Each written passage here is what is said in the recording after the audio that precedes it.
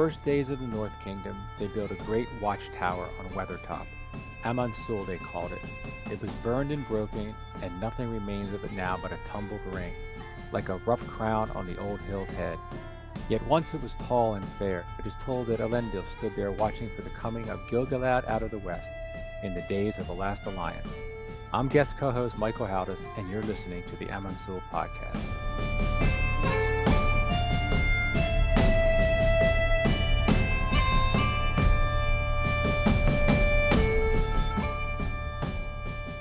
Hi, Govanan. Welcome to Amon Sûl, a podcast for, as we say, tall hobbits with elvish aspirations.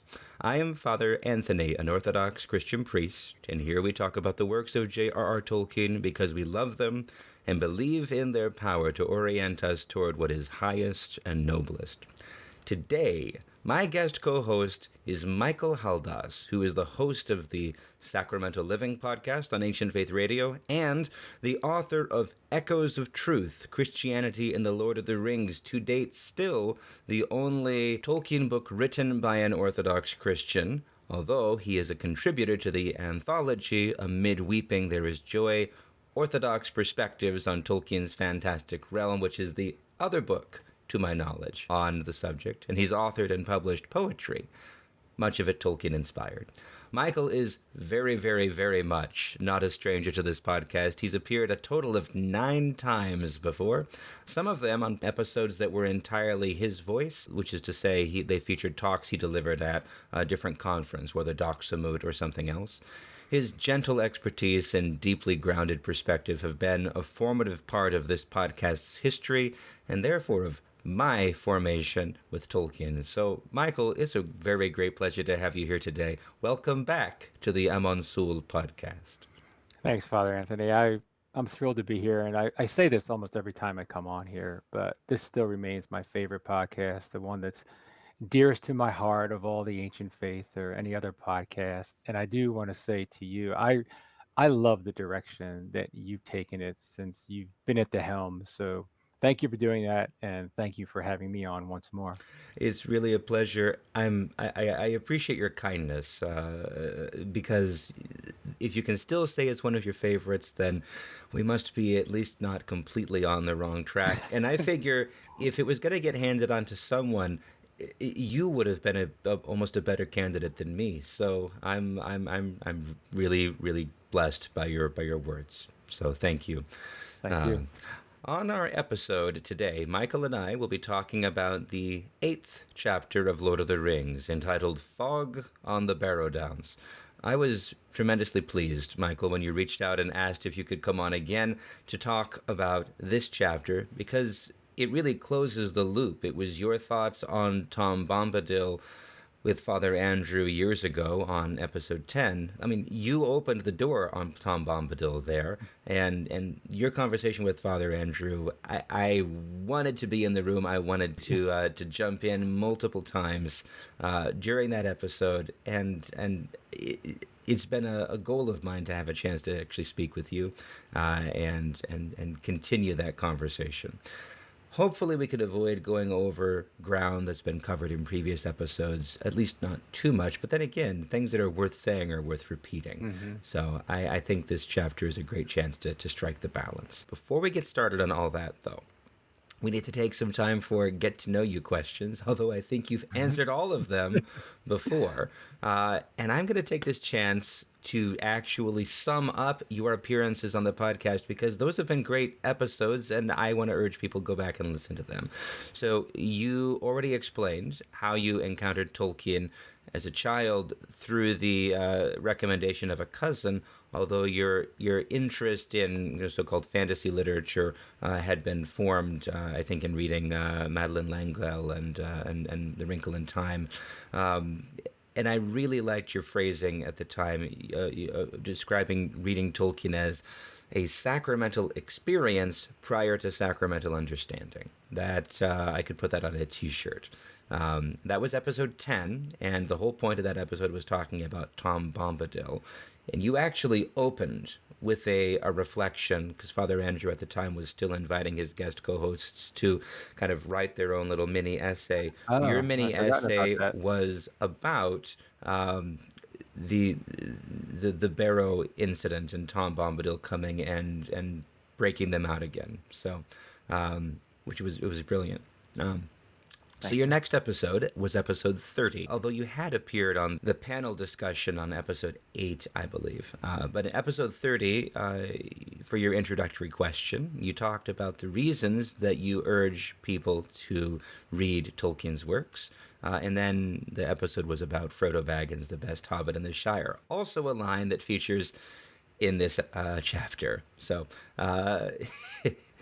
in episode 42, Father Andrew decided to forego any more introductory questions, and you discussed Morgoth and the nature of evil, and he also skipped intro questions in episode 76 as you came back during his read through of The Hobbit to talk about the arrival at Lake Town of Thorin and company. Then I think Father Andrew decided he didn't need you anymore. But Deacon Seraphim, or Richard Rowland, did, and he brought you 2 more times, yes. Hmm. Once in episode 89 to discuss the fall of Doriath from the Silmarillion, and then in episode 92 to discuss the fall of Gondolin. So you were sort of the fall of ancient, glorious, beautiful elven realms guy. So we're not talking about the fall of anyone except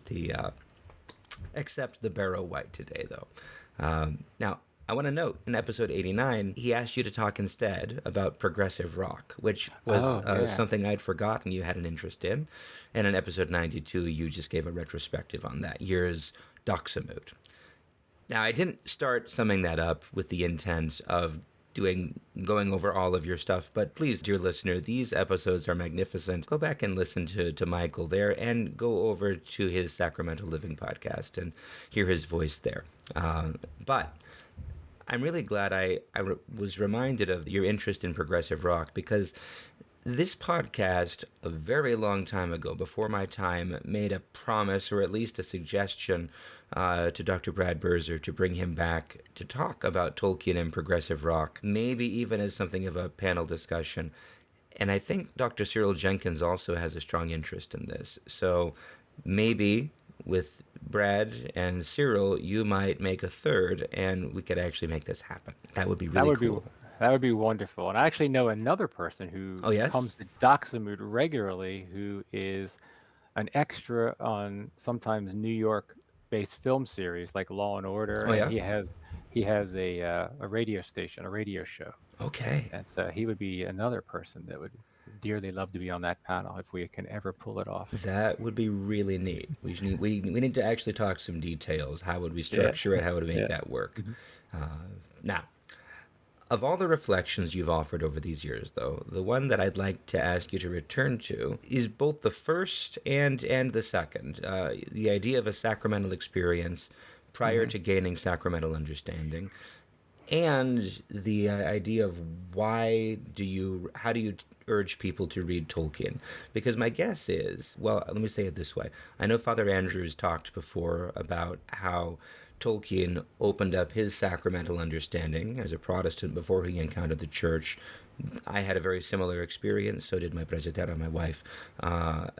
And you having had the same thing, I I'm on the verge of, how do I even say this? I've never quite got to the point of, in the course of catechizing adults who want to enter the Orthodox Church, of recommending to them that they read Tolkien's works as an actual catechetical assignment. But I've come this close, and in the sense, doing this podcast almost as a tacit recommendation.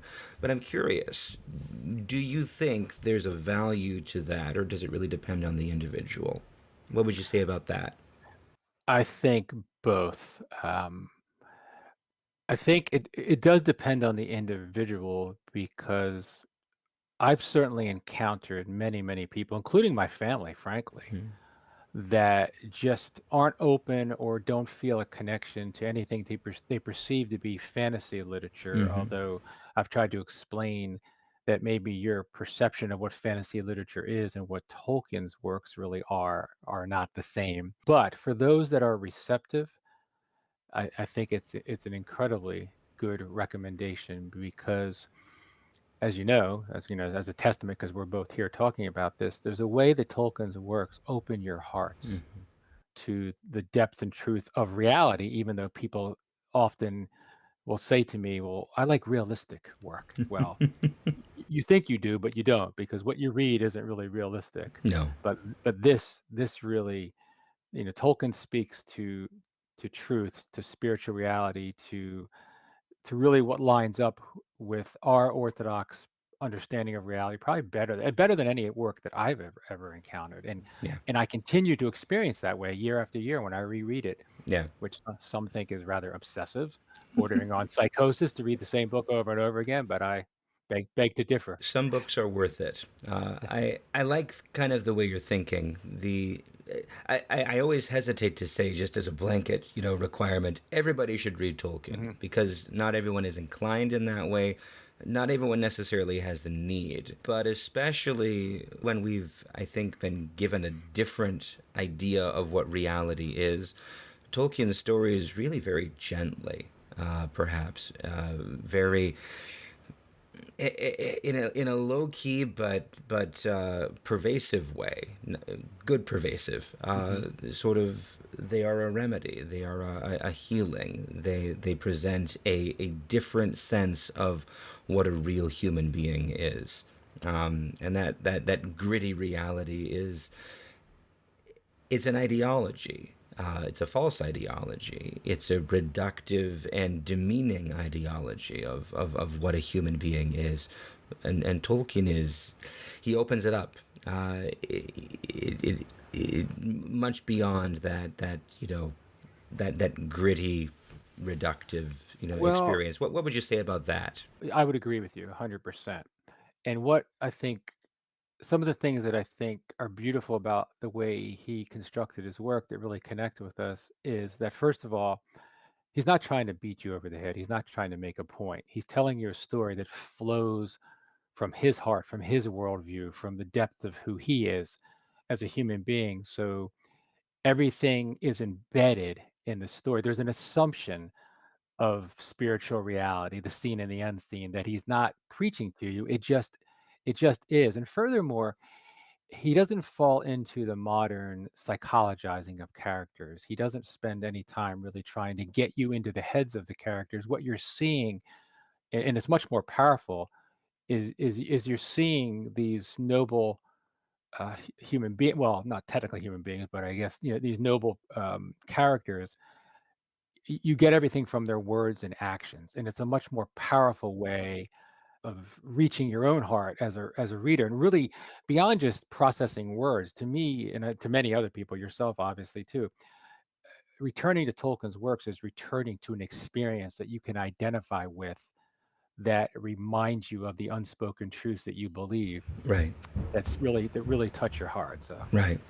okay. I like, just in what you said there, that sense of not really analyzing or psychoanalyzing the character, but these weren't your words, but perhaps inhabiting the Mm. character, and almost watching Sam's development within the story. You sort of see him from outside first, kind of almost dismissed, and then more and more you get a perspective from, and it's not clear. Is Sam growing? Is he becoming more thoroughly self-possessed and self-aware? Not self-aware is the wrong word.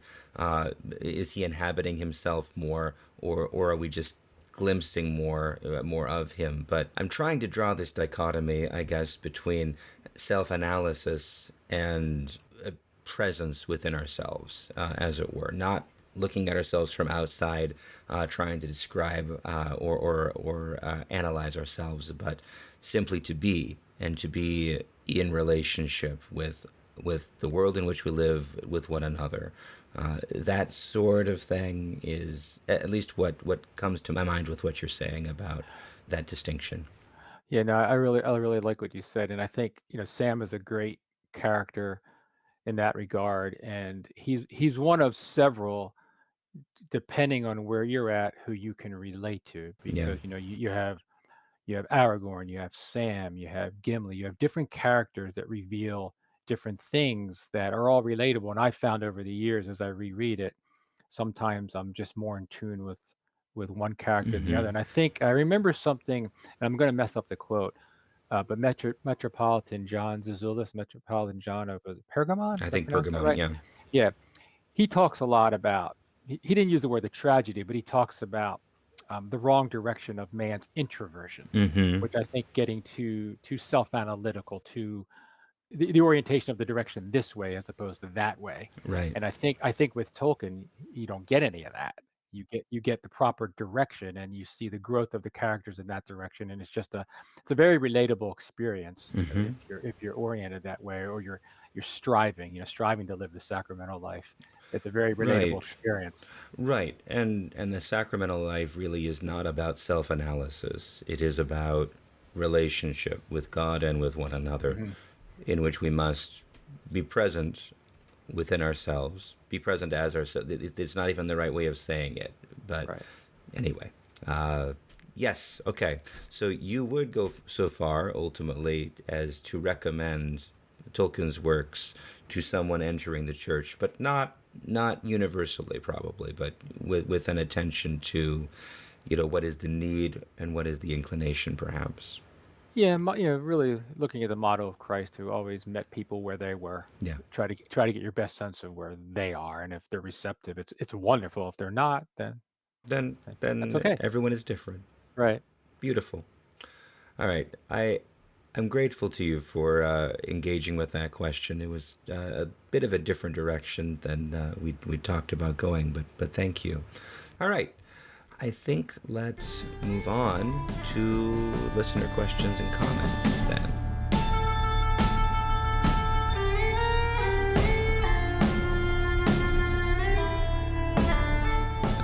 Uh, our very first, rather, our first question is very fresh.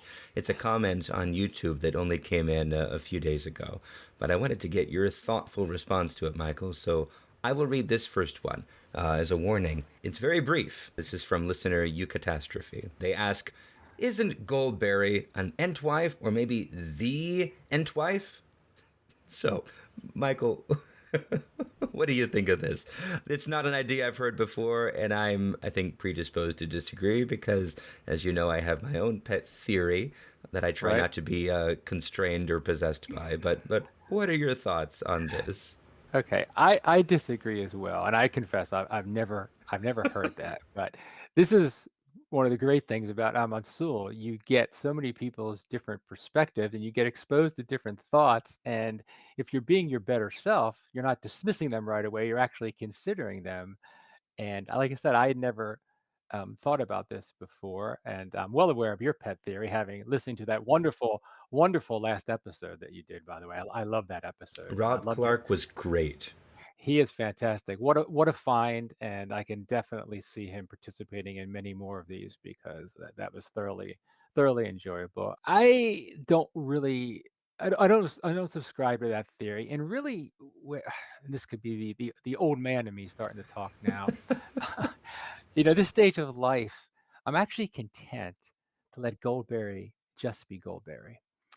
Though I can imagine, in deference to the author of that comment, I can imagine at one point Goldberry may have had an encounter with the Antwives in their wandering, and not to be completely boring in my answer, at one time I had pondered many different theories, and I remember when I first read the Silmarillion at a very young age, after reading the story about Thingol and Melian when I was like 12 or 13, and I'm actually one of the readers that read Lord of the Rings before the Silmarillion was published, so I had that time of mystery for Oh, a lot of things. wow. Oh yeah, yeah, I had a not that long, about a Hmm. year or so, but I thought perhaps she was a Maya that encountered this unique being Tom and then took on form to be with him. I didn't think that for too long, but that just to show you that my theories can be kind of out there, and very speculative as well. But anyway, bottom line, I think it's an interesting thought, but I don't agree with it. Yeah, I don't either. I think what we see of Goldberry is so incredibly different from what we see of Treebeard or any of the Ents. I have to confess a different, darker worry or fear that perhaps the Ent wives were in the old forest, but perhaps they were the ones that were attacking the hedge and that got burned and destroyed by the hobbits, which again is a really dark. I don't want that to be true. I don't want the hobbits to have been the ones that did that. But if there were a place where the Entwives might have taken refuge, the Old Forest would be a candidate. But at any rate, that's a darker and different direction. But That is, and that's again something I never considered, but now I have it in my brain. So yeah.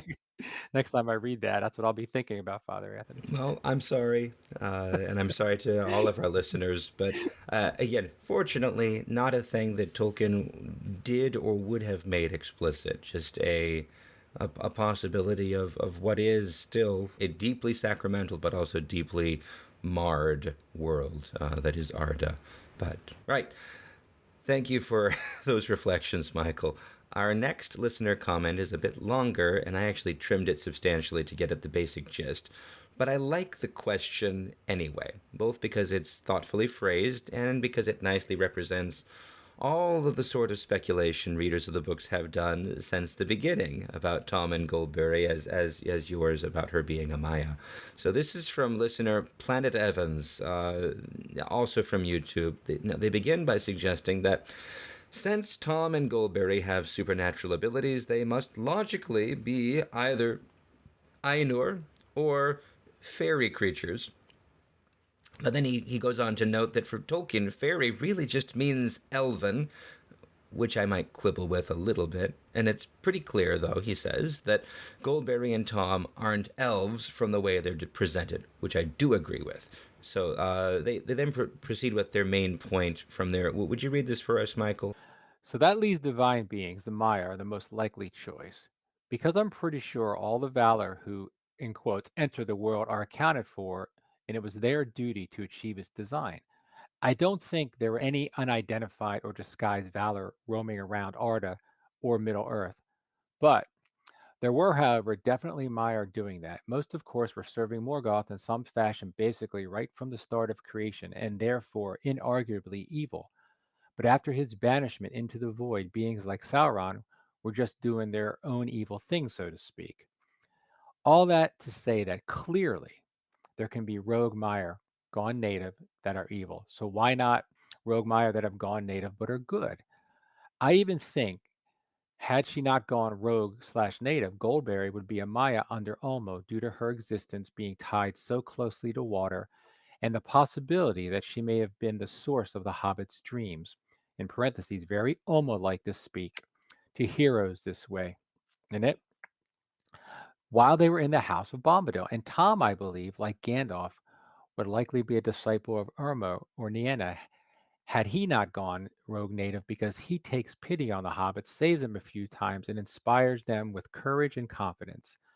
All very reminiscent of Gandalf Aloran's behavior, if you think about it. And there's that curious bit where Gandalf leaves the road before they reach the Shire toward the end of the tale. And where does he go? To have a long talk with Bombadil. Very interesting, no? Kindred spirits communing together? I could go on, but that's the gist of my theory anyway. Yeah. So for myself, I think there's a problem with with the idea of a rogue or native Maya, Mhm. especially at this stage in time within Middle Earth, not being evil by virtue of their rogueness, their abandonment of their calling. I'm thinking of Saruman or the Blue Wizards or Mhm. perhaps even Radagast. Although Radagast isn't evil, but the one major counter argument to that is Melian, Thingol's wife and Luthien's mother. Now that's a long time ago, and I would suggest things have changed somewhat, but that's not an absolute argument.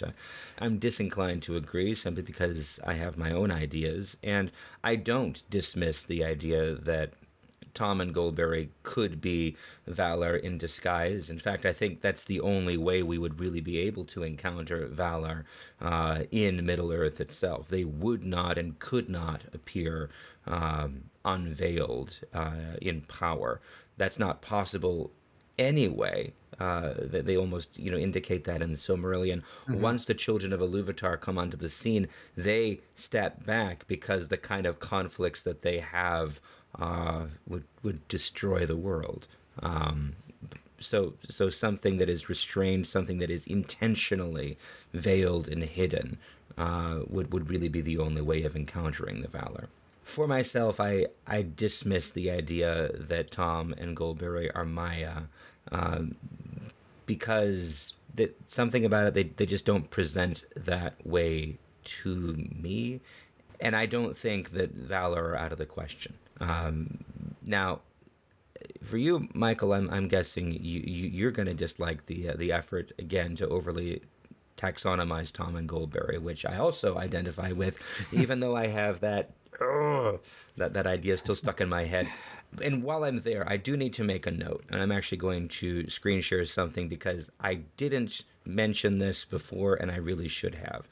I don't have any business taking credit for the theory that Tom Bombadil is, or maybe Aule and Goldberry may be Yavanna. That credit needs to go to a writer named Jean Hargrove, who wrote a paper in Mythlore in the mid 80s about this, and then has continued to kind of engage in the argument over the years.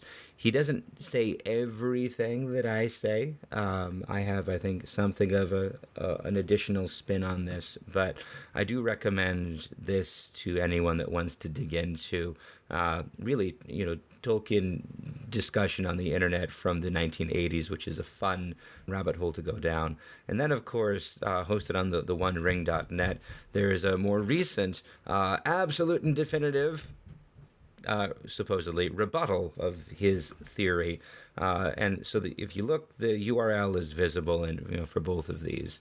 Again, I recommend both of them to be read, but yeah. With that said, because I should have said that last time and I omitted it, I think there are some interesting ideas here in this listener's observations, and I know you spent a lot of time thinking about Melian as well as the problem of evil in Tolkien's Legendarium, Michael. I'd like to hear your thoughts now that I've dealt with some housekeeping. First of all, thank you for sharing. I wasn't aware of those articles that you just shared, or the rebuttal. So, yeah, and actually, I will say this: I remember back in the depths of time encountering something. Maybe it was this, and I just don't recall, about Ale and Yavanna, and I was pretty dismissive of it. Hmm. But you made a very compelling case last episode that actually got me thinking more than I had in years about it. So, credit to you, and credit to those authors. I'm like yourself. I'm not inclined to overly taxonomize Tom and Goldberry, but I will say that's the stage I'm at, and so, Hmm. not to be sound condescending. I don't mean it to be, but I recognize, like, anyway, you go through different stages of how you interpret and enjoy works. So I continue to welcome people's thoughts, because, like, this email, very well articulated, very interesting, and it's always good to continue to enjoy the work through fresh perspectives. But I don't think, you talk about evil, you talk about the examples of all the mire that Tolkien gives us in the Legendarium. I do not think that Tom and Goldberry line up against that. We have a tendency as human beings to want to reduce and categorize things so we can wrap our thoughts around it. My orientation at this point towards the characters, the mystery of Tom and Goldberry, is just the opposite. Trying to just let them be, to take me to maybe more of a higher and more profound experience through their characters, and just through just the general way their characters just are. I don't see anything rogue about them. I see purpose, mystery, benevolence, joy, a joy of simplicity, but nothing rogue, or really nothing even neutral. Um, as you and Rob Clark discussed on your last episodes, Tom purpose is to serve Goldberry, for example, and he's fulfilling that purpose. And I think, unlike you brought up Radagast, I would say that Radagast remains a good and benevolent being, but he abandoned his purpose, Yeah. and in a large measure due to self-interest, which resulted from becoming enamored with creation instead of the creator and fulfilling his mission given to him by the creator through the valor. So I think I wouldn't call that evil, but it's certainly in a direction away from his intended purpose. And I don't see any of that in Tom and Goldberry, anything rogue like that. No, So, there's something diminished in Radagast. mhm. He's not evil, but he's shrinking, and not diminishing in an appropriate way, like Galadriel or something, Mhm. who in diminishing becomes more truly and clearly herself. Uh, but Radagast seems he's turning into just a nature spirit, from having been something much more with a higher purpose. So I really like your reflections there, Michael. Thank you. Thank you. And for our final listener question and comment, I have another thoughtful email from frequent commenter Cade, who writes the following. Um, I'll read this one so you can respond first, Michael. Okay. So he says, Dear Father Anthony, in anticipation of the next couple of episodes, so he wrote this before we got to the Old Forest even, in which Tom Bombadil will feature, you have hinted at discussions of his origin. I believe the last time this was discussed was episode 10 of the podcast. With Michael Haldas. There could have been some discussion on an episode since then, but that episode was dedicated to discussing the character of Tom. I am of the opinion that Bombadil is not a Maya, but is rather some uncategorized being.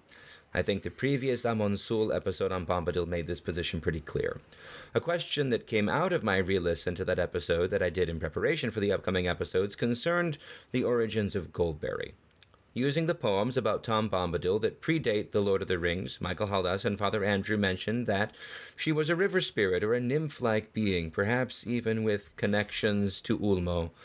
To me, this would make Goldberry a Maya, which would seem like the only somewhat sensical pairing for a being like Tom.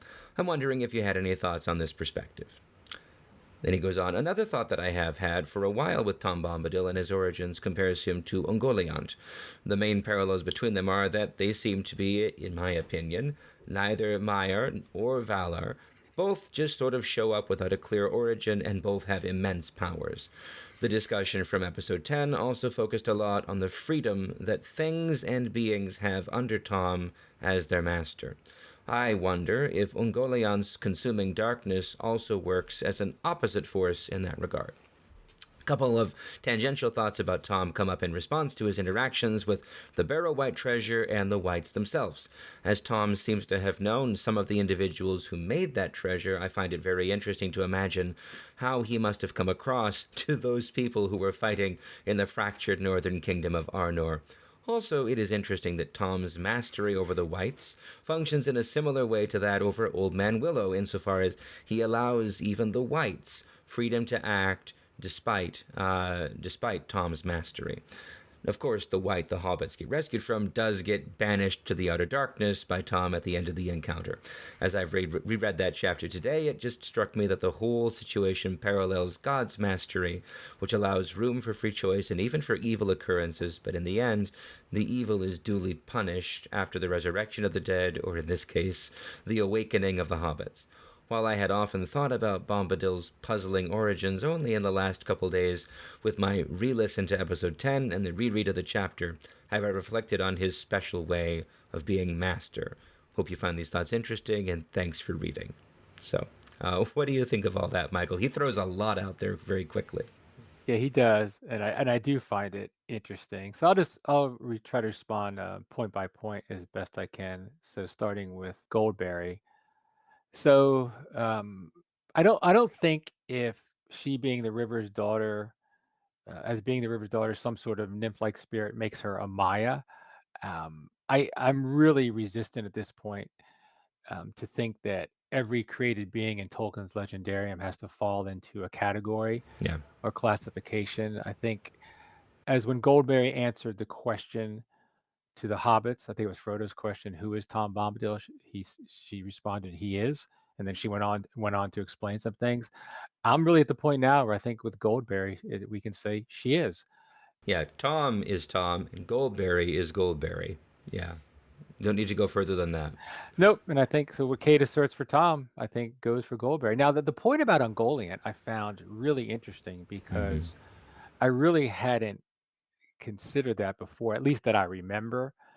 And so I think Kate's point about Ungoliant and her consuming darkness as the opposite of the freedom things and beings have under Tom as their master is really very interesting. And when I thought about it more, I think it's really astute because Ungoliant has an insatiable desire to consume, to devour, especially light. And this desire, in many respects, and this came to mind when I considered Right.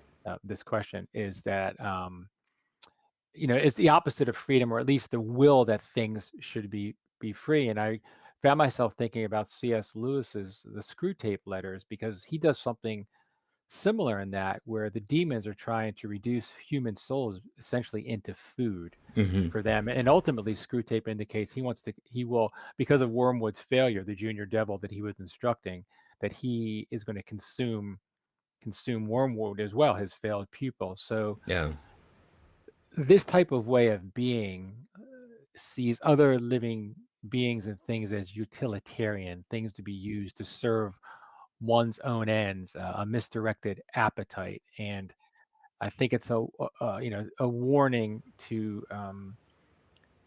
consume in the name of self-interest is dark, the opposite of the light of God, a God, the opposite of God who offers himself to us to be consumed, to bring us into union with him so we can become like him, to become truly human, truly free. So the this is where I see Ungoliant is just the opposite of that. And so I think, bottom line, I think Cade's point is very well founded and very interesting, and I support it. And I think, in terms of his last thought, I'm going to save that for later because I think about the whites and evil and the freedom deck. I think we're going to get into that in a later episode in the big discussion part. Right. So unless there's some specific things you want to point out as well, No, obviously. I would only say he kind of covers both sides. Tom Hmm. doesn't, living there in the shadow of the Barrow Mounds, he doesn't go up there and clean them out every day. He's leaving them to abide on the judgment of another, I would submit. But when he's asked for help, because he doesn't come after and rescue the hobbits immediately, but when they call to him, then then the power of that particular white and that particular barrow is broken. So it's not an absolute freedom. It's different from what he does with Old Man Willow, where he rescues them, but he leaves Old Man Willow still to function. And I also really like, Cade's reflection on Tom as the anti-Ungoliant, if you will, or as the antidote to Ungoliant, absolute freedom and non-possession, allowing every tree, every blade of grass to possess itself, versus Ungoliant's absolute consumption of all. I actually think that's probably what uh, the mystery of Tom delights everybody still, but I think it's also the fact that here we encounter a character who is completely free, Yes. something we all long to be, because we have the sense that we're not completely free because of the damage of sin and some other things. And so to encounter a being like that who is free within himself and allows that freedom for others speaks so deeply to our hearts. It just continues to be such an attractive character, and I think that's why we continue, or those of us that love Tolkien's work, continue to engage in speculation and discussion about Tom and Goldberry, and for that reason. Yeah, exactly. And because I failed so badly at not mentioning Gene Hargrove, I'll give him the final word in this. The Mhm. last word of his article is whatever else Tom Bombadil is, and then the quote, Tom Bombadil is Tolkien's moral ideal. Mm. And I think that is really frankly bluntly said. It almost doesn't, setting aside the question of Aule, that is what Tom is accomplishing in this. Yeah. Yeah, well said. All right. So that's all we've got for questions and comments today.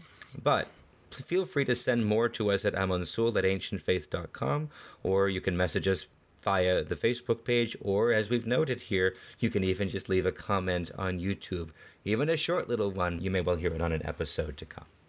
Also, please remember that we are always looking for new photograph submissions of landscapes that resemble Weathertop and the Weather Hills approaching it, so that we can feature them on YouTube during the podcast opening theme. Today's intro image was provided by Michael himself from a hike he took somewhat recently. So, if you live or work or commute under the shadow of Amon Sûl, please share a photo with us. I actually have a little story about Oh, that. please do. Okay. So the hike I went on, it was actually about 8 years ago. I went on September 22nd. Oh, That date will not be lost on anybody. I did it on purpose as a full-on nerd. That's what one does. that is what one So, does. and so I decided, you know what? I'm gonna hike the Lonely Mountain. I had been on this mountain before, Sugarloaf Mountain, and but I'd never done the full hike. So I went out there. I think it should have been 5 miles, but Erebor quickly turned into Amon Mule as I got lost, and I backtracked, and I was like, wait, I've been here before. So what started off as a pleasant celebration of September 22nd Hobbits Day ended up being an exhaustive 10, 12-mile excursion. And there were inclines and declines I never encountered. I was exhausted by myself, but at the end, I had my staff. I felt very accomplished when I completed it. But I have not done so again. Well, next time you will know where you're going. Yes. Or perhaps the 10-year interval just means that you can get lost again and have that formative experience again. Well, I shall bring a companion this time. Never Should I a ever bad do it again? idea. That's amazing. Thank you for sharing that, Michael. And for sharing the photo. It really made my day when I got that from you. Both the offer of coming on the podcast and a brilliant photo of Amon Sûl, or as you say, Erebor. Such a treat.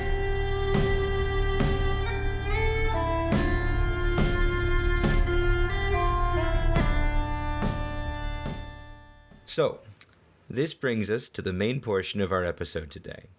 Michael has come back to the podcast to discuss Fog on the Barrow Downs, where he began all the way back in episode 10 with the harrowing of the Barrow as the central event, but there's a whole lot else surrounding it.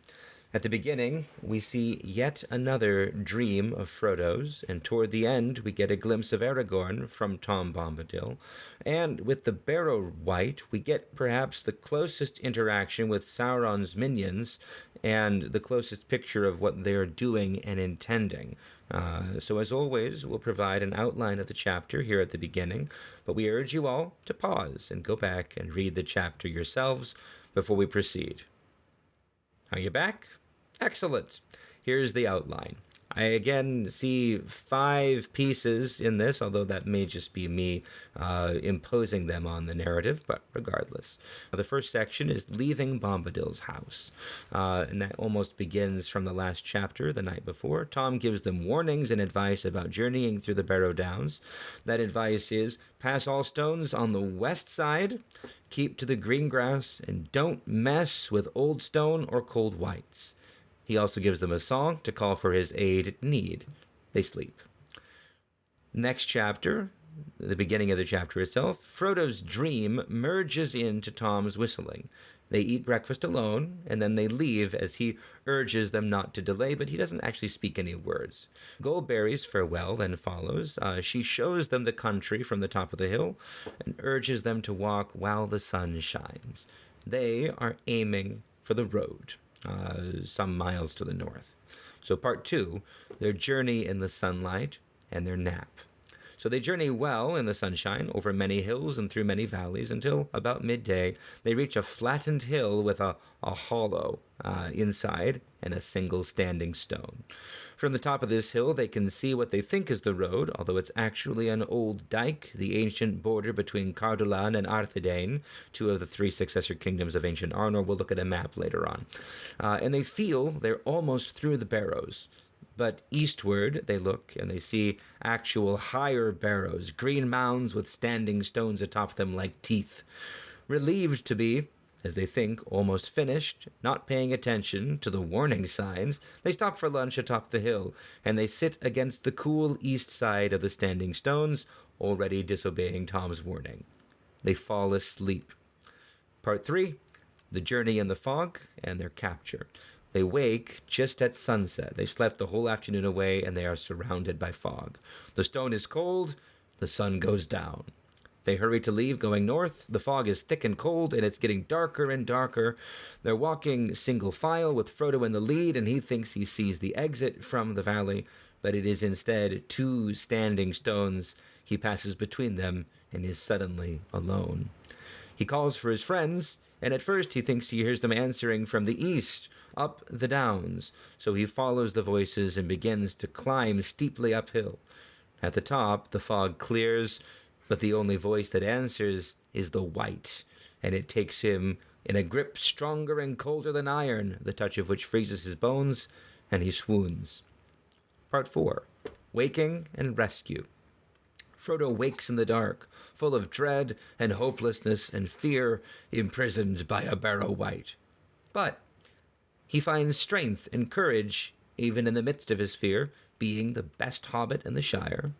And then greenish light grows around him and shows his companions beside him, dressed in white, surrounded by treasure, covered with treasures, with a sword laid across their necks. An evil song begins to be sung by an unseen voice, an incantation of cold and death to bind the hobbits to the Dark Lord.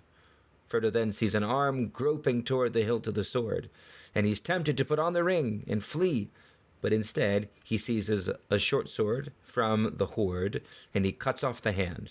There's a shriek, and then he remembers Tom's rhyme, and he recites it, calling for help, and immediately Tom answers with his own rhyme, and the chamber is broken open, and Tom comes in. He banishes the white with another rhyme, tells Frodo to help him carry the others outside, and he wakes them with a final rhyme. Part 5. Tom sees them to the road. First, Tom tells them to run on the grass in the sun while he goes to find their ponies. They do so with delight and joy, soaking in the sunlight after the fear and darkness of the Barrow. Tom returns with their ponies and with his own, Fatty Lumpkin. He then goes... Actually, I got this wrong. He brought all the treasure out before, but now he goes through the treasure. He gives daggers to each of the hobbits, some strange metal, light and strong, but in the first drafts it was originally bronze. And he speaks of the man who had forged them and fought against the Dark Lord and the evil King of Angmar. And then he brings them north to the road. He gives them advice and sends them on to Bree, then departs. He has his own house in mind, or to mind, and Goldberry is waiting. The hobbits proceed, with Frodo noting that they must not use the name Baggins. From now on, he is Mr. Underhill. So that's the outline. That's the chapter. Besides the outline, there are a couple things I'll mention from the history of Middle-earth. First of all, this chapter, like the House of Tom Bombadil, has really seen very few changes from its first drafting. There are a couple things that are adjusted, but they're really, quite small. From beginning to end, and from the first draft, there's a very close association between the Nazgul and the Barrow Wights. It's not as fully developed as it was. It was more overt in the initial drafts. It's kind of made subtextual or left in the appendices in the final version. Merry's memory, when he wakes, is less fully developed in the earlier drafts. He thought he was dead, but he doesn't in the first draft mention the men of Carn Dûm. And then Tom says somewhat more about why he's leaving the treasures out on the grass. We'll talk about that later on. And maybe read some more of these alternative versions when we come to them. Michael, what about you? Anything else you'd want to note about these chapters before we get into the text? Anything flag as I was going through it? No, I nothing to add. When I was looking at them as well in preparation for this episode, I came to the same conclusion. There was very little change, except for a few specific things that are probably worth talking about later. So nope. Yeah, and I really find that remarkable. Considering the amount of writing and rewriting that Tolkien did, that these chapters basically have come to us as they first sprang from his pen, or really from his pencil in 1937. That's remarkable. It feels very appropriate Yeah. for Tom and Goldberry and anything to do with them, that there was very little change. And I think I didn't consider this before, but in listening to you just now talk about it, it just struck me that Tolkien captured so well what he intended or what flowed from him that it reminds me of Gimli talking about the glittering caves. Yeah. A chip here, a slight refinement, but my why mess with perfection? Right. And it's interesting, I think we read this a little bit last time, or maybe I just read it in preparation. When Tolkien was trying to write Lord of the Rings, before he'd even written anything down, he had written the poem in the Adventures of Tom Bombadil, and he suggested to his publisher, "What if the next thing I write after The Hobbit is just a development of Tom Bombadil some more?" He ended up not doing that, but he incorporated Tom and Goldberry and the Barrow Wight into the new story, and really, in a lot of ways, he wrote the Lord of the Rings around them. So I almost, it's maybe too much to say, but perhaps this is part of why Tolkien was so resistant to taxonomizing Tom and Goldberry. Not that he didn't have potentially ideas about who they might be, but they began and they end almost as a parable, a depiction of something very ideal, something fundamental to Tolkien, and very connected to the landscapes and the land that he loved. And they're the core of the story. Everything else is written around them, almost as an explication and expansion of those essential core themes. I'd want to develop that thought some more, but it's intriguing me as I think about it. Yeah, no, it's very intriguing, and I'm actually, well, obviously the book would have been very different had he based it on Tom Bombadil, but he would have killed the mystery going Right. too far, which would have robbed us of this episode and all the other joys that come along with discussing him and Goldberry. I think it's also. I remember when I first read Lord of the Rings as a young, very, 12 years old, and I remember delighting in the whole Tom Bombadil chapters, but then this is before the internet, so I forget where I encountered these thoughts, but I remember encountering thoughts that were negative. Maybe it was when I was reading things about critics that found it superfluous or unnecessary or things like that, and I was like, wow. Then I thought as a young person, maybe I'm just dumb. I'm young and I don't get it, right? It's not, because clearly these brilliant other people understand something I don't. But I Yeah. think what you just captured is it is so essential to the story that is really, and I love the way you just articulate that. In many ways, built around what's contained in these chapters. Yeah. And in a sense, it's very medieval, very very ancient of, well, medieval and before of Tolkien, because you sort of see that, I think, in, if you try to do a close reading of something like Chaucer or Homer or Dante or whatever. I'm throwing lots of things out. If there's something that seems apparently unimportant, apparently unrelated, it's really a very impoverished critic, if I can say it, impoverished in the mind, that says, well, this is meaningless and it's not necessary to the plot. Well, then why is it there? Maybe go back and look again and think, okay, why would an author leave something in that seems irrelevant? It's almost like, big flashing neon letters, neon arrows. If this seems unimportant, look again. It matters, right? So, Exactly. And I didn't. I when I encountered those criticisms at the time, yeah, I wasn't really aware of sure. what goes into making one a critic. I'll leave it at that. Fair enough. Fair enough. All right. Then let's begin. We've got a lot to cover here. We're just about an hour in, so we're right on schedule. Okay. So we will begin, as we did last time, with the end of the chapter before.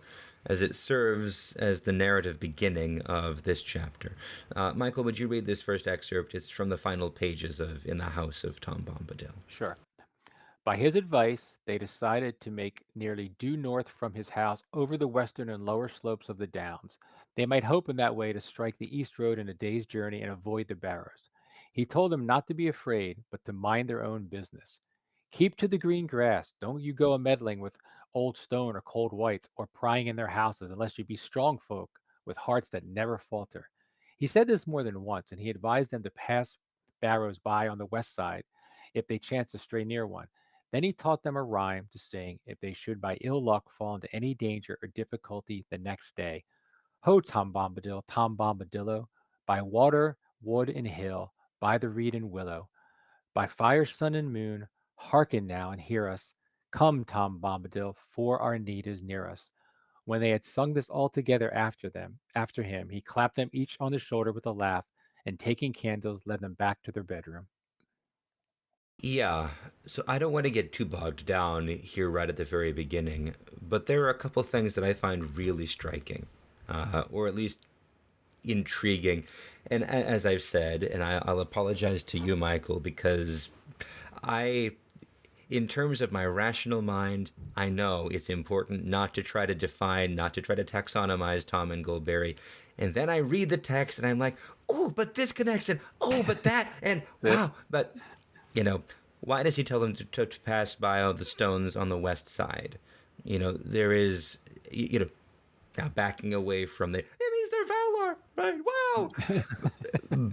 But it means that he is communicating something about the order and the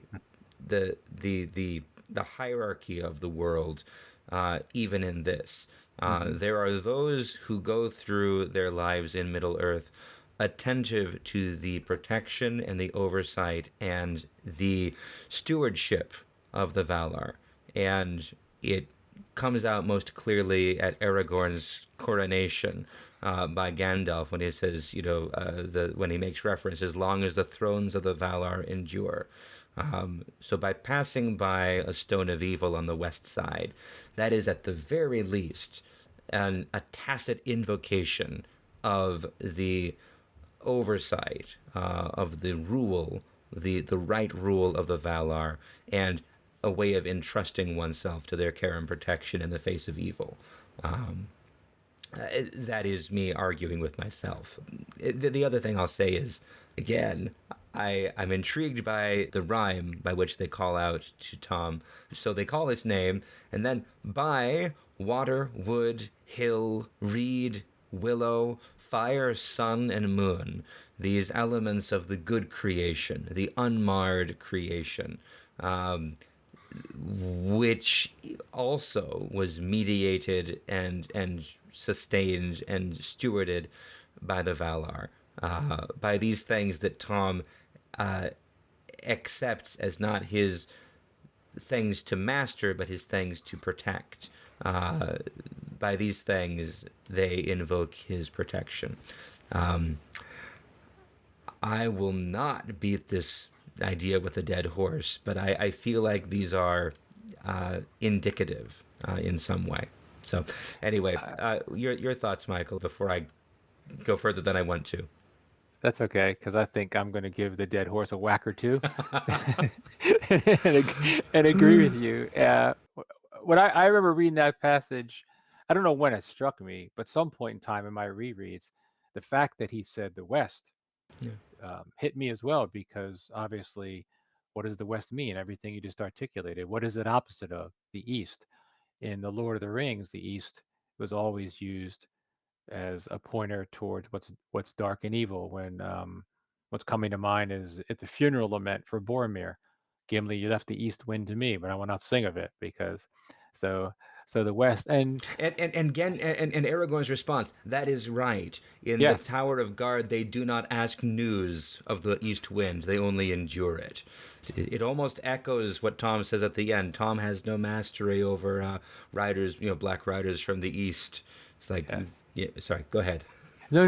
We're gonna. I think yeah, we're gonna discuss that too. So Yeah. that's so no. So continue to whack this horse. I think that Yeah, and so, what does he teach them? He's basically it's a intercessory prayer in many respects. So no, I think I'm in what's the expression? Violent agreement with everything that you just said.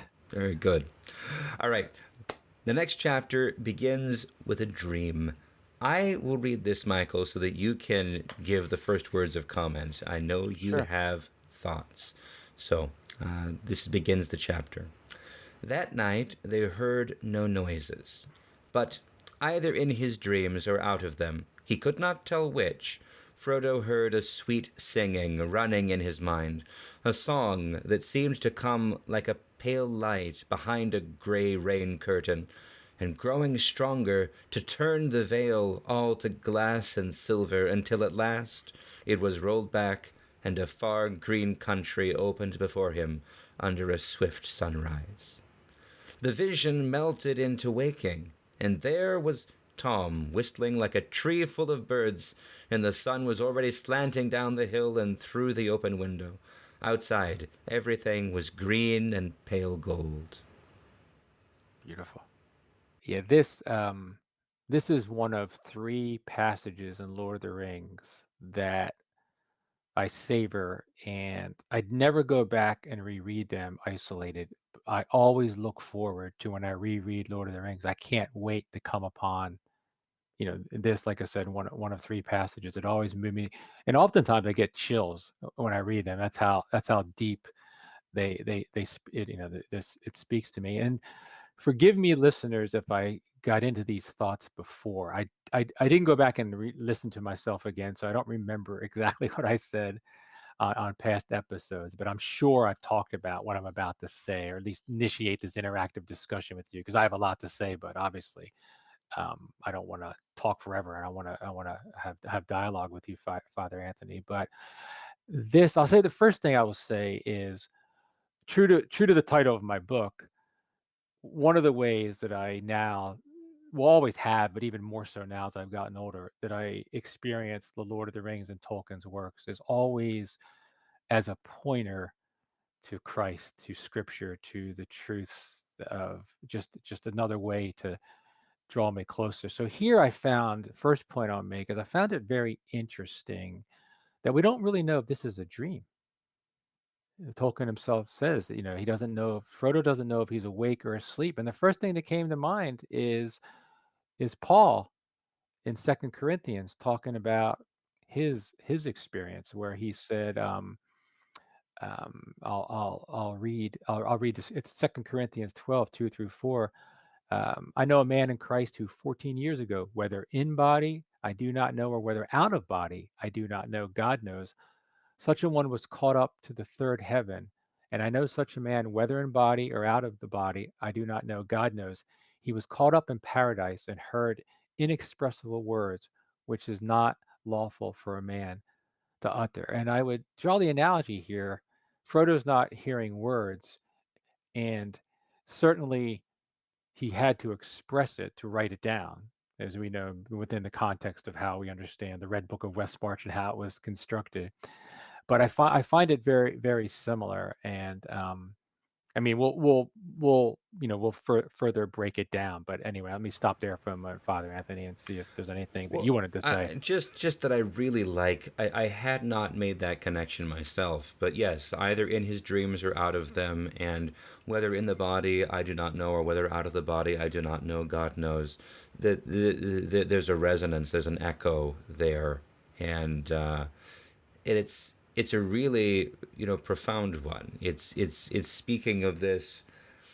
This was realer than real lived experience, right? It's like it's not like maybe I just dreamed it and it wasn't really real at all. It's like this was so real it really transcends the normal categories of imagination, dream, and lived experience, and that inversion of reality, as it were, is accomplished very very succinctly but effectively, and calls us to mind there's well There's more to reality than what our eyes can see and our reason can taxonomize.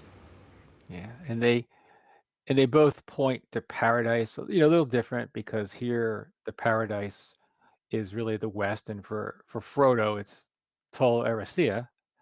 But and there's paradise beyond paradise in Tolkien's Legendarium. There's the mortals, and I think this applies for hobbits. Men can go beyond the circles of the world. But yeah, so that's what it was. What came to mind, or continues to come to mind when I read that passage. And then I also find myself thinking, trying to get into the head of the author a little bit. Why did he decide to place Frodo's salvific dream here? And I think it was in the was it Doxamut, or or was it the Tolkien conference, that Ancient Faith? I can't remember which one, but we had that panel where we talked Well, about you had a panel that actually yeah, was at the Ancient Faith Podcasters, yeah, which was that's right, very, very right, early on, right after right. Father Andrew had started this podcast, and you and Deacon Nicholas and Father Andrew and Cyril and Steve Christoforo all gave like a 5 minute reflection. Yeah. That's right. I think it was at that one where I think the theme was paradise. Father Andrew chose Yes. paradise, so we talked about it. But one of the speculation, and one of the things I remember in that conference we talked about is Tolkien in the Lord of the Rings. There's three places that we could say were like a kind of paradise: Tom Bombadil's house, Rivendell, and Lothlorien. And perhaps Tolkien could have chosen. Why did he choose this particular glimpse, this particular paradise, if you will, in the chapters of Lord of the Rings, to have Frodo have his dream or experience of his eventual healing, salvific moment in paradise? And I think as I thought about it, I think there's a couple reasons why. And do you want me to continue? Please, please, by all Yeah. means. I mean, I have thoughts, but I want to wait because they're gonna. Okay. Yeah. Um, I think there's several reasons. I think Tom and Goldberry are more relatable to Frodo than the High Elves, that in Rivendell and Lorien. Not that they're standoffish, just they're just different. I think there's a clue of why perhaps Tolkien placed the dream here for Frodo that was in the previous chapter, and Yeah. I'll read it. Talking about Goldberry, the hobbits looked at her, Goldberry, in wonder, and she looked at each of them and smiled. Fair Lady Goldberry, said Frodo at last, feeling his heart moved with a joy that he did not understand. He stood as he had at times enchanted by the fair elven voices, but the spell that was now laid on him was different. Less keen and lofty was the delight, but deeper and nearer to mortal heart, marvelous, yet not strange. And I think I that's love what that struck him. phrase, marvelous yet not strange. It's go ahead, Beautiful. but it's wow. And I think deeper and nearer to mortal heart, right? There's something that Frodo and the other hobbits, but especially Frodo, since we're talking about him, he relates to here is different than when he's with the immortal elves, or at least the beings of serial longevity, I think, Yes. as Tolkien put it. And so I also think too, what he's encountering here through especially Tom, and Tom is singing, is a relationship to the music of creation, and as we encounter in the Anna Lindale. Because this is the place, arguably, I suppose, my take is that of all the places we encounter in Middle Earth, this is the place where the music of creation seems most, I don't know if it's preserved or most palpable Most or present, present. perhaps. That's a better way to put it. Most present in an experiential way, meaning that I don't think that well, maybe elves could articulate it, but obviously the hobbits wouldn't be able to articulate the music of creation. But it's something that's most present, that they feel. And so um, I think, again, it's there's a connection between the songs. And I think it was, and I wrote in the notes, and I hope I credited this correctly, Ben Reinhardt, who I think you and Rob brought up last episode. I don't think we Uh, did, but I have that book. I just haven't read it yet. The High Hollow there. yeah, Yeah. it's a very good book. I really enjoyed it, and I think it was reading his book where he made the connection that, and I'm just gonna read it By because I all quoted means. it, and I hope I'm doing justice. It's also in the house of Tom Bombadil that Frodo receives his first vision of Valinor. Frodo hears a dream, a paradisal music, and sees a far green country open before him under a swift sunrise. But he awakens to find only Tom whistling like a tree full of birds outside the window. I myself will say this. I didn't make that connection before I read this. The connection between the two songs, the one Frodo hears with his ears and the one he perceives in his dream, cannot be coincidental. Somehow, in some way, Tom's music preserves a reminiscence of the primordial music of paradise.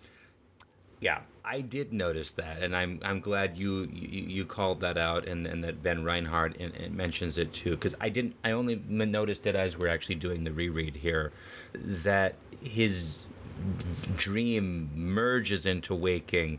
He's hearing singing. He's seeing his future, really seeing, in a sense, it's a vision of reassurance that through all the darkness that he has yet to walk, which he doesn't even know about.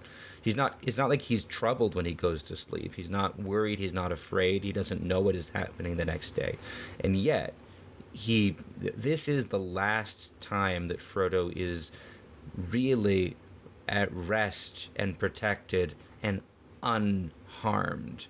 And in that moment, he has this vision that merges into waking with overtly, they're very different songs. The one disembodied singing in his dream, question mark. The other Tom's madcap whistling, in this very silly way, and yet they're the same thing. Again, not to beat the dead horse that I you know, pummeled last time, but whoever Tom is or whatever he is functioning here as an expression of the music of the Ainur. And perhaps it's valuable to remember that in the music of the Ainur, where we are at this point in time is we're deep into the third theme, which is the music has been totally taken over by Morgoth and his minions. Now they're singing with all the clamor and clash, and Ilúvatar begins to sing himself this third theme, which the Valar, the Ainur, they are singing kind of with, but they're not trying to fight against the music of Morgoth any longer. They're kind of following, and this is associated with the children of Ilúvatar, with the elves and men. But at the end of it, and that's the theme where it says all of the greatest apparent victories of Morgoth's music ended up being, co-opted and woven into this humbler, weaker. Again, I'm not going to. I shouldn't try to paraphrase because Tolkien's words in this are so perfect. But at the end is when there's this final chord, and Ilúvatar has stood and his hands are raised, and the final chord brings an end to the music, which I swear is Tolkien inserting the incarnation and the crucifixion into the music. There, and we see that full resolution. But then what Frodo is experiencing is, in a sense, reassurance that he has a part to play. He has a piece to sing, to contribute himself, but he's not responsible for the end. He's not responsible for healing and victory. He will be healed. He will be sustained. He is protected, even as he has to walk the path that lies before him, which is filled with pain and suffering. But he's not forsaken in that, which is that really profoundly difficult truth to apprehend and to walk in this reality that is ours. I don't know if I'm running way far beyond where I should, but yeah, No, I don't think so. And I love what you said too about Tolkien working in the crucifixion and the resurrection, because I used to think, and not so much anymore. I used to think sometimes, because of the way I love to experience his works, as I mentioned a moment ago, that maybe I'm overreaching or stretching at times. But the more I've learned over the years about Tolkien the man, and the more I've understood about how deep his faith was, and I think consciously and unconsciously, so much of the Christian understanding, obviously, but even scriptural things find their way in, um, to the book. So the connections aren't quite, maybe not much of a stretch as maybe I once thought. And I yeah, think obviously the Annalindale being somewhat of a version of a Genesis story, which has everything embedded right there, right, right? Everything, all the truths of the Bible are right there, right, that to be unpacked. So anyway, so no, I don't think it's far.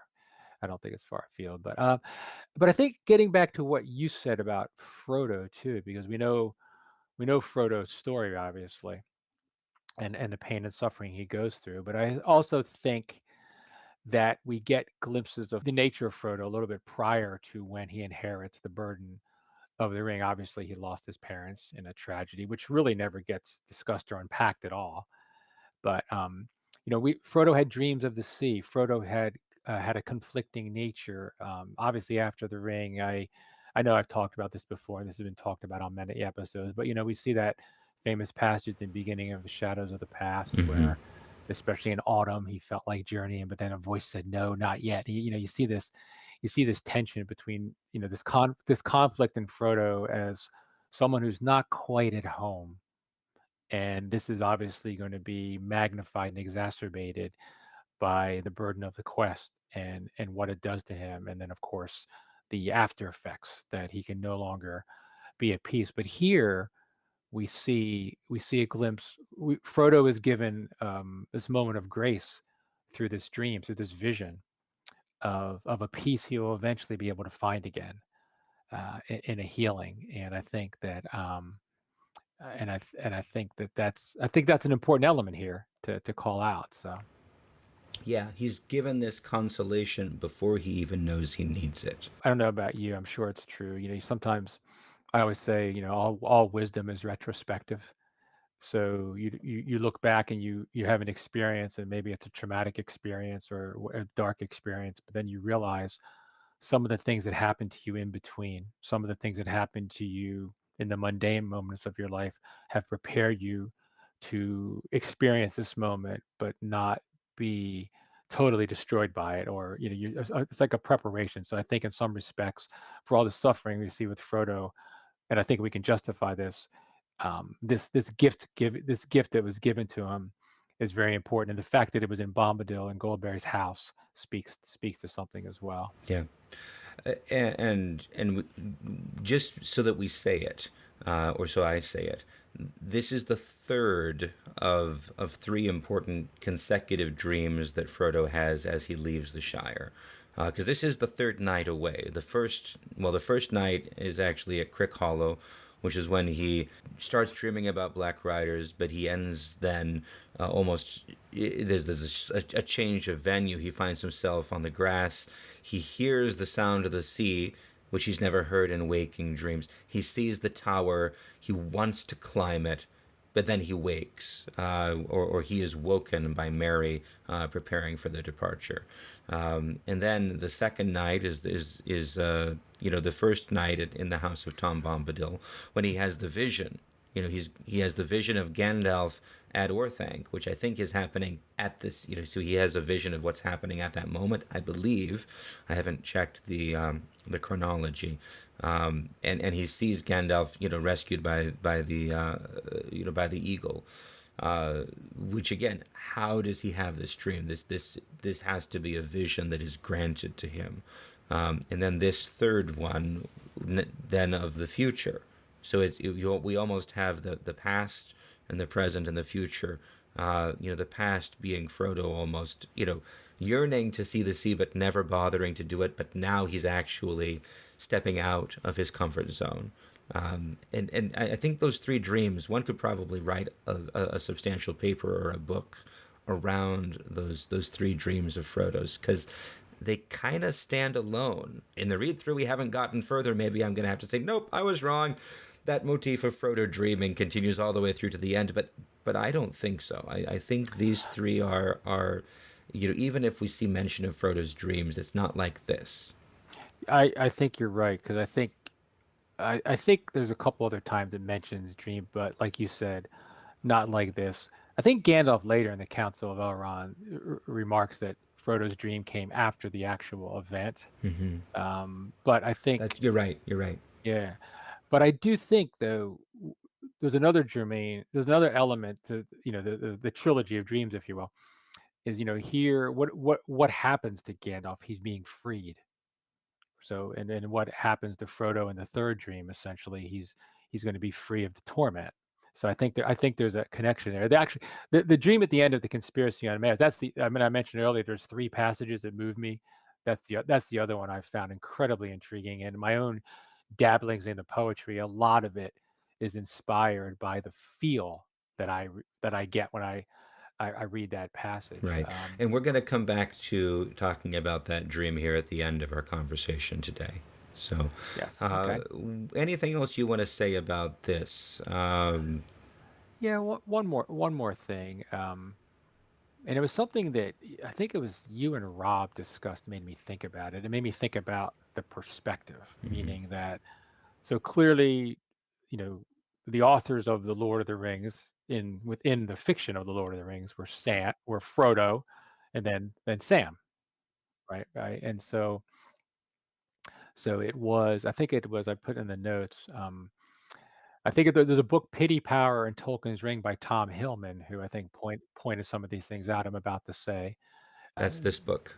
yes, another very good book in my opinion, or at least to say I really enjoyed it. That's probably the best endorsement you can give anything. Do you enjoy it? um, but he points out that Sam couldn't have known, or maybe Sam, or maybe you guys pointed. I can't remember, but Sam obviously couldn't have known what Frodo experienced when he was going overseas. So, That and wasn't Frodo. us. I hadn't actually had that thought until just now as you said it. I'm like, oh, Okay, right. No, he couldn't. So, yeah. that's the problem as you get older. You heard or read things, but you just don't know where they are. So you have to blanket credit anybody but yourself.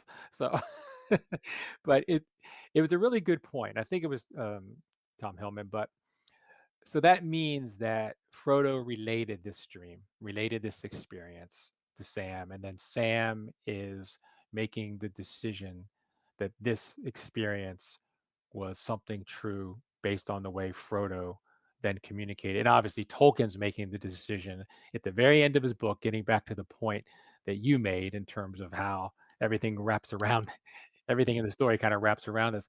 He makes a conscious decision to say the dream in the House of Bombadil, and write it through Sam. And I think that's a very important point to bring up that supports the everything we're saying is why Tolkien chose to have Frodo have this dream here. Right. So, Because Sam doesn't know what Frodo experienced exactly, but he knows what Frodo has gone through. I'm just breaking this down and thinking it mhm, through. He knows right. what Frodo has endured, because he was the only one that was there with him to endure it. As much as anyone can know, Sam knows. Uh, and he's read also what Frodo wrote about it, so that helps too. Sam knows where Frodo is going. He knows that he's not just taking ship to go out and go off the edge of the world. He knows he's taking the straight path, and therefore, yeah, and perhaps he and Frodo have even discussed this, but well, maybe not, because Frodo didn't tell them that he was leaving. But Sam knows where Frodo went, and now as he's finishing the book, he's entitled, and it's justifiable to make that interpretive decision to say, oh, that's what the vision in the House of Tom Bombadil was. That was a promise. That was a consolation given beforehand, a reassurance of care and comfort and a hope beyond the circles of the world, almost that now Frodo has entered into because he has taken ship and gone with the elves and with Gandalf. So it's a justifiable decision to say, not because Frodo can send back by text message or phone and say, "Oh, this is what I saw," a mortal's travelogue into the Undying Lands, but or to Tol Eressëa. Gotta correct myself, but Sam can say that this is what he experienced because this he was granted to see beforehand. I also think too, it just came to mind too, when I think about the original epilogue that Tolkien was going to include, and then the way he ended the Lord of the Rings Yes. with standing by the sea, and then how Sam heard the sea. I almost think there's something revelatory Yeah. about what that happened to Sam, that why he's able to write this probably with an assurance of the truth, even though he's not an eyewitness. Yeah. Yeah. And I think that I also regret that Tolkien didn't publish that other ending, or but and yet now it's published, now it's available, and I think the story does stand better without it. But it's good to know that it's there because it kind of gives almost a confirmation of the wisdom and discernment that has come to Sam, through all of this. I, Sorry, at some point I know we will actually read here on the podcast that epilogue where actually someone may have already done it. I did. I don't recall that. Maybe they did. Maybe I misremember. Maybe I thought about it on one of my guest host stints. But the conversation that Sam has with Eleanor, his daughter, right before Aragorn comes to visit. There. Anyway, that's beautiful. But Yeah, I'm actually glad he didn't include it, because when I first read Lord of the Rings, it was like I first finished it, was like a kick in the gut, and it ended in a yeah, because, well, first of all, because I was done reading the book, and then it dawned on me 5 minutes later I can reread this, but so that was great. But it felt a little bit truncated somehow. But over time, and maybe this is just as I fall more and more in love with Lord of the Rings as time goes on, I think all of Tolkien's imperfections add up to a perfection, and leaving that out it's probably a good decision. no, But I agree. he, It needs to be that way. The yeah, the loss, the end, it has to be the punch in the gut because that's mhm, real. That is actual reality, and trying to mitigate that, our desire in a story to, well, but it's not actually the end, things go on, but it is an end. It mhm. is actually the end, and all those stories go on. This is an ending and we cannot escape it. Yeah, I agree with you, I think. So, very good. Anything else? Nope. All right. That's a lot to think about. I'm grateful that we spent so much time talking about this dream because it's profoundly important. There's one more thing I have to note. This is a change from the original draft. In the very first draft, this dream appears too. The distinction is that it is a dream shared by all four of the hobbits. And I think it's necessary as Tolkien continues to build it, that it becomes a dream that is Frodo's only, because it's Frodo's experience uniquely. It's Frodo's consolation, Frodo's promise. But it's interesting that it's there at the beginning. Yeah, and that's a great point. I'd actually forgotten about that. Yeah. So very good. So we'll move on. After breakfast, Tom sends them off, and then Frodo freaks out. Actually, he's like, "We forgot to say goodbye to Goldberry. How could we do that?" But as he turns, he sees, oh no, she didn't forget. She's waiting to greet them at the top of the hill as they leave. And she shows them the lands all around before sending them off. This passage is beautiful, and I don't want to pass it by. I want you to read it, Michael, but I'm going to actually take over the screen and show the map while you read it so we can kind Sure.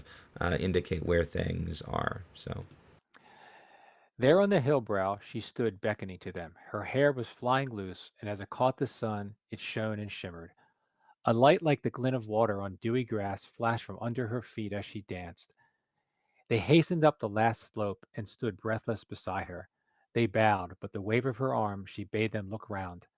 And they looked out from the hilltop over lands under the morning. It was now as clear and far seen as it had been veiled, and misty when they stood upon the knoll in the forest, which could now be seen rising pale and green out of the dark trees in the west. In that direction the land rose in wooded ridges, green, yellow, russet under the sun, beyond which lay hidden the valley of the Brandywine. To the south, over the line of the Withy window, there was a distant glint like a pale glass where the Brandywine River made a great loop in the lowlands and flowed away out of the knowledge of the hobbits. Northward, beyond the dwindling downs, the land ran away in flats and swellings of gray and green and pale earth colors until it faded into a featureless and shadowy distance. Eastward, the Barrow Downs rose, ridge behind ridge into the morning and vanished out of eyesight into a guess.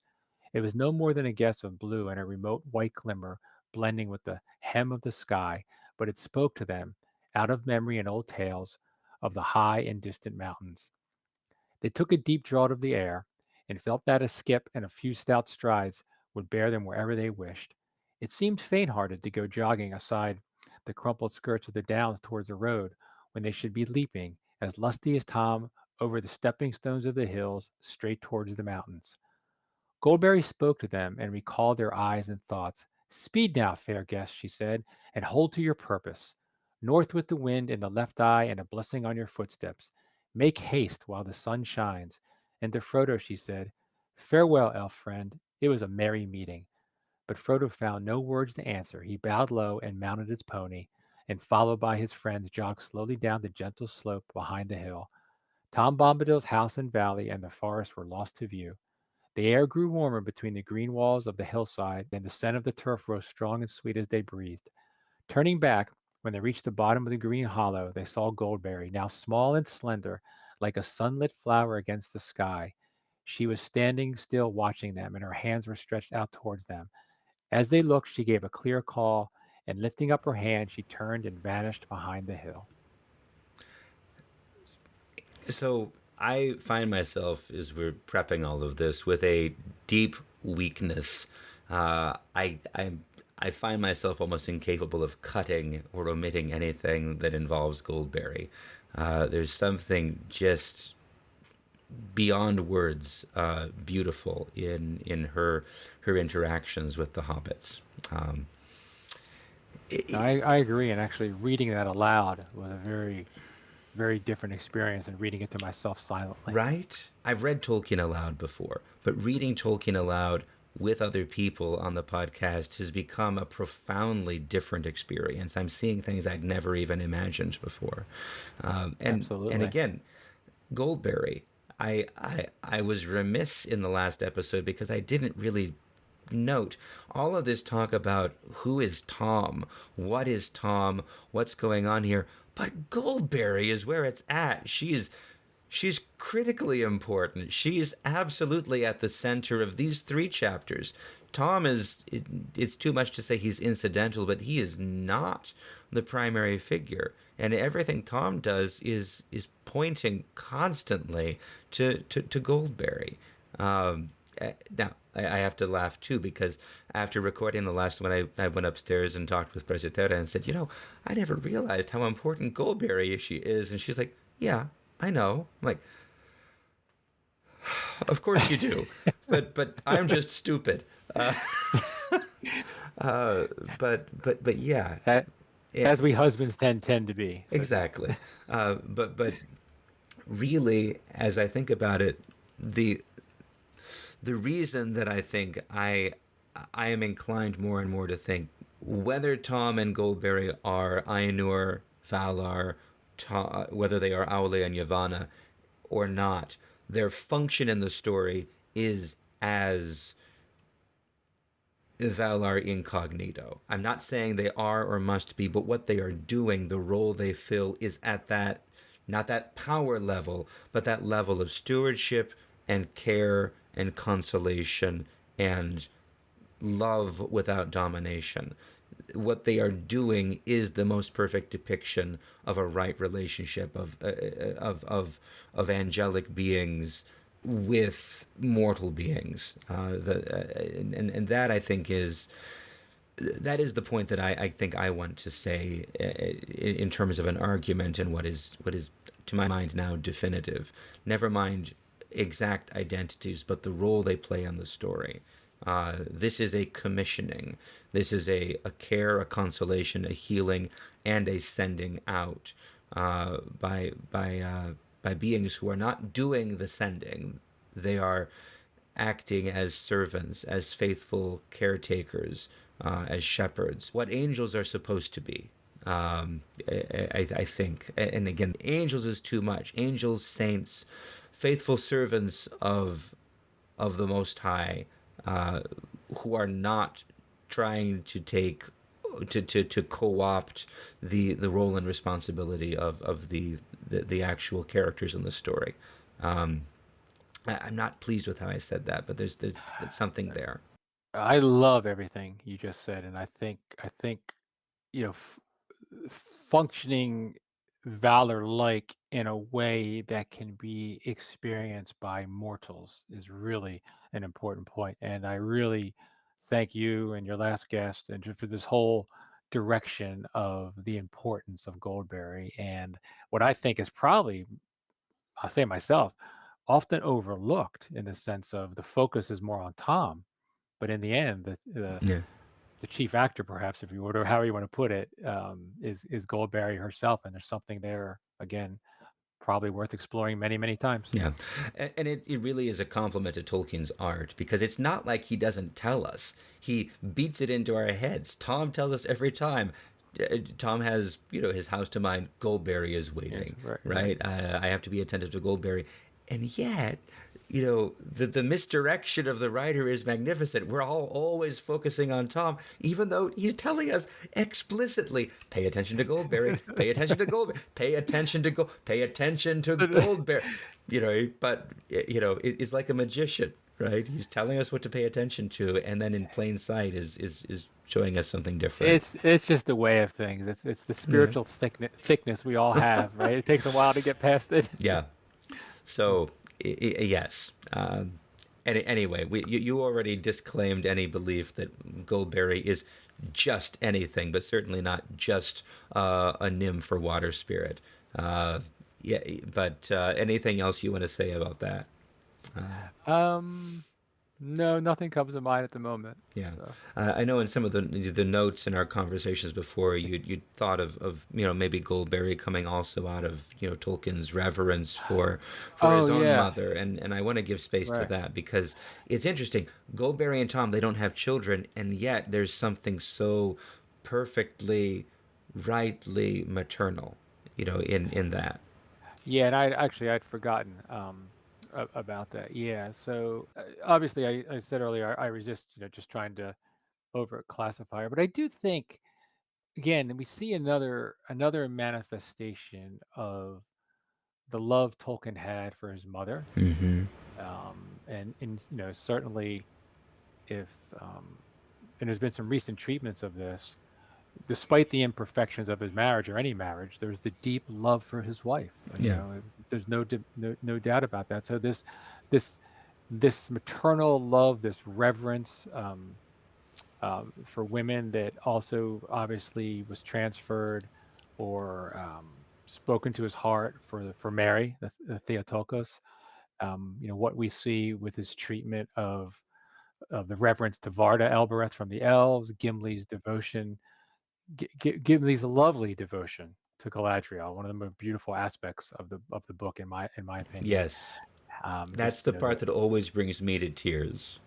the purity of it, Yeah. and the humor too, as he confronts Yeah. Amber multiple times. so, so Tolkien even takes something so high and beautiful and works in good humor, but and I think it's not so easy. The reverence for her is not so easy to quite pinpoint. Um, but again, there's something about her that's tied into the mystery of why Frodo had his dream here and no other place. And I think that it's easy to for me at least, it was easy to overlook Goldberry in this kind of Marian conversation. But there's something there that's maybe even deeper than some of the things that I just manifestations that I just mentioned. Yeah. I feel like anything I say is going to demean what you did, but I hope not. What you just said, because this crossed my mind, and I need to say it. I've seen the argument, Aule and Yavanna not, but the argument is, what does Goldberry have to do with Yavanna? But Yavanna's vitally important. She's not Elbereth. She's not the one that people will call out to, but she's responsible for all of the growing things in Middle Earth, for which Tolkien has such a love, and she's responsible for the two trees, and her singing is what ekes the last bit of life out of them, and therefore the sun and the moon, which are frequently and repeatedly invoked in these passages with Tom and Goldberry, they are the particular gift of Yavanna, bringing life and light out of the death of Ungoliant. Hmm. And I'm not going to make an argument and try to draw conclusions, but I think that's important. I think that, even just as an echo, as a resonance, without trying to make an absolute, explicit, definitive, conclusion and connection, Goldberry is mediating water and comfort and truth and light to the hobbits in profoundly powerful ways that are again subsumed to this maternal care. Yeah, those thoughts I wanted to at least get out there without saying, and therefore I conclude. Right. But I think they're beautiful thoughts. And the more you've talked about it, the more what you said resonates with me in terms of, yes, the tipping point would then be that. Therefore, this all adds up to they are Ale and Yavanna. Yeah, That's where the spell is broken, if you will. But everything else I think you said is true. And it's not lost on me that if obviously you read the Silmarillion, the published Silmarillion, there's a whole Yavanna's featured among the Valar more so than others. I mean, Tolkien clearly there's an importance to Yavanna that Tolkien is telling us by the way he treats her character, and that importance I think you articulately pointed out. It's who and what she is and what she cares for and what she stands for that is embedded and resonant throughout all of Middle Earth, and the characters that we revere, that we identify and see as noble and moral, there's that stewardship, that sacramental care and understanding that's exhibited by them. So I think, and then tying that back to Ale and Yavanna and Tom and Goldberry, there's definitely a connection there. yeah. That's At worth the very exploring. least, a thematic, a Mhm. thematic connection. It Yep. would be impossible. Maybe just to say it this way, it would be impossible for Tolkien not to include those two Valar in the Lord of the Rings. They're so fundamentally important. The craftsmanship and making of Aule, and also the overt and explicit tension between creation and subcreation and control and domination that plays out in his character in the Silmarillion on the one hand, and the absolute love for growing things, for the life and the tending and care of the growing things in Middle Earth without again dominating, leaving them their own freedom that is characterized in Yavanna throughout the Silmarillion. Those are vitally important themes for Tolkien.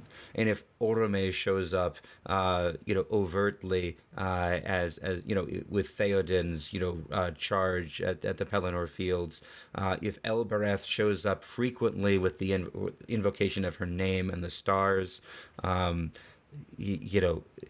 think it's at the very least right to say Aule and Yavanna are present in their themes and in their concerns throughout the books as well, in the dwarves and their crafting, in the remedying of Sauron's domination through creation, through making things, that is really the core of the whole book.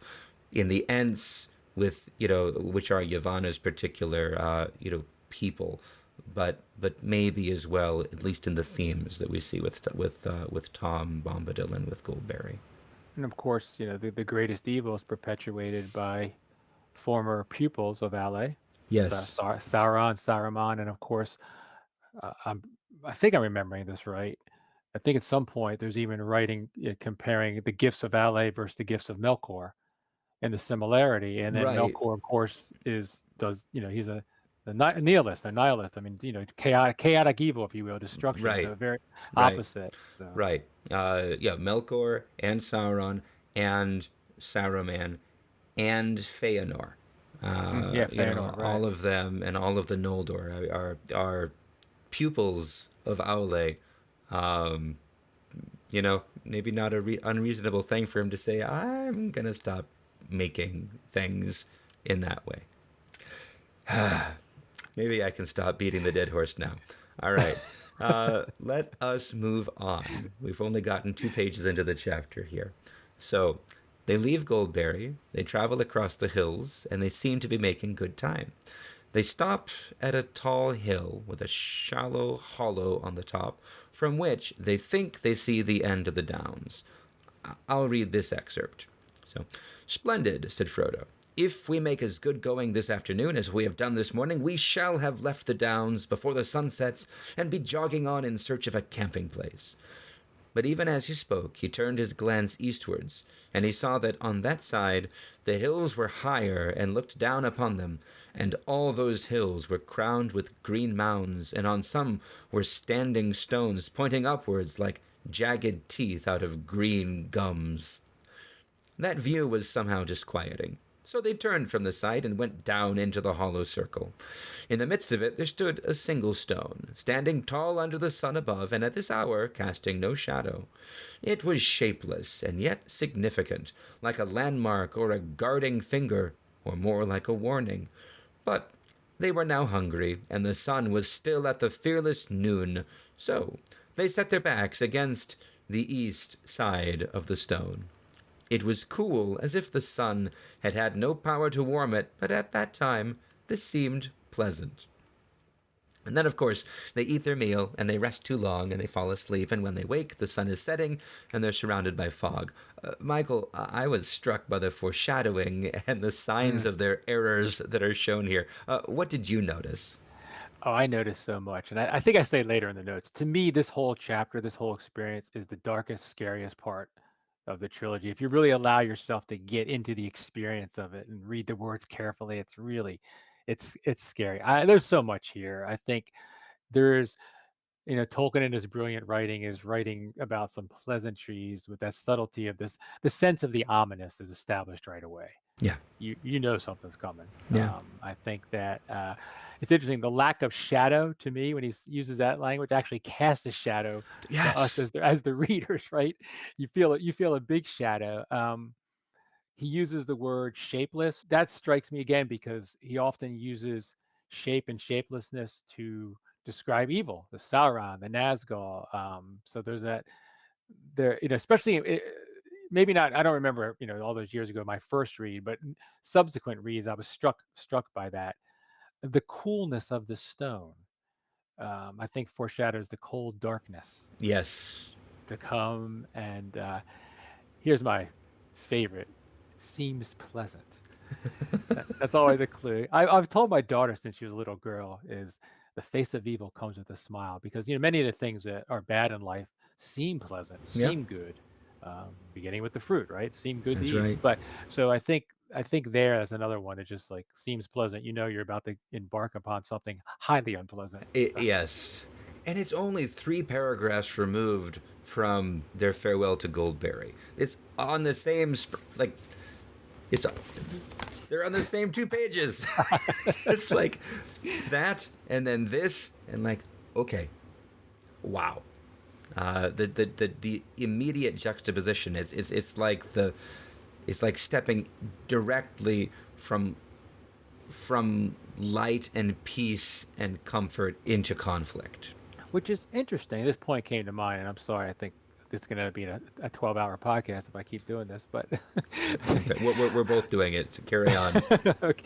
But I remember one time I took a hike with a naturalist in the Shenandoah Mountains, and he pointed out to those of us on the hike. He pointed out to where certain plants were used for medicinal cures. He pointed out that the poison's right nearby.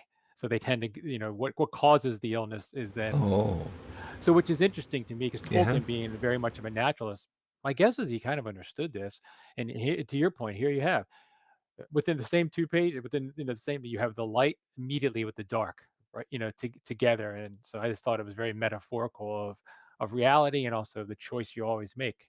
And also to be aware that a lot of times when you have something, a profoundly deep spiritual experience, something high, noble, and good, you have to be on guard for what's gonna come next. It's gonna try to disrupt you to take you from from the enemy, so I thought Yeah. those things are present there. Yes, and then on that macroscopic scale, that's brilliant. And then just entering into the frame of the story, this is less than a day's journey from the Shire. The Shire, which the hobbits understand to be their own possession, in which they are perfectly safe. They have 12 people total responsible for managing the boundaries and keeping the peace inside. You know, it's a point that we see made repeatedly later, but they live in peace in this way because they are overtly protected from evil by the Dunedain, by the Rangers, as it were, but also by Tom and Goldberry, and even the boundary of the Old Forest, which the hobbits perceive as a threat, but is in fact, this tended space of freedom from domination, one of the only ones left in the entirety of Middle Earth. It's really, really very striking. Very. And we'll get to this a little bit later, but maybe I'll just bring it up now as a prelude. The hobbits didn't begin in the Shire. When they came over the hills from, the Gladden River is where the Stewards had lived, and the Stewards seem to have crossed over in the early years of like about a millennium into the Third Age, and settled somewhere down in the Dunland region here. But the others, they seem to have crossed over more in the north and to have been somewhere in this vicinity in what was Rhudaur, after the realm of Arnor split. But around 1600 in the Third Age, they came first to Bree, and then they crossed over the Brandywine and settled in the Shire. As the Northern Kingdom was ending, but they came from where they had been because they came at the same time as evil spirits from Rhudaur and Angmar entered in to the graves on the Barrow Downs. So it's almost like the hobbits are fleeing from these evil spirits to come into the Shire. And the evil spirits go to the Barrow Downs, but they stop there because what is beyond is defended against them, I think we would suggest. So Yeah, that's a very interesting point. I hadn't considered the chronology. I just remembered Marco and Blanco founded the Shire in right, 1600, but that's a right. very interesting And point you and bring we up. do get the note, there that the hobbits are aware. They've heard stories of the Barrow Wights. They Hmm. know about that. That's in their mythology. That's kind of the edge of their world as they understand it. But they know about that, and they don't want to go to there, and yet here they are. That's where they end up. So, all right. So we should continue. So when they wake, they're surrounded by the fog. They struggle through the fog. It's very wet and cold. Frodo thinks he sees the end of the downs. He sees the two dark shapes, and he hurries forward, really wanting to be out of it. He doesn't pay attention, and before he notices, he's passed not just to the east of a standing stone, but between two standing stones, which seems like a very bad idea. And suddenly he is alone. He does hear what he thinks are the voices of his friends. They seem to be coming now from the east, up the slopes. So he follows their voices up the slopes of the downs, and when he reaches the top, the fog dissipates, and the stars come out, but they are no comfort. Michael, would you read this terrifying passage? I will, and I'll try not to have PTSD from it. Yeah. He imagined suddenly that he caught a muffled cry, and he made towards it. And even as he went forward, the mist was rolled up and thrust aside, and the starry sky was unveiled. A glance showed him he was now facing southwards. It was on a round hilltop, which he must have climbed from the north. Out of the east, the biting wind was blowing. To his right, there loomed against the westward stars a dark black shape. A great barrow stood there. Where are you? He cried again, both angry and afraid. Here, said a voice deep and cold that seemed to come out of the ground. I am waiting for you. No, said Frodo, but he did not run away. His knees gave and he fell on the ground. Nothing happened, and there was no sound. Trembling, he looked up, in time to see a tall, dark figure like a shadow against the stars. It leaned over him. He thought there were two eyes, very cold, though lit with a pale light that seemed to come from some remote distance. Then a grip stronger and colder than iron seized him. The icy touch froze his bones, and he remembered no more. So I'll continue so you can have the first word commenting on this. Uh, when he came to himself again, for a moment he could recall nothing except a sense of dread. Then suddenly he knew that he was imprisoned, caught, hopelessly. He was in a barrow. A barrow wight had taken him, and he was probably already under the dreadful spells of the barrow wights about which whispered tales spoke. He dared not move, but lay as he found himself, flat on his back upon a cold stone, with his hands on his breast. But though his fear was so great that it seemed to be part of the very darkness that was round him, he found himself as he lay thinking about Bilbo Baggins and his stories, of their jogging along together in the lanes of the Shire and talking about roads and adventures. There is a seed of courage hidden, often deeply, it is true, in the heart of the fattest and the most timid hobbit, waiting for some final and desperate danger to make it grow. Frodo was neither very fat nor very timid. Indeed, though he did not know it, Bilbo and Gandalf had thought him the best hobbit in the Shire. He thought he had come to the end of his adventure, and a terrible end. But the thought hardened him. He found himself stiffening as if for a final spring. He no longer felt limp, like a helpless prey. So, this is terrifying, and then almost immediately encouraging. What strikes you here, Michael? Well, a couple of things I think that we're definitely going to explore. First, I remember putting the notes, to your point about the timelines. It's we learned from the appendix that it was during the time of the Great Plague, obviously a time of death and decay, 1636. That the end came of the Dunedain and Cardolan, and the evil spirits out of Angmar and Rudauer entered into these mounds. So we know it's right around that same time. But I think what strikes me here is what I found myself thinking about, especially in preparation for this, and when I was rereading, was this reminds me of a lot of an experience I had or have when I read the gospel carefully and spiritually and deliberately about the Gadarene demoniac.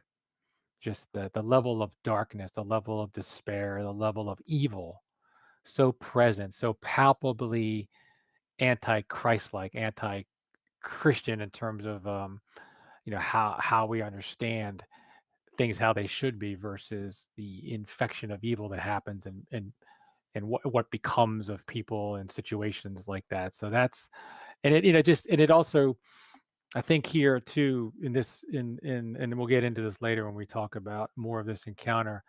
I'm struck by the juxtaposition of what we would fall under the category of the continuing healing of Arda versus the continuing marring of Arda, because I think later on, as we explore some of this, we get probably the darkest sentiment of the marring of Arda, or what the darkness would like to have happen to Arda. Echoes of Morgoth. And I'll stop there so we can, Right. unpack that later. It kind of, in a certain sense, your reflections invite or remind me that I had intended and then neglected to put in our script, but I figured it would come up. Some reflections on what is a Barrow White anyway? And, you know, we don't really get an answer to this in an overt way, except that they are evil spirits that come out of Angmar and that they are associated very closely with the Witch King of Angmar, who is the Lord of the Nazgul, a ring wraith. And, you know, although Tolkien doesn't actually spend a lot of time that I've seen, which, I mean, I haven't read everything he wrote by far, but I've not yet seen him develop explicitly that connection between the old term for Sauron from The Hobbit, the necromancer, and, you know, the ring wraiths in these passages. And yet it really does, it's not a it doesn't seem like a challenging leap to make. You know, Sauron and Morgoth both, you know, that, and it may just be intentional. Tolkien did not like making explicit what was the what were the means and the modes of evil. But the corruption, the marring of Arda is not just, you know, that every time the Valar make something pretty, Morgoth comes in and knocks it down like a 3-year-old bully in a, you know, in the playroom, you know, knocking over the Tower of Blocks. You know, it's demonic in its character. It is directed specifically at the co-opting and corruption and destruction of the children of Iluvatar. It is with the marring, the corruption of the elves, that, you know, their enslavement, their corruption, that that really the darkness of Morgoth goes beyond just, oh, he wants to own stuff himself and keeps breaking pretty things. It's not about things, it's about people, it's about persons. He's, you know, he's it's iconoclastic in the absolute sense of destroying, co-opting and corrupting, you know, the living likenesses of God. And really, to venture to be more explicit than Tolkien chooses to do, and probably going into error there. What this means is that a Barrow White is, you know, this is not a Maya. This is not a fallen angel. This is a demonized human being, as Father Andrew and Father Stephen would say on Lord of Spirits. This is a human or an elf that has been corrupted, that has been killed, perhaps many times killed, and, you know, necromancy placed in the body of something else, killed again, you know, and until it is entirely corrupt, entirely enslaved, you know, whether rings were involved or not. It's not clear, is this a disembodied? I mean, it is fairly clear it's not disembodied because it grips Frodo. Mm-hmm. Therefore, is it possessing the mummified body of this, you know, a Cardolan prince, of the royal buried in the barrow? Or is it, you know, more like a wraith, like the ring wraiths, you know, invisible, stretched, perhaps with lesser rings? We don't get an answer to that, but we have a sense more, you know, just in glimpses of the kind of thing that Sauron is doing. So whether a zombie or a ghost or a wraith, this is evil, not an absolute evil that pre-existed in countered in balanced opposition, because, you know, Tolkien is not a dualist, nor are we. This is something that should be good, that has been corrupted and perverted, you know, which makes it, which is far more terrifying. Yeah, there's something profoundly tormented and unnatural and dark, that's going on here. I, like your stuff, I never found anything, and I haven't read everything. I've read a lot, but I've found nothing that offered any further explicit understanding of what a Barrow White is. I will say that in my own head canon, I always thought very much, like you said, these are tormented souls of men that I think must have given themselves over to evil thoroughly to permit conditions where their being could be this corrupted, that they could become this. It seems lesser versions of what happened to the Nazgul themselves through the Rings of Power. Maybe their ability to perpetuate this type of dark unnaturalness into those that would be fully given over to embracing it, something like that. That's as far as my thought went. But whatever they are, as we'll discuss in a moment, it seems to echo all the way back to uh, the the evil that is profoundly inherent in trying to mar Arda and to mar every living thing, Yeah.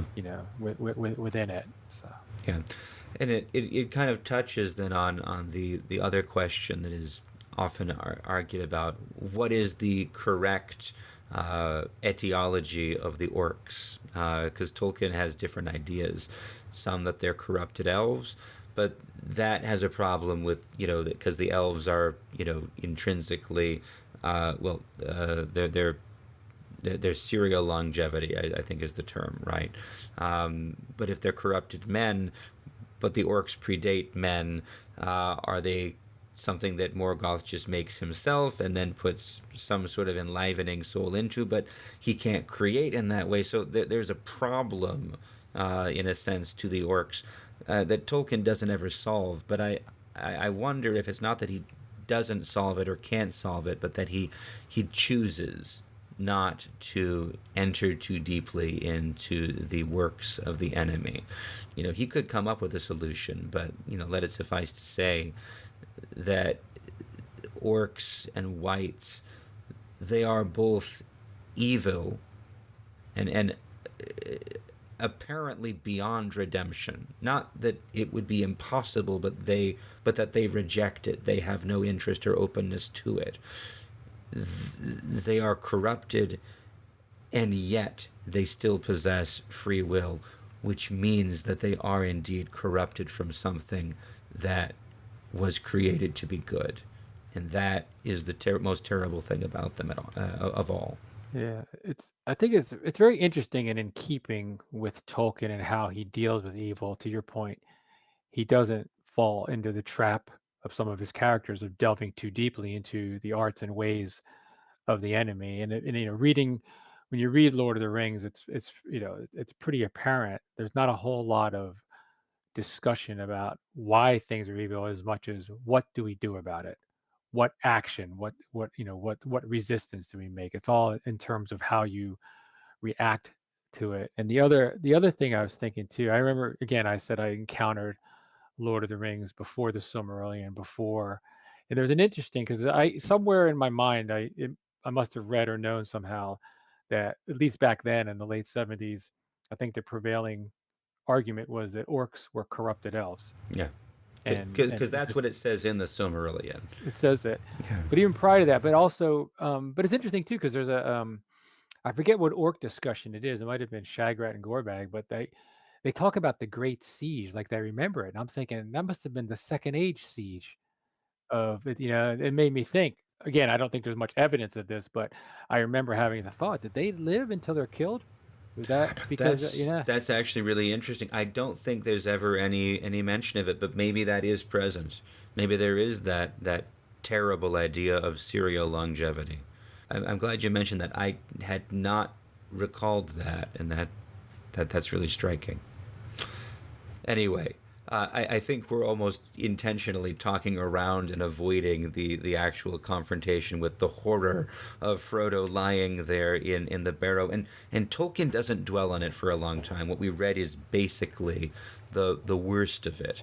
That because he's lying there passive, bound in his thoughts, but he doesn't remain in that way, conscious and yet terrified. He begins to act. And I think we can move forward. So, as he's lying there, finding his courage, a pale greenish light grows around him, and by that light, he's able to see that he's lying next to the other hobbits. They are not awake. They are clad in white, surrounded by treasures of the hoard, with the precious things of the hoard on them, adorning them, crowns and bracelets and chains on their heads and waists and fingers. they're prepared for burial as though they are the princes, going into the barrow. But as they lie next to each other, there is a long, naked sword lying bare across their three necks, as though they're about to be beheaded. And then there's a song, and as it is sung, and I know you're going to read, elements of this, and maybe this is the most terrifying part. But as it's being sung, an arm starts to grope down the passage towards the hilt of the sword, as though to lift it and behead the hobbits. The song is terrible, but we do need to talk about it. So, would you read this bit, Michael? Sure. Yeah, it's a horrible song. Suddenly a song began, a cold murmur rising and falling. The voice seemed far away and immeasurably dreary, sometimes high in the air and thin, sometimes like a low moan from the ground. Out of the formless stream of sad but horrible sounds, strings of words would now and again shape themselves. Grim, hard, cold words, heartless and miserable. The night was railing against the morning of which it was bereaved, and the cold was cursing the warmth for which it hungered. You may continue Wow, that. Yeah, just yeah. railing against the morning of which it was bereaved, cursing the warmth for which it hungered. Same idea, repeated twice, beautifully written. What better summary of the vanity and yet the anger, the hatred of evil.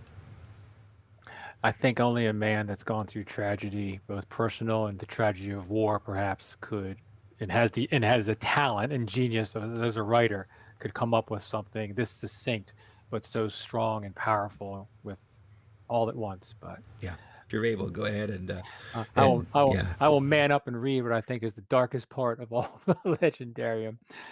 Um, Cold be hand and heart and bone, and cold be sleep under stone. Never more to wake on stony bed, never till the sun fails and the moon is dead. In the black wind the stars shall die, and still on gold here let them lie, till the dark Lord lifts his hand over dead sea and withered land. Ugh. Um, so, especially the line "in the black wind the stars shall die," to me, there's probably several reasons, not the least of which is the reason that this is the darkest. To my mind, this is the darkest part, my darkest experience in Lord of the Rings. I actually had a nightmare when I was a young child. I still remember to this day. I was standing at the top of my basement stairs with a torch, and it was all dark. And the perspective of the dream is I could see myself standing there, and then I fell down the stairs, and then I became myself falling down the stairs. The torch went out, and I was in complete darkness. And then I heard this low growl, and Oh, I remember getting up and running into my dad's room, my mom and dad's room. I must have been like 6 or 7. So when I read this for the first time at 12 years old, this is what connected me back to, and I was like, but I think even beyond just my own traumatic nightmare, I think here the precursor to the song, the way it was described, this is all this reminds me of the corruption of the music that we read about in the in Ina Silmarillion yeah. and Ina Lindale. So here we have an echo of that, or a manifestation of that, which what is darker than the marring of good by evil, by intentional evil. So I think that's what's happening here. And Tolkien, being the genius that he is, he chooses the exact right words to to create that experience of the reader, the feeling of it, to enter into that space and feel that ugliness, which is not pleasant. But to your point too, he doesn't dwell there, and we quickly come out of it. But that's what I saw. I saw echoes in this with the corruption of the music that was inherent in Morgoth's ring, if you will. Right. And I think it's important because, of course, in our modern age, there are voices, especially online, that want in some way to relativize the whole thing, to see the story from Morgoth's perspective or Sauron's perspective, to view them as, in some way heroically, defending their own, identity and personhood. And, and I think it's really vital, in in the Einolindale, we talk about, Morgoth's music as, beginning as just his own theme. He wants to do his own thing, and growing more clamorous, more repetitive. But it doesn't come across as dark and evil. And if you only read the Einolindale, you can see it as really pointless, really destructive, really petty. But it's difficult to perceive it as actually evil. But the problem is that pettiness, that selfishness, that no, no, look at me, pay attention to me, universal though that experience is, relatable though that experience is, this is where it ends. And that is maybe the beautiful thing about Tolkien. He doesn't dwell on the overt, the sort of superficial horror of evil. He's not trying to shock us with depictions of blood or trauma or violence, as other authors do. He cuts right to the heart of it and says, this is what it's actually doing. All of that, just look at me. No, I have a voice. I should be able to do my own thing. It's my life. Let me do what I want with it. It ends in death, and imposing death on others, in a naked competition of domination that ultimately is only triumphed over by the one who has the greatest will to power and to the imposition of death on others. It is unutterably dark, and also dreary, right? It's striking. Yeah. He says, the voice was far away and dreary like a moan. Like it's sad, it's despairing, but in its despair there is no repentance. There's only, let me break someone else's joy. I'm talking too much, but yeah. No, it's good. I love everything you said because it really gets to the point of right. If you just read the Annalindale, it doesn't come off as dark as it is. But of course, you read the rest of the Silmarillion, and especially if you put yourself in a headspace where you look at the last words of the Voy of Eärendil and you contrast it to where you began with the Annalindale, you see this horrible decay, and it's so diametrically opposed. This look at me, this self. It's because we live in a culture now that glorifies self. It's easy to fall into the trap of seeing it neutral or it's okay. But again, it's the exact opposite of what Christ tells us to do, which is to die to self, right? And so this is where, and it's in that direct opposition where the true darkness lies. And Tolkien, in his genius, never romanticizes evil ever. And that's what I remember as a little boy when I first read Lord of the Rings. When I got to the end, I'm like, you never get to see the fight with Sauron. He never appears except for that brief manifestation in the Palantir with Pippin. And so it almost felt disappointing. But as I got older and mature, I realized, well, that's because evil is a shadowy, shapeless background, dreary, not worth giving you're giving your time to. And I remember, I'll end this with this is I remember M. Scott Peck wrote a book about evil, and he said Tolkien, the author J.R.R. Tolkien, understood evil better than any psychiatrist or psychologist I ever encountered.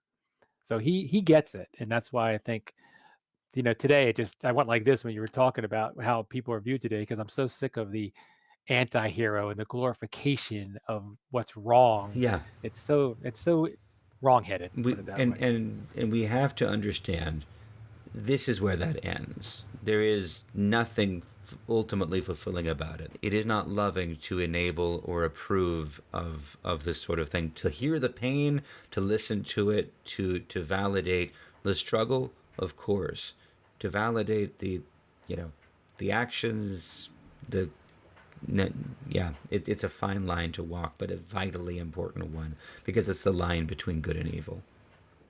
It's the line too, like you said, if someone comes into your experience, you can do them great harm by falling into this zeitgeist of not judging the wrong action without, holistically judging the person, right? It's Right. it's more of you're not doing them any favors if you justify.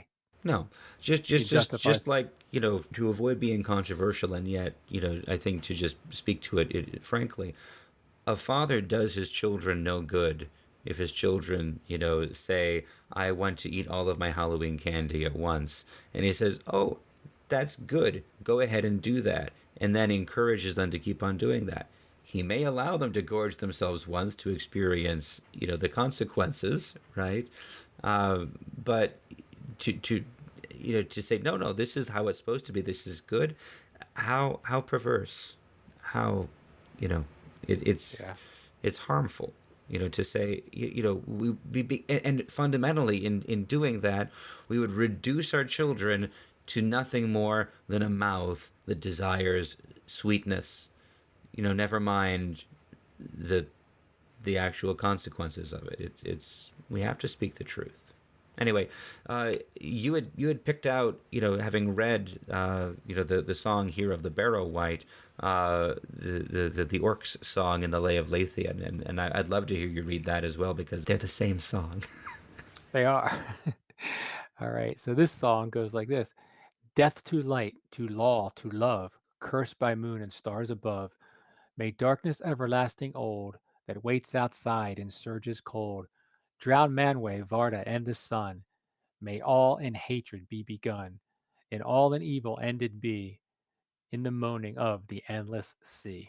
Yeah, So again, different, but Tolkien does his thing here and just nails it. yeah, Yeah. different and yet the same. Yep. Let there be death. Let death reign. The song of a slave to the order of death that somehow is rejoicing in being a part. Yeah, it's perverse. Perverse is not where I want to end it, but it is a twisting of the right way of relationship, because there is no fulfillment, there is no recognition for the servants of evil in that way. All of them are just consumed by the overweening hatred of the one who led them to hate. Uh, Whereas in the renunciation and submission of the servants of God, we lose our life and it is given back to us. We lay aside our will, and that laying aside of will then reaches a fulfillment and consummation in our will being united with God's, and being elevated and perfected and healed. So the submission of either the orcs or the wights to the nihilist will of Sauron and Morgoth is trying to gain and claim some power over others in which they are utterly lost. The loss of will and identity, to the will of God, is the only way in which our life is saved. It's yeah, That's why it reminded me of the Gadarene demoniac because of yeah, the lesion. But again, look, then the man was in his right mind and completely healed. So I think Tolkien captures that too. It's like he doesn't dwell there, right? He gives you enough. He gives you enough to experience just how horrible this is, but he doesn't, like I say, doesn't linger there, which is beautiful. yeah. And then, because we've talked about this, and I jumped ahead, but I think you had rightly picked out, the summary of Melkor's beginning, in the music of the Ainur, where this starts, and since we've said it starts in something that we so easily defend, so apparently innocuously, but it ends in this. Would you read that passage, from the Idolindale, but being alone? Sure. But being alone, he, that's Melkor, had begun to conceive thoughts of his own, unlike those of his brethren. Some of these thoughts he now wove into his music, and straightway discord arose about him, and many that sang nigh him grew despondent. But their thought was disturbed, and their music faltered. But some began to attune their music to his rather than to the thought which they had at first. Then the discord of Melkor spread ever wider, and the melodies which he had heard before foundered in a sea of turbulent sound. But Iluvatar sat and hearkened until it seemed about his throne there was a raging storm, as of dark waters that made war one upon another in an endless wrath that would not be assuaged. Yeah. Go ahead, because I think you had thoughts about this, but I have some of my own too. Oh, I think are you talking about in terms of about later on when I think why Gandalf says what he says? Those thoughts. Well, maybe I'll say mine just about this first, and Okay. then you can say yours, because I think we'll get to that when we get to it. Um, I'm struck by there's something of what's going on, I think, with Tom and Goldberry and their refusal to go beyond their boundaries, almost contained in here. I think because how is it that the discord of Melkor brings others, along with him? Some of them begin to sing with him. They attune their music to his. But in what way do they do that? What I'm trying to get at is, it's not just that some of them certainly just start singing with Morgoth. Some of them join him, but others, in struggling against him, still are following his direction. They're even in combating him. They are participating in, no, because now they're not following Iluvatar's theme. They are opposing Morgoth's theme, and yet even in opposing it, they are joining in it.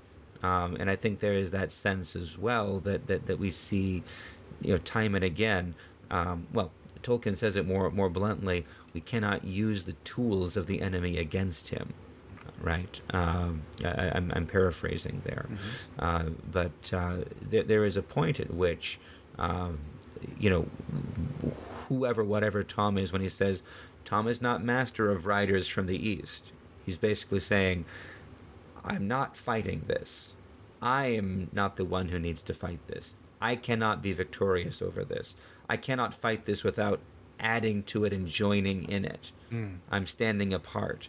And I was reading an article, I think even recently, saying, the Ainur, they kind of give up. They just stop fighting with Melkor. How passive, how weak, how lame. It's like, well, but Tolkien explains that here, because even in combating it, you really are joining it. You're being defined by it. You're using the tools of the enemy against him, which means you're using the tools of the enemy, and you're becoming a partner and companion with him. That was what this brought to mind for me. Yeah, you just said something too, made me think about why, Tom, everything you said, plus the fact it goes against who Tom is in the sense of people have to make the free will choice not to, to resist, to not become part of this corruption. And so Tom can and will not impinge upon that freedom. Even we see in this encounter, when does Tom show up? When Frodo makes the choice, The right? So instant he makes the the instant, choice. yeah, exactly. Right. So I think there's a lot to that too. That's just intrinsic to not only his being, but intrinsic to how reality functions Right. through a benevolent God that gives free will, which is Yes. so. And Tolkien's reflections on free will are, I think, some of the best that exist. I agree, So, 100%. all right. Certainly, they were my instructor many times. And mine. All right. So I think we should move forward. Frodo is not passive as he hears this song being sung, and as he sees this hand, crawling down towards the hilt of the sword. He's not passive, but he's torn. He is in fact tempted to flee, but then instead he acts decisively. I'll read this bit so that you can respond. So, at first, Frodo felt as if he had indeed been turned into stone by the incantation. Because it starts, of course, cold be hand and heart and bone, right? Then a wild thought of escape came to him. He wondered, if he put on the ring, whether the Barrow Wight would miss him, and he might find some way out. He thought of himself running free over the grass, grieving for Merry and Sam and Pippin, but free and alive himself. Gandalf would admit there had been nothing else he could do. But the courage that had been awakened in him was now too strong. He could not leave his friends so easily. He wavered, groping in his pocket, and then fought with himself again, and as he did so the arm crept nearer. Suddenly resolve hardened in him, and he seized a short sword that lay beside him, and kneeling, he stooped low over the bodies of his companions. With what strength he had, he hewed at the crawling arm near the wrist, and the hand broke off. But at the same moment the sword splintered up to the hilt. There was a shriek, and the light vanished. In the dark there was a snarling noise. So you had noted how in many meetings at Rivendell, Gandalf observes that this was perhaps the most dangerous moment of all, which seems strange because Frodo has been and will again be face to face with the Nazgul on many other occasions. But I know you have some thoughts on this, Michael. I So do, and I remember there was many rereads of Lord of the Rings before I kind of reconciled why he would say that. It always perplexed me. It's like there's clearly more dangerous moments, but well, I'll see what you and the listeners think. I think there's a couple different reasons.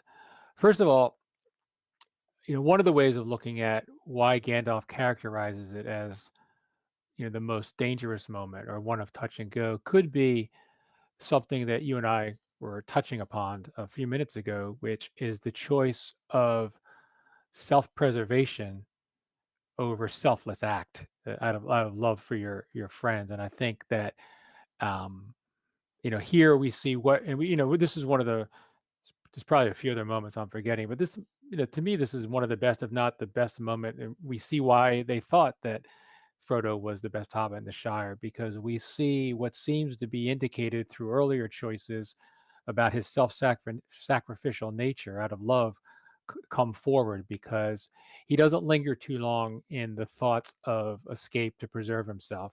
He quickly takes action to save his friends, to do what he can to save his friends. And I think it touches upon, to me at least, this whole theme of friendship that's so important in the Lord of the Rings. I touched upon it on my book. I know others have touched upon it, but I think you can make a pretty good case that it's the power of friendship that ultimately brings down Sauron. right, and I Because of want to it. cut in, Sure. not to disagree, but just to underscore, because I'm a child of the 70s and 80s, I grew up being told, well, really of the 80s, friendship is a good, be a friend if you want to have a friend, and that it almost comes across as a low and demeaning, almost a cliched thing, but friendship as actual self-sacrifice, actual presence and attending to another soul besides your own. It's there's a lot of deep meaning and reality hidden behind this playground grade school word. Oh yeah, I think it's a lot like a lot of other things. We tend we trivialize it a little bit and we reduce the impact of it. I think for me what where I go back to why friendship is so important and why it's maybe the highest form of love is what I read in the gospel. Right, at one point, Christ, somewhere in John 15 through 17, transitions to tell the disciples, "I now call you my friends." Friend of God, right? That's incredibly deep and important. They've now become something more. And also the way John, the theologian, as I understand it, I think it was Father Stephen DeYoung where I learned this from, um, that John uses agape and philo interchangeably. So that points to, again, the depth and higher nature of a friendship love, which is directly goes against what you experience, which is that kind of trivial way. Not that it's wrong. I mean, it's not that it's bad, but it's just there's something about the choice of friendship and what you do out of friendship for the love of your friends. That's highest and noblest, if you will. Right. It's a trivialized word that needs to be reclaimed and redeemed and refilled with all the weight and gravity and grandeur uh, of a love that is likest God's, that is like God's. Not to. I had suddenly in my head, the words from Merchant of Venice. Earthly powers then seem likest gods when mercy seasons justice, but replacing friendship, there, that as you say, to be a friend of God's, to be to have the love of a friend that is, filled with what we often see, spoken of as agape love. And it's a choice. I mean, friendship is a relation. You love your spouse and your parents and your children, and I mean, of course, it's a continual choice to be loving. But a friendship's something different. It's something that it's more of a palpable choice, if you will. So, and I think it's interesting too. Tolkien's choice of language, where after the whites cast out, what does Tom say? Come, friend Frodo. And so that struck me as deliberate. I mean, obviously it's deliberate. He wrote it, but Tolkien, like a deliberate awareness of why he's putting that word in there. Right, and I like too your reflection. Family, spouses. These are relationships that are not chosen. I mean, they have to be chosen, and yet they are constrained by a vow or a commitment. And I'm now thinking of Gimli's words. Should we not take a vow to not leave? And Elrond's spoken vow may break stout heart. No, it's the other way. Gimli says May Gimli strengthen says spoken quaking vow may heart. strengthen quaking heart, and Elrond says or break it. Like, I'm not going to constrain your friendship here. You go out free. You go out friends. I hadn't caught this, but I think you're really right. The importance and the value and the enormity of friendship. Yeah. And the wisest of the Meyer, Olorin, Gandalf. Remember when Elrond was arguing, he said, "I think we should trust to the friendship." Yes. And then later on, I think it was after they found Mary after he participated in the slaying of the Lord of the Nazgul. He said, something like, "I'm glad my wisdom prevailed over Elrond's," or much, this would have been a much darker day. I'm messing it up, but Yes. again, it gets back to friendship, and if you trace all of the derivative things that happened because of friendships, Legolas, Gimli, Aragorn, Merry, Pippin, Frodo, Sam, it all is architected. It all is part of the architecture that brings down Sauron and Saruman. So I think it's a very powerful thing, and I think it's also too we see here that it was how Frodo overcame the fear. The spirit. What is the opposite? Perfect.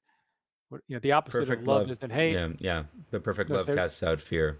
Yeah. yeah, it's fear is what is usually the great inhibitor and the great thing. One of the motivations that leads to self-preservation.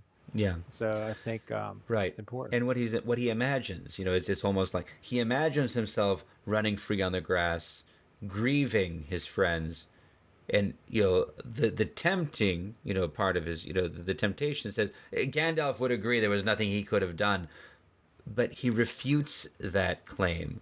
He can't bear the thought of himself running free on the grass, even at the cost of his life.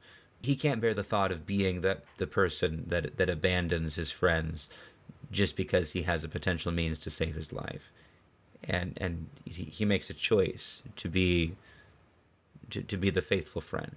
Yeah, and it's the thing that it's the seed of courage. It's what gets him past feeling like helpless prey. He's empowered by the noble nature of the love of friendship to then do, to be brave, Right. to have courage in the face of this darkness, Right. to do what he needed to do. And what I'd only noticed just to hear as you read it is that you mentioned after Mary participates in the slaying of the Witch King there, but what happens to the sword is the same thing, right? The sword splinters to the hilt. Although I guess the sword melts and vanishes with Mary, but there's this same sense. Every blade perishes that touches these ring wraiths, and yet these blades are made to nonetheless fight against them.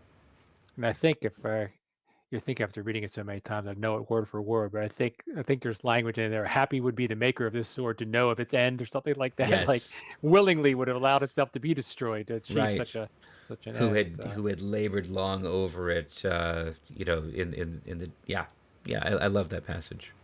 Yeah. Anything else from this? yeah, I think there's one last thing.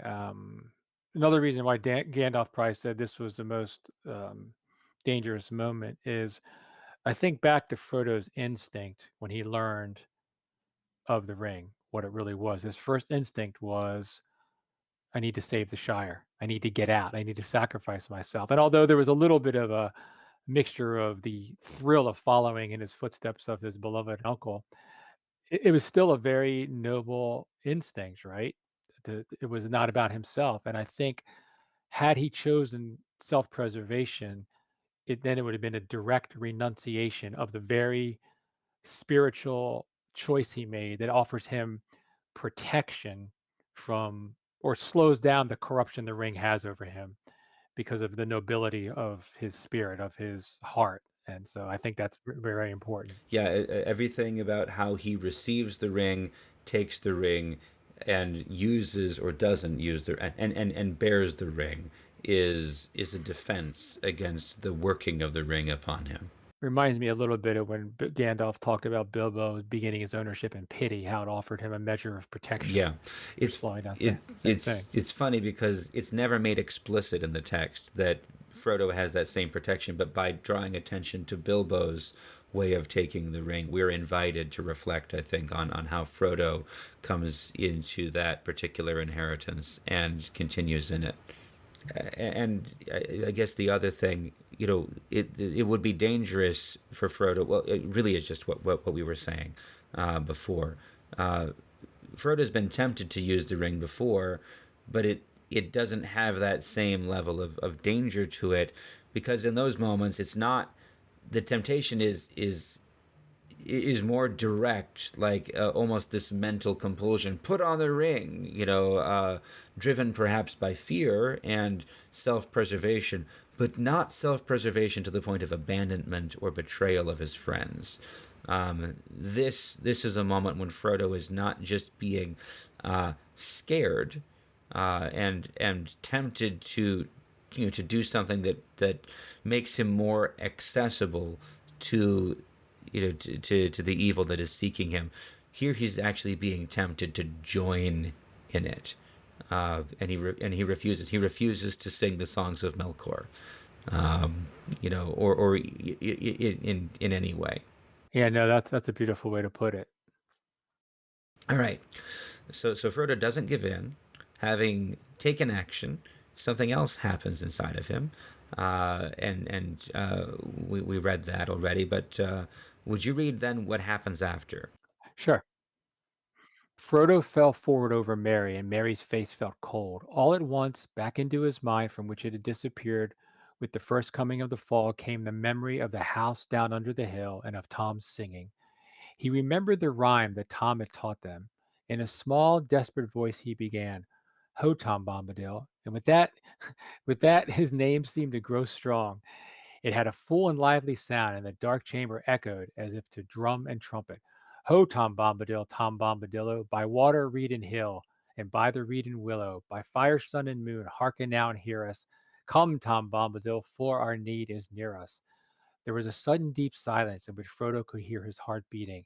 After a long, slow moment, he heard plain but far away, as if it was coming down through the ground or through thick walls, an answering voice singing, "Old Tom Bombadil is a merry fellow. Bright blue is his jacket is, and his boots are yellow. None has ever caught him yet, for Tom he is master. His songs are stronger songs, and his feet are faster." There was a loud rumbling sound as of stones rolling and falling, and suddenly light streamed in, real light, the plain light of day. A low door like opening appeared at the end of the chamber beyond Frodo's feet, and there was Tom's head, hat, feather, and all, framed against the light of the sun rising red behind him. The light fell upon the floor and upon the faces of the three hobbits lying beside Frodo. They did not stir, but the sickly hue had left them. They looked now as if they were only very deeply asleep. And I'll continue. Tom stooped, removed his hat, and came into the dark chambers, singing, "Get out, you old wight! Vanish in the sunlight! Shrivel like the old mist, like the winds go wailing! Out into the barren lands, far beyond the mountains! Come never here again! Leave your barrow empty! Lost and forgotten be, darker than the darkness, where gates stand forever shut, till the world is mended." At these words there was a cry, and part of the inner end of the chamber fell in with a crash. Then there was a long, trailing shriek, fading away into an unguessable distance, and after that, silence. "Come, friend Frodo," said Tom, "let us get out onto clean grass. You must help me bear them." Together they carried out Merry, Pippin, and Sam. As Frodo left the barrow for the last time, he thought he saw a severed hand wriggling still like a wounded spider in a heap of fallen earth. Tom went back in again, and there was a sound of much thumping and stamping. When he came out, he was bearing in his arms a great load of treasure, things of gold, silver, copper, and bronze, many beads and chains and jeweled ornaments. He climbed the green barrow and laid them all on top in the sunshine. There he stood, with his hat in his hand and the wind in his hair, and looked down upon the three hobbits that had been laid on their backs upon the grass at the west side of the mound.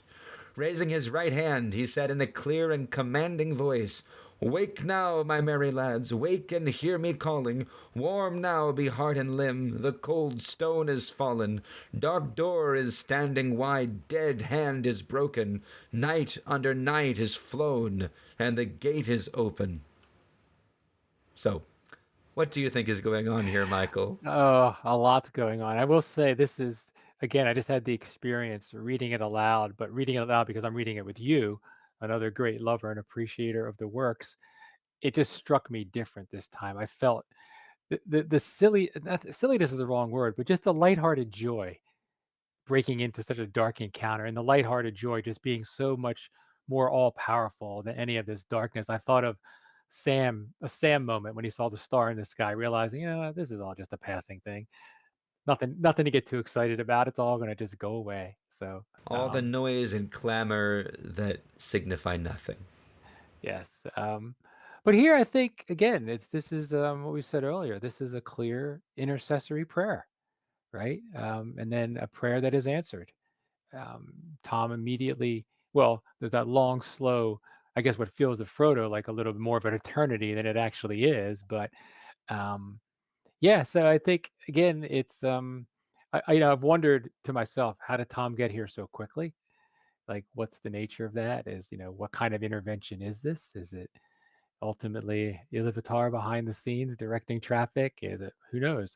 But I think um, I think it was the minute he began the prayer, or the way the prayer came into his mind it was interesting. The intervention part is you know what prompted Frodo to recall at that moment, right? It was the language that once came back into his mind from which it had disappeared. It appears, and I think too, just the language Tolkien uses to describe from the perspective of being inside the tomb, if you will, inside the barrow, the way the rock rolls away, the light is very resurrectional. Oh Yeah, yes, yeah, yeah. oh So yes.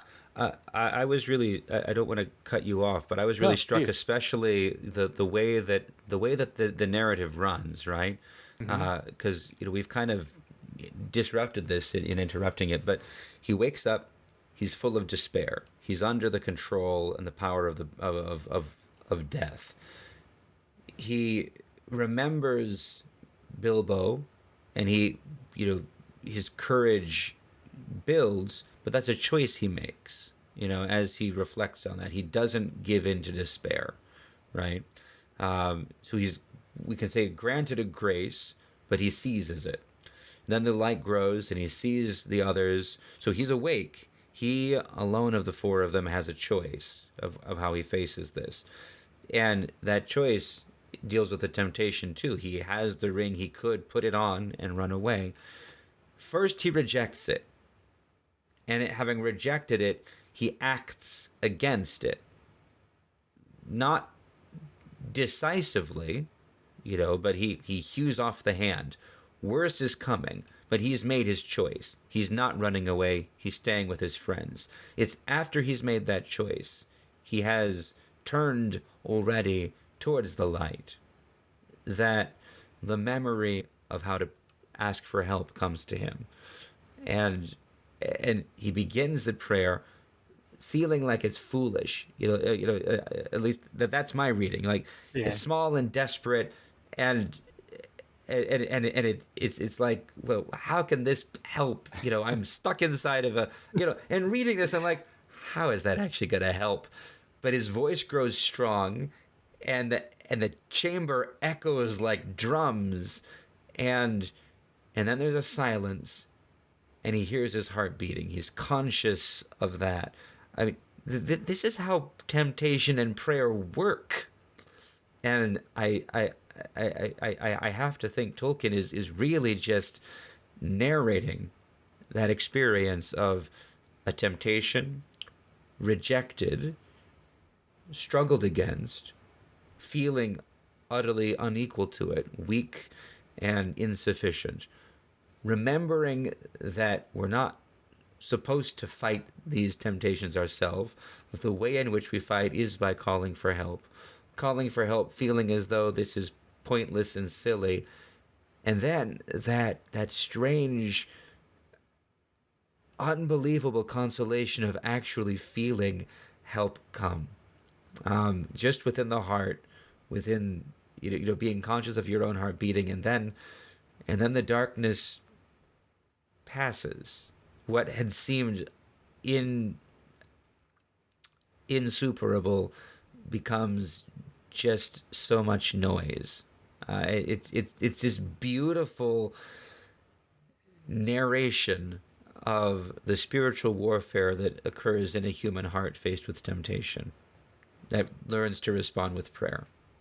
Yeah, no, what you said was beautiful. I love everything you just said, and I think Tolkien draws probably from his experience, obviously, and I think that as a reader, if you yourself have ever been through something akin to this, where you're in a very dark situation, whether it's a state of mind or actually a real situation, and you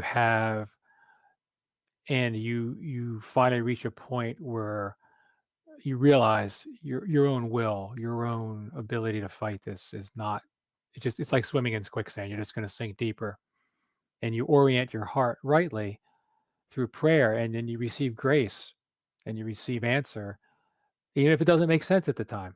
I won't get into the details, but I remember an experience I had where I just at the bottom of the hill, I was in despair. At the top of the hill, I was like, everything's going to be okay, right? You experience that. You can enter into this experience in a way that appreciates the genius of how Tolkien writes it. And so that's why, like, again, I'll keep coming back to it. This chapter, what happens here, is to me in many ways is it's so many things at once that are the strongest in the whole trilogy. Um, so I think this is just one example of that. Yeah. I was struck too. Just I have this book on my shelf. I think you referenced it, Tolkien's Faith, Ordway. Yeah, it's a But great book. I've not. Again, I have all these books that I haven't had time to read. But I did. I was just flipping through, looking at the pictures that are collected, and a number of them were really intriguing. But I wanted to grab this one. Because the note here is striking. It's from one of the Catholic churches in Oxford that Tolkien would have worshipped in repeatedly. But it says the Reredos, which is basically the what I think we would call the apse, provides a visual reminder of the communion of saints. The photo shows the statues with candles alight at their feet in honor of All Saints' Day.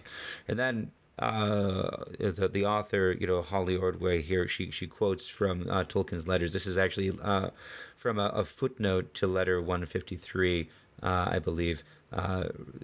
He says, so quoting, she says, writing of the Valar, the angelic spirits in his fictional world, Tolkien remarked that the people of Middle-earth might call on their help as a Catholic might on a saint. But this picture is, I think, really striking. It's a nice image of that surrounded by the great cloud of witnesses, even though it is a Catholic image. But this is the same impression that we're trying to get across in any Orthodox church, with the saints in their icons surrounding us on the walls and in the stained glass. Yeah, it's a beautiful, beautiful picture. Actually, I read that book and I recommend it. I think it was really good. In addition to taking you deeper into his faith journey and giving you some insights, as I recall, there's a lot of good insights about his marriage. Mm-hmm.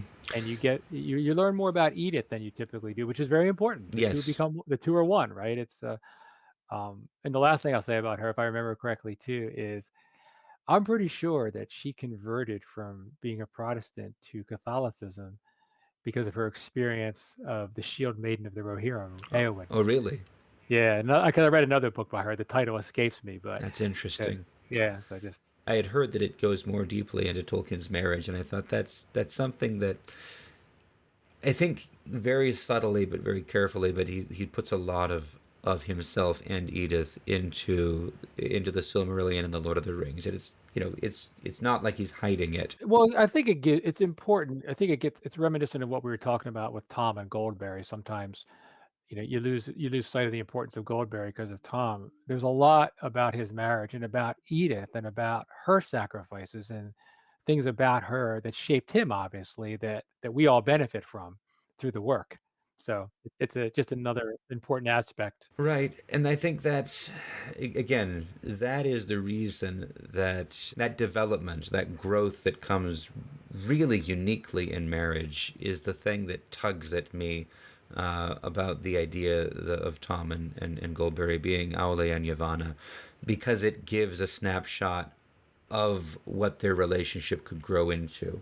The idea of a static marriage, which in a technical sense, any marriage of angelic beings would have to be static because angels don't change theologically, we know. But if you're going to have them marry, then it seems to be inviting and requiring that process of growth. And because there's tension, because there's sorrow in that relationship as depicted in the Silmarillion, just the thought of seeing that tension resolved and a peace and a harmony arrived at. Even the idea of it is precious to me. I don't have to make the absolute conclusion they must be. I can just say that there's a flip side of that image of tension between two very different people, and we get to see that in Tom and Goldberry. Right, and I think what really comes through in that book and just because for me, what I really enjoyed about is learning about Tolkien the man, because here was a man who liked to create works of art, right? Like I like to write poetry, I like to create, and yet he had a successful marriage, not imperfect like anybody else, and he had a great relationship with his 4 children. But yet he was, and if we have time, I'll tell a story later. But there's also his students loved him. I mean, so he was a very beloved man with his own whatever. But I think one of the things that I love about his marriage, what comes through are the 2 C's: compassion and consideration on both sides, and those are foundational for healthy growth in a marriage. And so, anyway, I'll stop there because I could go off for another hour. Yeah, I might like to even ask you to come back some other time to talk about marriage as we see it in the Legendarium, because Sure. it's not the first thing that's present. It's not overt almost anywhere, and yet it's suffused throughout the Hmm. entire body of Tolkien's works. I will. I would love to. But I Just think we need to come back to this because yeah. you made a lot of observations as we were preparing here about how Tom exorcises the space, the different songs that he sings. So I want to hear your thoughts on this once more. Even though you've talked about this again, this was your reflection way back in episode 10. Oh, really? That's interesting because I don't remember what I said back. Well, then you can say it again and we can compare Yeah, them. exactly. We'll see how inconsistent I am, whether there's been growth or not. Always growth. Yeah. So I already mentioned that it was kind of a resurrectional type of experience or imagery that Tolkien's using, and here Absolutely. we have the music of the Barrow easily being overcome by Tom's music. At these words, there was a cry, and part of the inner end of the chamber fell with a crash. Then there was a long shriek fading away into unguessable distance after that silence. And one of the observations, in addition to the music, the just like Iluvatar, Melkor's music got subsumed and redirected into something even more beautiful than he intended. We have that here, but I also noticed that in this encounter, the language here to the destruction of the Barroway, getting back to what you and I were talking about a moment ago, speculating what a white was, you see this same type of language used or similar language used to describe the destruction of the Lord of the Nazgul.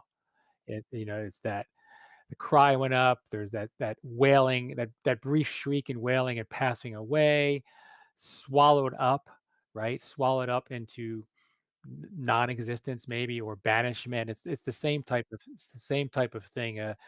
A final destruction and ending to this evil. Right.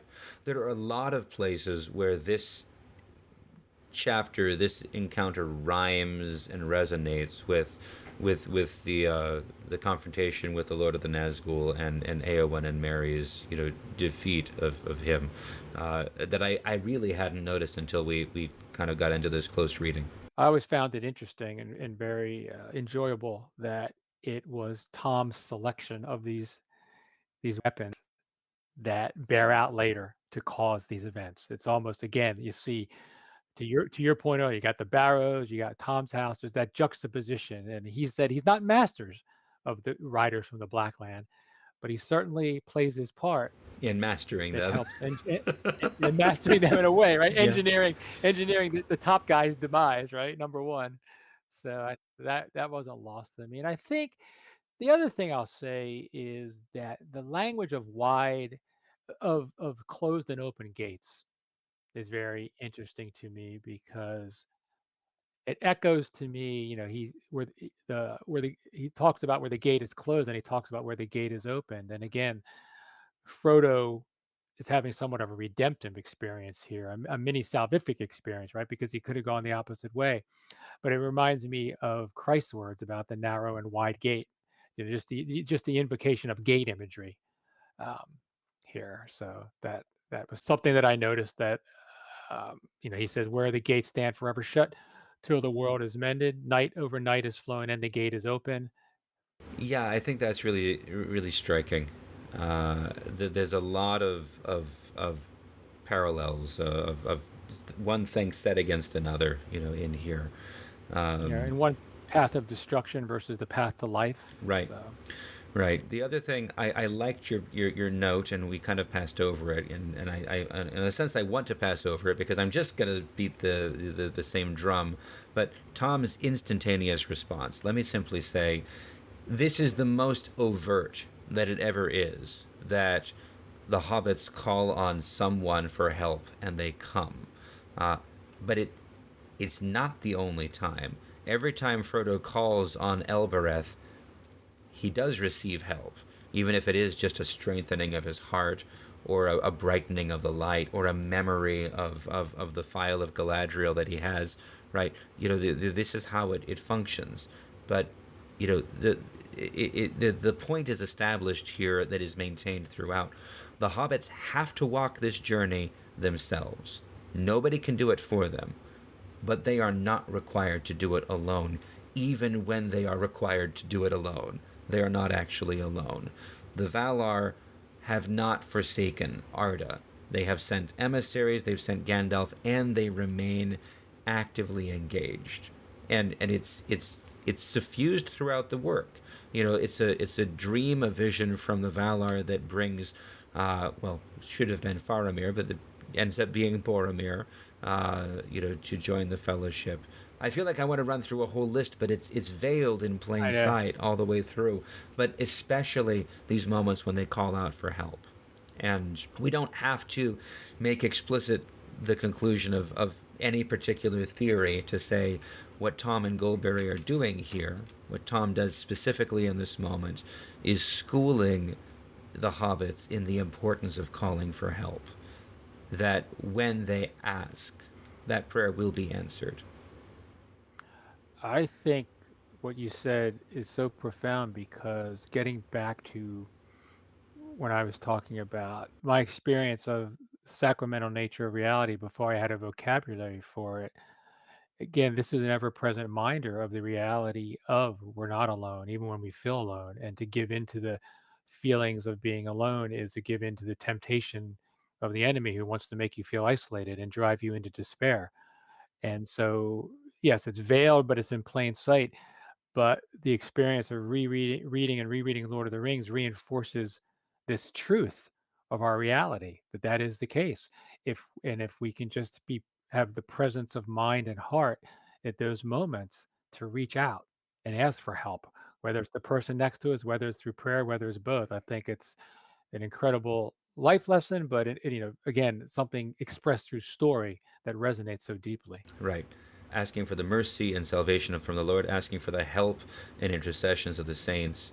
These are things that we are told to do when we go for confession, especially if we are confessing habitual sins and struggles.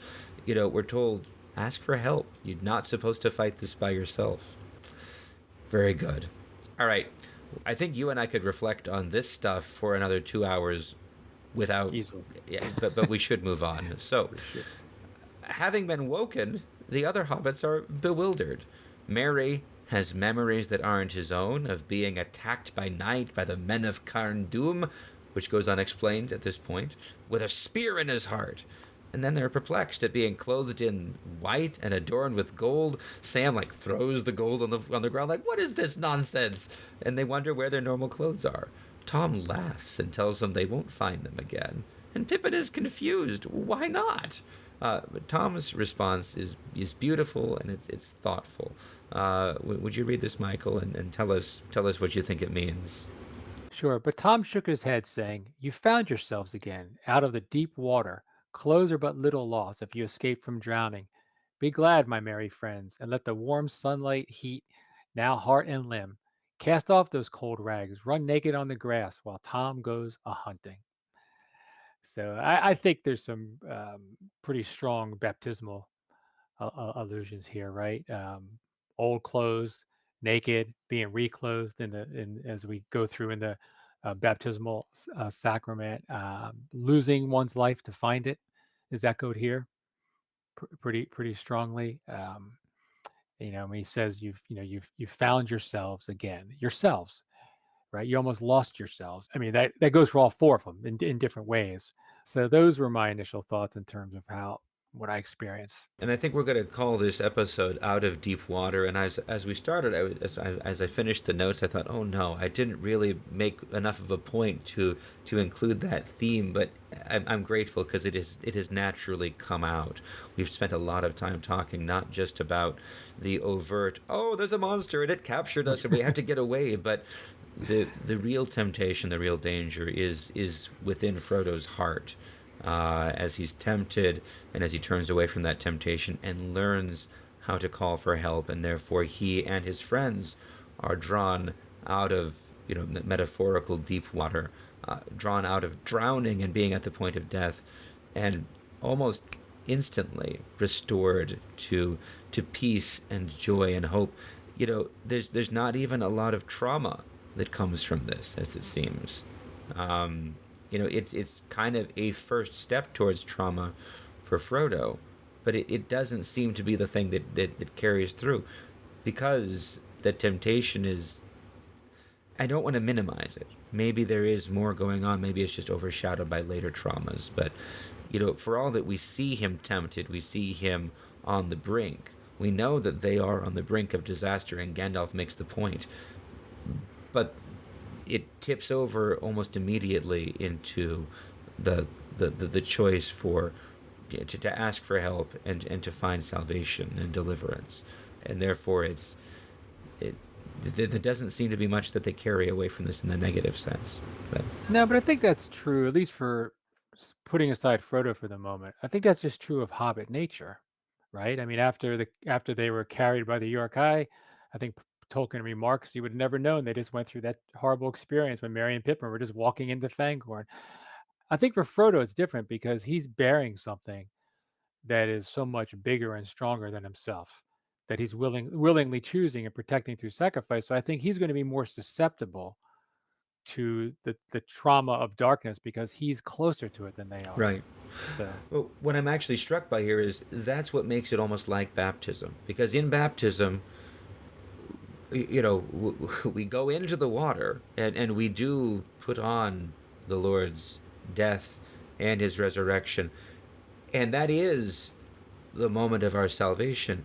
And yet, for all that, that is a thing that happens. I mean, I've baptized adults now, which I hadn't really done for a while, and seeing the look on their faces as they come out of the water, and it is a liminal moment. It is an absolute boundary of before and after, and yet it is only a type. It is, how do I say this? It's an encounter. It is a moment of actual spiritual warfare in which we go into the water and we are brought out again. And it becomes a type and a form, a model for how we must enter every other temptation the rest of our lives. But the fact that we have been baptized does not deliver us or remove from us the need to go through everything else that follows. And in that sense, I think the fact that this is, on the one hand, so easy, that's the thing that makes it really resonate to me as a baptismal experience, even though there is no water that they go into. But he says they've been drawn out of deep water. So Tolkien is making that point, even where the narrative doesn't, almost beating it into our heads a little bit too much. This is their commissioning. This is their initiation. This is their first real trial and a template of the trials that will come after. It's an experience preparation for the things that will come after, and well, let's leave it at that. It prepares them. It's the first step in their, well, not maybe not the first, but it's a strong initial step in their preparation for what's to come, and also where they've grown, where we see their growth at the end. Very good. I am still going to commend the listeners to go back and listen to listen to episode 10, listen to your reflections at the beginning, because I think what you said there is profound and valuable. But I think we can move on. Before we leave this part of the chapter, I want to take the chance to reflect somewhat on the larger context here, because the one insertion, we said Mary remembers like a moment of death from even the first draft. What is only inserted later is the reference to the men of Carn Dûm, and that really kind of opens up a lot of the historical background, both in the long distant past, in the very history of the hobbits, and in the very immediate what is going on around them as they are leaving the Shire. So let me kind of go through this. I was reminded of all this first by some notes in the passage on this passage in the Lord of the Rings Companion. That's the Wayne Hammond and Christina Skull text. So I want to pull up the map here again so we can see this. Carn Dûm is all the way up here at the end of the Misty Mountains, of the northern parts of which are then the mountains of Angmar. And Carn Dûm is kind of the city of Angmar there at the end, the chief fortress. And this is what Hammond and Sûl quote from a reference from the appendices. This is their quotation. Carn Dûm was the chief fortress of Angmar, the realm of the Witch King, the leader of the Ringwraiths, in Third Age around 1300 to 1973.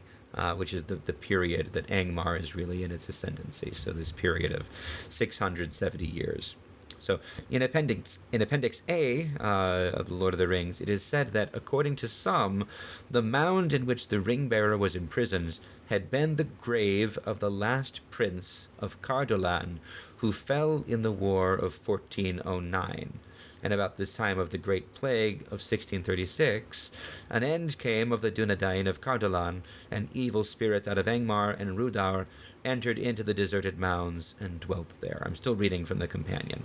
The Tale of Years indicates for Third Age 1409, the Witch King of Angmar invades Arnor.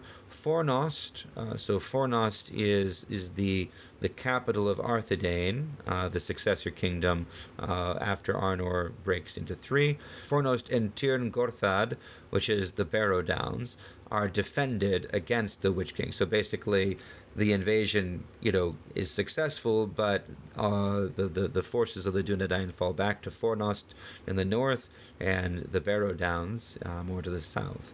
And then they interpret this. Mary's remarks indicate that in his dreams or trance, he had been experiencing the last hours of the Prince of Cardolan. But we know the Barrow Wight is not the ghost of this prince, but is one of the evil spirits who came to the mounds some 200 years after the prince's death as an agent of the Witch King of Angmar. That's the one piece, and then they go on and note that in earlier drafts, it was said that after the Black Riders, when they're coming north, they didn't just go straight to Hobbiton. They came from the south. They seem to have come through the gap of Rohan, right? up the Greenway, and then headed towards the Shire, crossing over at Sarn Ford. But Sarn Ford was defended against them. It was guarded by the Rangers, by the Dunedain. But the Black Riders overcame the Rangers guarding Sarn Ford, and then 4 of them pursued the Rangers north along the Greenway, and either having slain them or driven them off eastwards, they made a camp at Andrath, where the road passes between the Barrow Downs and the South Downs. So there are Nazgul here, directly to the east of the Barrow Downs. And meanwhile, the rest of the riders seem to be, they go into Hobbiton, they go to Bag End, almost catch Frodo and his friends at the beginning, chase them through the Woody End, and so forth. So this is, the Nazgul are divided, but the Witch King is not in the Shire. He visits the Barrow Downs and is actually there for several days, probably until late on September 27th. This then is observed in the Lord of the Rings Companion.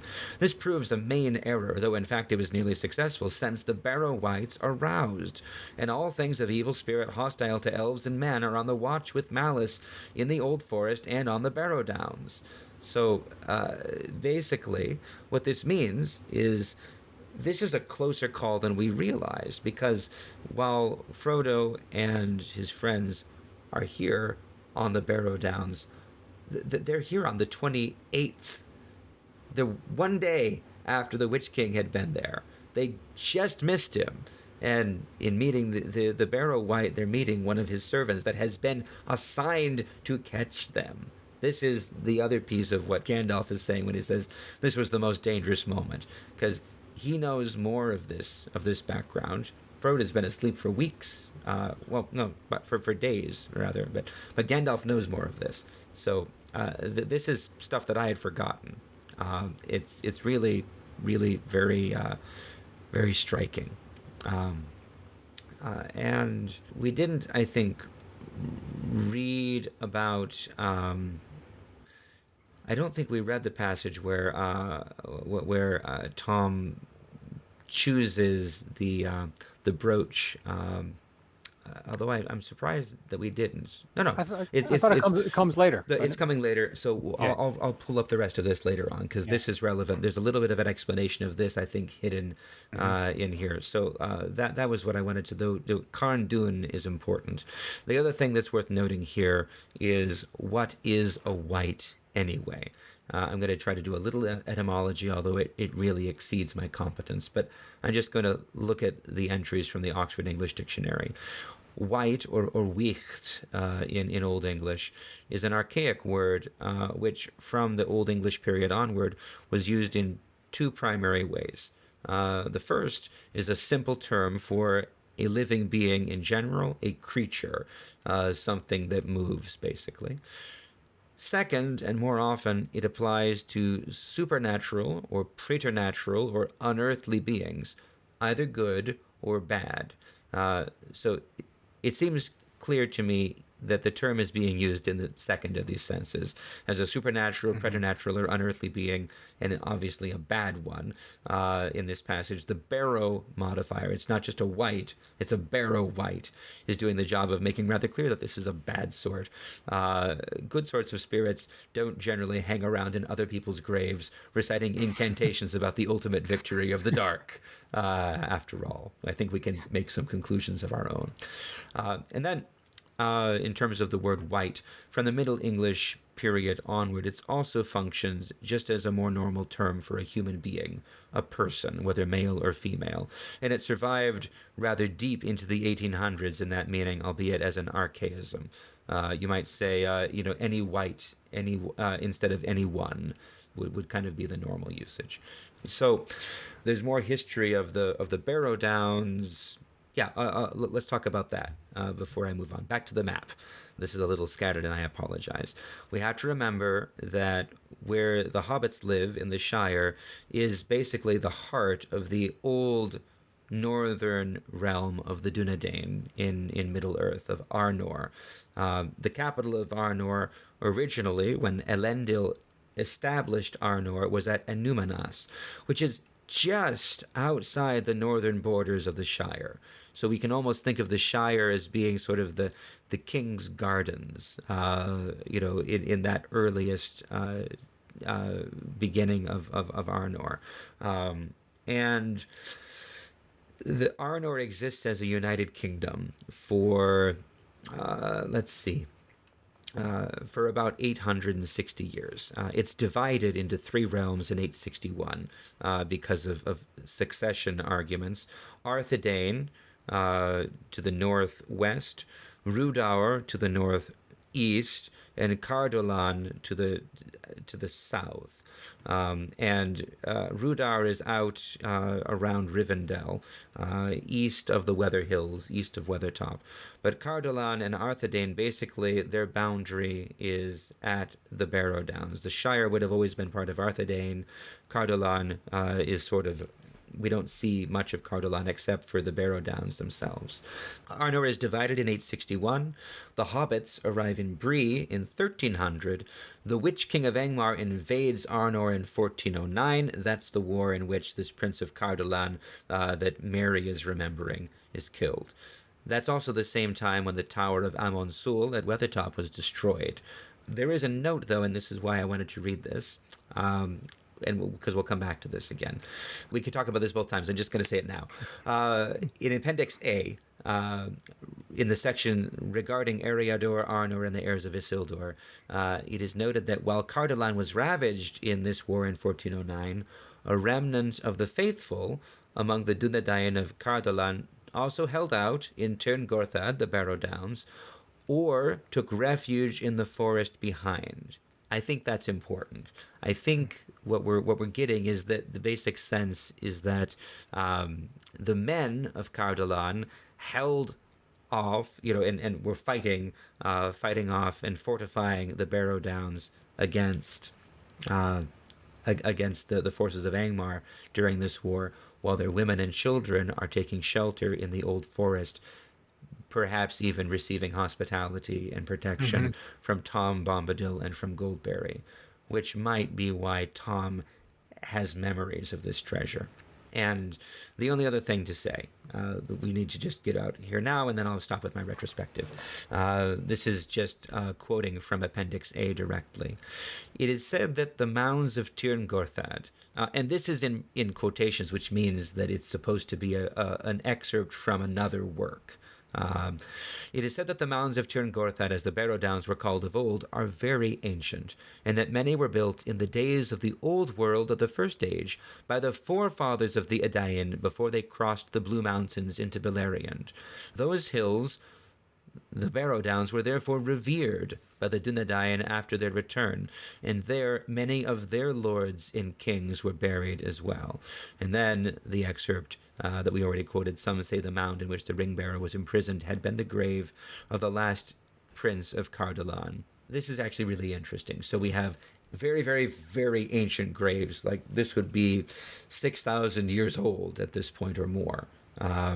Which is the distance, I think, between the Third Age here and the end of the First Age. So maybe even 7,000, 8,000 years. Long time ago, these ancient barrows, probably the higher hills that they're looking towards. But this one, just on the edge of the Barrow Downs, is a more recent grave, just 1,400 years old. No, 1,600 years old, I should say. And that, I think, is helpful context, scattered though it is.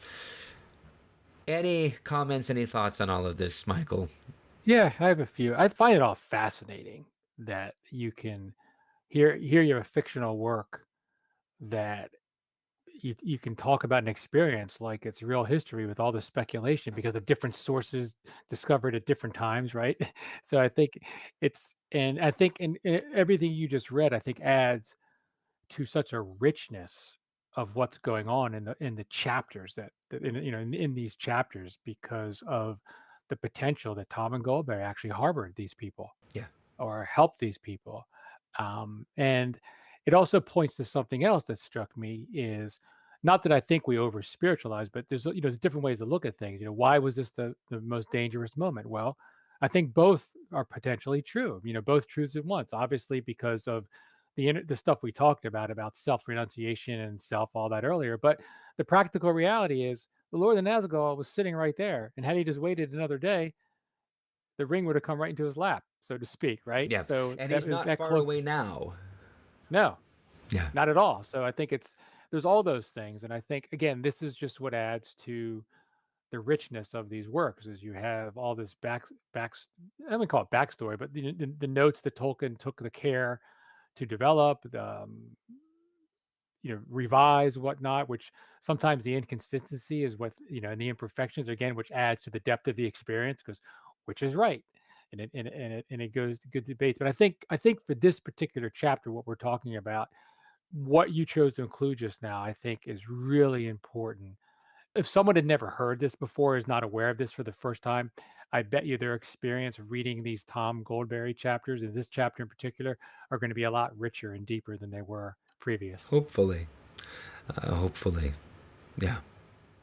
The other thing I think is necessary to mention is, again, as we've been doing the read through, we've talked about how shocking it is that Gandalf trusts these decisions about the fate of Middle Earth to Frodo Baggins, right? But it's not just one. It's not a one-off. He trusts him. Gildor trusts him, and now Tom Bombadil, whoever or whatever he is, having rescued them, having sent, he sends them off into this, knowing Tom surely knows, because this is part of his realm. He knows, I would submit, that the Lord of the Nazgul has been on the Barrow Downs Hmm. as little as 10 hours before. And he still sends them to walk on their own to the road, giving them sufficient good advice. Pass by the west. When you get in a jam, call for help. And when they fall afoul of it, he's going to walk them to the road, but then he's still going to send them on. It's their task. And that is, I think, vital.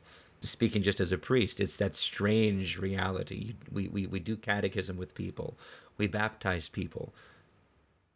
And then they have to run the race themselves. We cannot run it for them. They need to ask for help. They need to, be faithful. But no one can walk that spiritual life for anyone else. One of the things I always point out is, and I think it's a beautiful way to look at it, is in your role as a priest, when you're administering the sacrament of repentance, you're off to the side. Yes. And so I think that speaks to all of us as priests with a little p in our relationships in life, being off to the side, meaning don't get in the way of that person's relationship with God and that person's ability to exercise their freedom of choice, which may not appear to you as wisdom, but you don't know the bigger picture of what's going on with that person's life. And I think it speaks to, but yet being there, being present to be helpful when called upon. And so these characters you mentioned, Tom, Gandalf, Elrond, Yeah. trusting to, they understand the wisdom Yeah. of the reality. So that's what strikes me in listening to what you said, and often what I come back to, what often I have to remind myself as a parent, Yes. as any, as Oh, somebody, yes. well, best especially as a parent, but the older you get and the more tragedies you encounter in life, and the more things you encounter, just that humility to understand you can't fix this, but you need to be off to the side and you need to be helpful when called upon, but you need to maintain your prayerful life so that you are, when it comes time to be called upon, you do so with wisdom, not with heavy-handedness or anything that gets in the way. And I think that comes out so much in the words and actions of Tolkien's characters.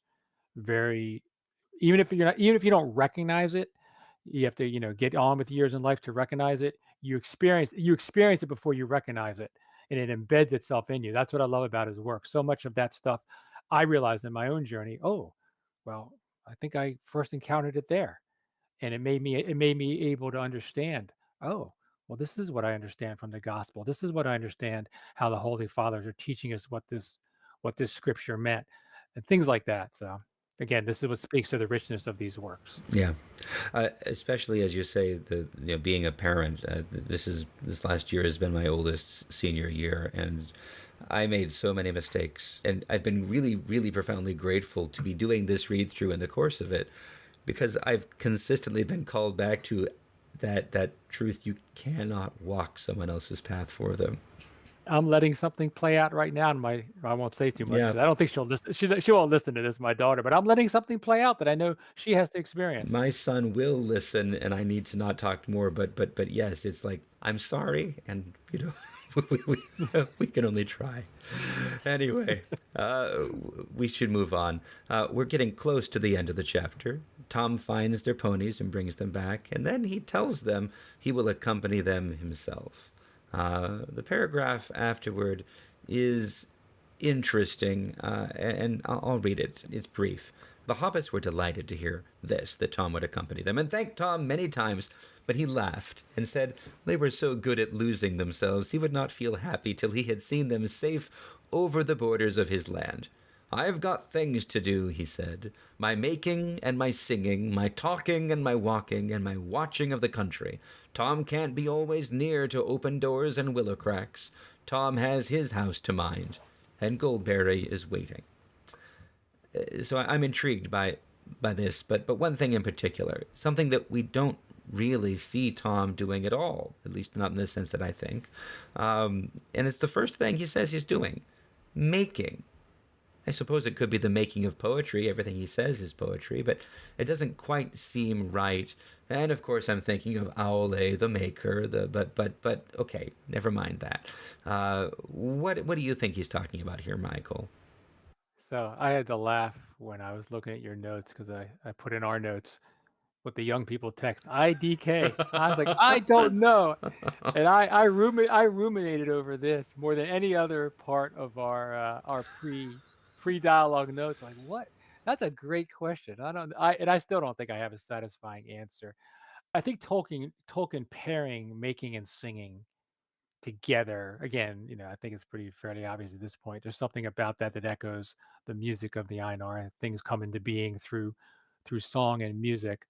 But I think to your point, it's poetry, but it's not just poetry. Tom's songs aren't just poetry for the sake of creating expressive rhymes and things that are fun to listen to. There's something else that I think he's continually doing to preserve the boundaries, to nurture and protect within them, to serve Goldberry. It all has to do with the making expressed through song. But as they say, that's all I got. Yeah. I don't know. Yeah, So, as you've been talking, I've had some other ideas come to mind that I think are worthwhile. A young person, a young man, thinks that his role in the creation is to do, to make, to accomplish, to somehow be written in the history books. Wisdom indicates that the things we do and make are a lot less important than what we are fashioning in our own hearts by the way in which we live in interaction and relationship with other people. And people wiser than I, and I think I'm really quoting Dr. Philip Mamalakis here, at Holy Cross. He'll say, it's important just to be a peaceful presence. And I think of this in priestly work, in hearing confessions, in grieving with the bereaved, simply to be present with other people in their struggles and in their traumas, to not try to carry their burden for them, but to not be afraid of it. That is a profoundly creative act. It is an act of veneration of the image of God in them, allowing them to struggle, allowing them to be, without trying to subsume their struggle into my own story. And therefore I wonder if the way to read Tom's, words is not the list of what he does, but making is what he is doing as a created being, whatever he is, whether Valor, Ainur, nature, spirit, enigma. He is a citizen of the story. He is a sub-creator, as Tolkien would say. But the mode of his sub-creation is, in wisdom, now defined by the things that follow, by singing, by talking, by walking, by watching, by minding his house, by attending to Goldberry. This is Tom's making. He is making himself the right sort of person.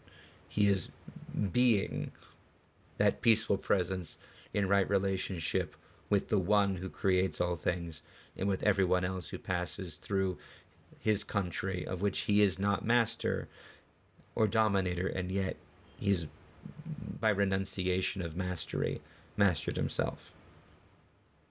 I love what you said. It resonates so deeply with me because I think I've become more increasingly aware as the years have gone by, both getting feedback from people and just realizing that to what you said about being present is really what's most important. I think it's so easy to fall into the trap of thinking you have to be a human doing as opposed to a human being.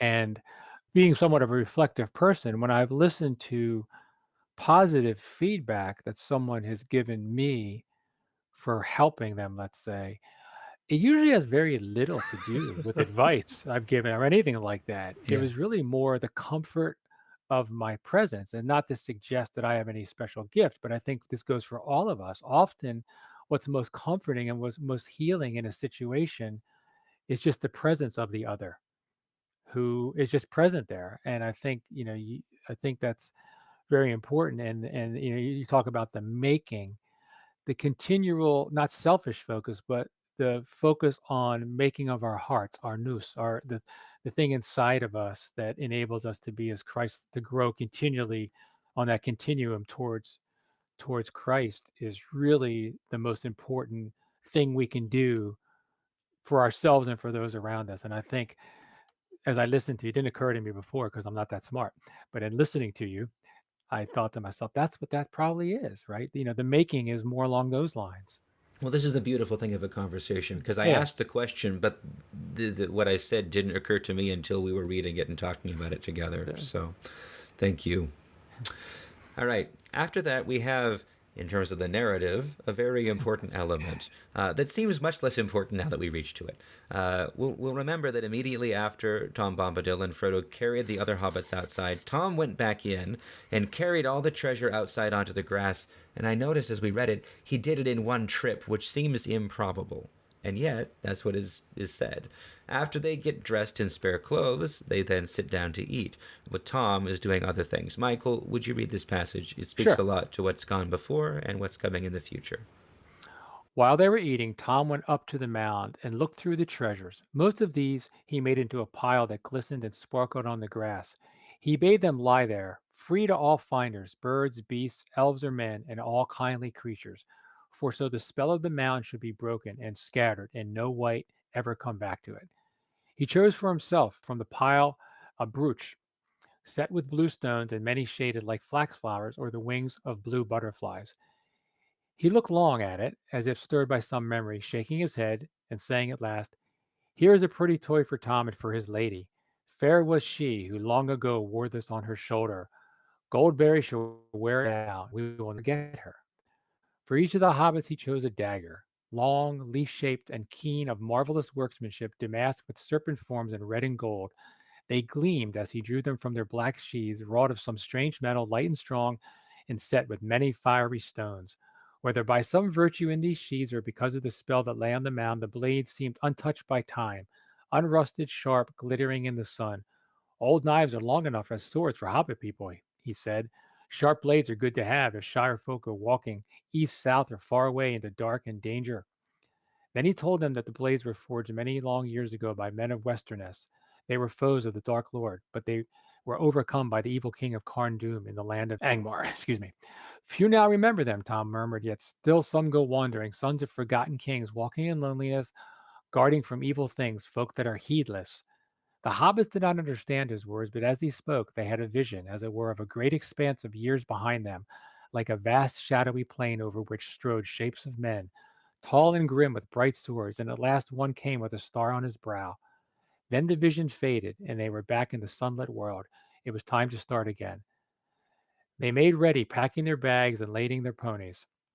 Their new weapons they hung on their leather belts under their jackets, feeling them very awkward and wondering if they'd be of any use. Fighting had not before occurred to any of them as one of the adventures in which their flight would land them. Right. So I had intended to talk about some changes from the original draft, but I think I want to just dispense with that because there are some thoughts that crossed my mind here, and I think we can talk about them Sure. and then move on. First of all, just how much Tolkien packs into this. There's foreshadowing of the death of the Nazgul, there's the context, he gives the history, there's this reflection on all that history that we just talked about, and almost an elegy for the Dunedain who have been killed. You know, the war has already started. They were killed or driven away by the Nazgul who assaulted them at Sarn Ford, and the hobbits are entirely ignorant of it. And he doesn't tell them about this, not overtly. He doesn't lay that on them as a guilt, because that was a free offering of those Dunedain anyway.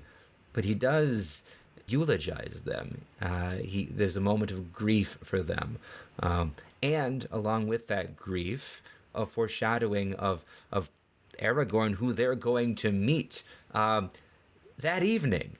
It's that evening that they meet Aragorn, and then finally, how many times Tom and Goldberry speak and the hobbits have a vision? I've never noticed this before. Right. But you know, the way in which their words, their songs catch the hobbits up time and again, and they see other things, and then the vision fades, right? This is really profoundly striking.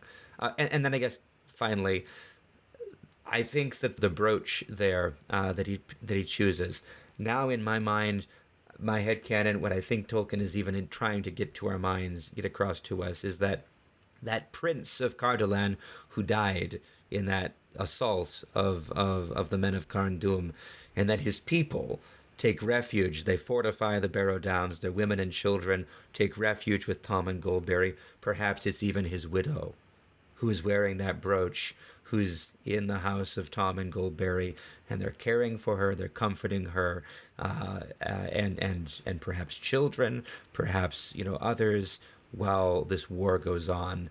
And then it may just be in my imagination, but it is the kind of thing that Tolkien is inviting us to think about and wonder.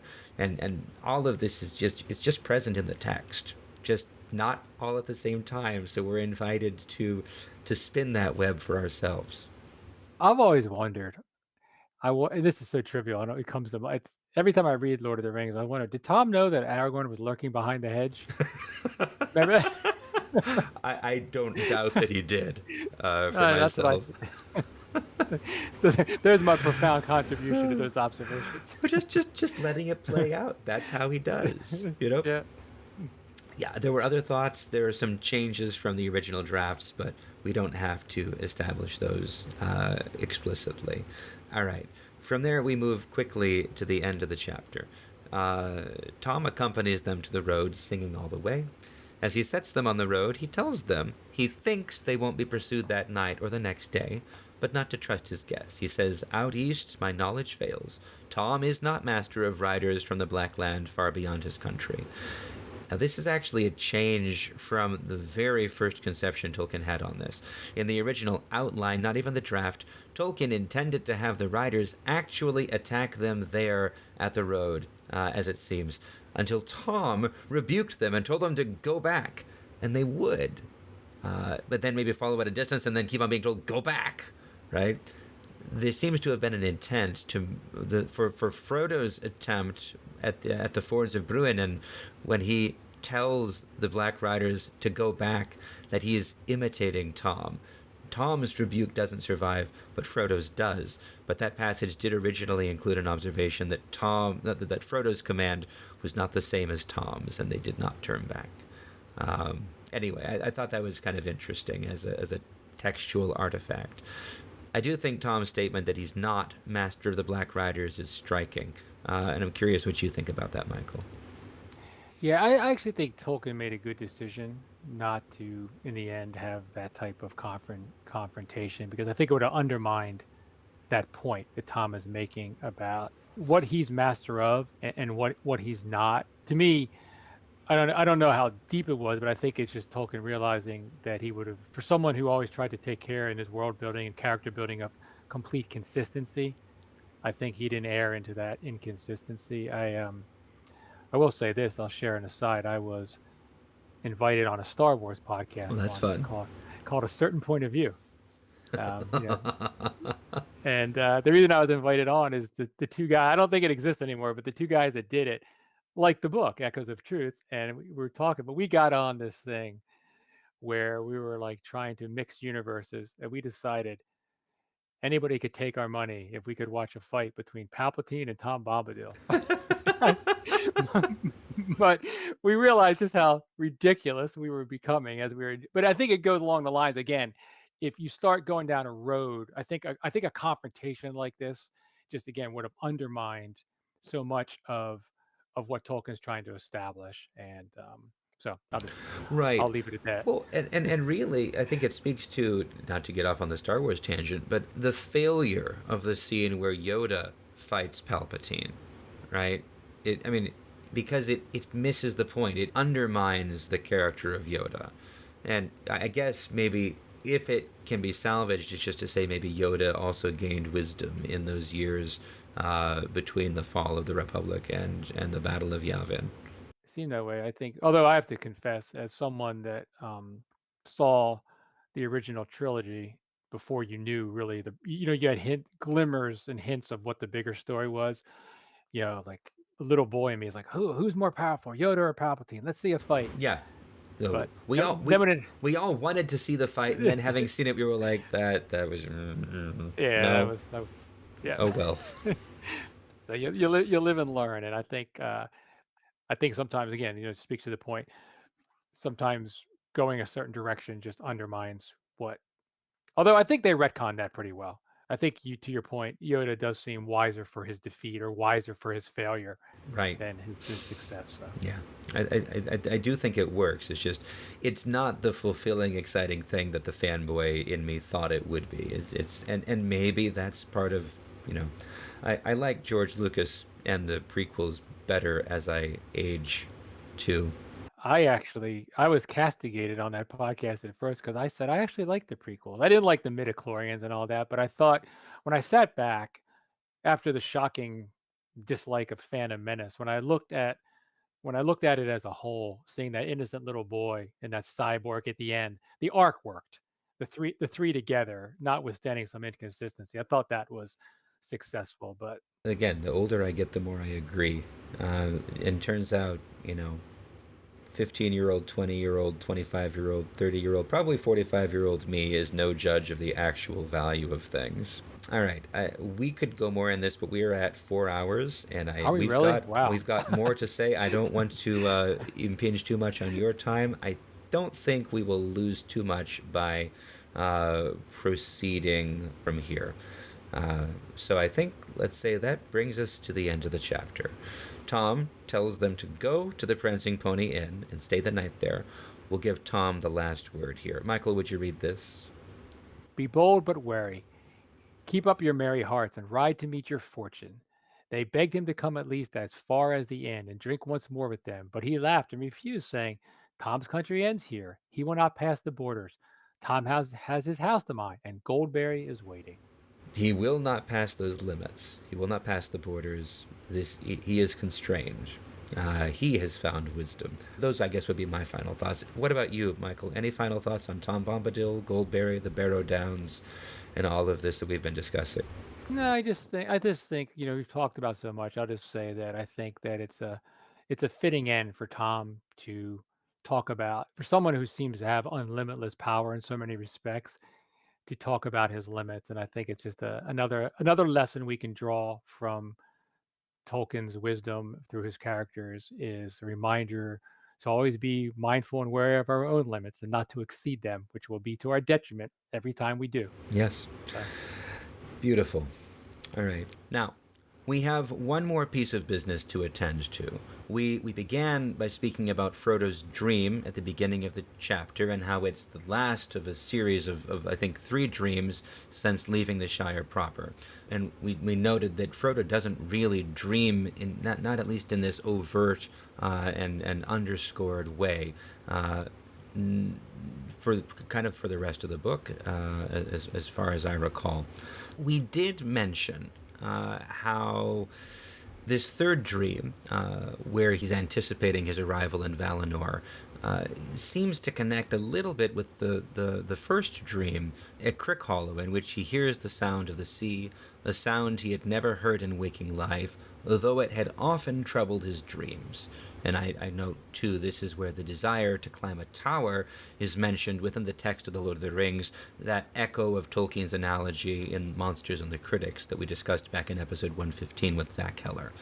Now, we don't hear much more about these dreams after we leave Tom Bombadil, but it does plant a seed that finally bears fruit all the way at the end of the story. This chapter's dream has a reprise in the final words from Frodo's perspective as he arrives at the uttermost west.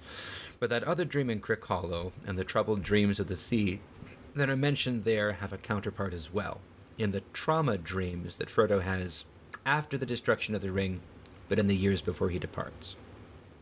So, that's what we need to discuss now. Last time we read from the collection of Hobbit poetry published under the title of The Adventures of Tom Bombadil, and this time we're going to look at another poem called The Sea Bell. It's the second to last poem of that collection. What's striking about it is that it is associated with Frodo's troubled dreams of the sea after the destruction of the ring, and that's mentioned in the foreword to The Adventures of Tom Bombadil. Michael, would you tell us some more about this poem and what you think is important and what you love and even are troubled by about it? sure. I think just historically, this poem actually derives from a poem that Tolkien wrote called Looney, Looney. He wrote around 1932 or 1933, according to sources, and it was published in the Oxford Magazine. And that he revised later, according to the letters. He seems to have mixed feelings about it. W.H. Auden, the poet, loved it, and he seemed to have taken pride in that. If you read letter 295, but in an earlier letter, I have it in the notes someplace. He was writing to Pauline Baynes about illustrations for The Adventures of Tom Bombadil, and he seemed to express some trepidation about the quality of the poem. So he has some mixed feelings about it. I could not find the original Looney poem, but the Sea Bell, according to Verlyn Flieger and Tom Shippey, Tolkien scholars, is a lot darker. And actually, if I can, I don't know if I can. This is going to be on camera, but this book, Question of Time by Verlyn Flieger, there's a whole chapter in this book about comparing the versions of the poems, which is worth reading for those of you that have not read it. It's twice as long, according to Flieger. The Sea Bell now has, unlike Looney, has an element of maybe punishment for hubris of the main character in the poem. It definitely has that sea longing that we find in the Lord of the Rings, both with the elves and, of course, with Frodo's haunting of his dreams. And like you said, Father Anthony, it relates to the sea longing that we see at the dream at the end in Crickhollow at the end of Conspiracy Unmasked.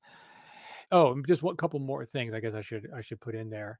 Tolkien indicated someplace that this was likely one of the dreams he had in Farmer Cotton's house when I guess before they moved into Bag End again. Right, and this is And stuff that comes at the end of the book, which we haven't got anywhere close to and won't for several years. But yeah, right. If the reader will recall, there is a repeating motif of Frodo's trauma, especially as October comes, the anniversary of his wounding by the ring wraith at Weathertop, and he's having dreams, but what he's dreaming isn't really described, except perhaps here. So I guess my own experience of it, for whatever reason, I found the overall quality of the poem, the story being told within the poem, the language that Tolkien uses to be very haunting Mhm. and very enigmatic. I find myself a lot in my own poetry writing about seabells and chimes and the sound and trying to continually capture what it's evoking in me that I really have trouble putting into words, hence the enjoyment of trying to construct poetry to capture that. It also the poem has a very much of the Pilgrims on Earth feel, someone that Mhm. does not is not at home in any place. And I think perhaps because I read this poem very young and I've reread it and I experienced it in different ways, but upon my first reading, I think I as a young man, as a 6-year-old actually, I experienced death early on with a cousin.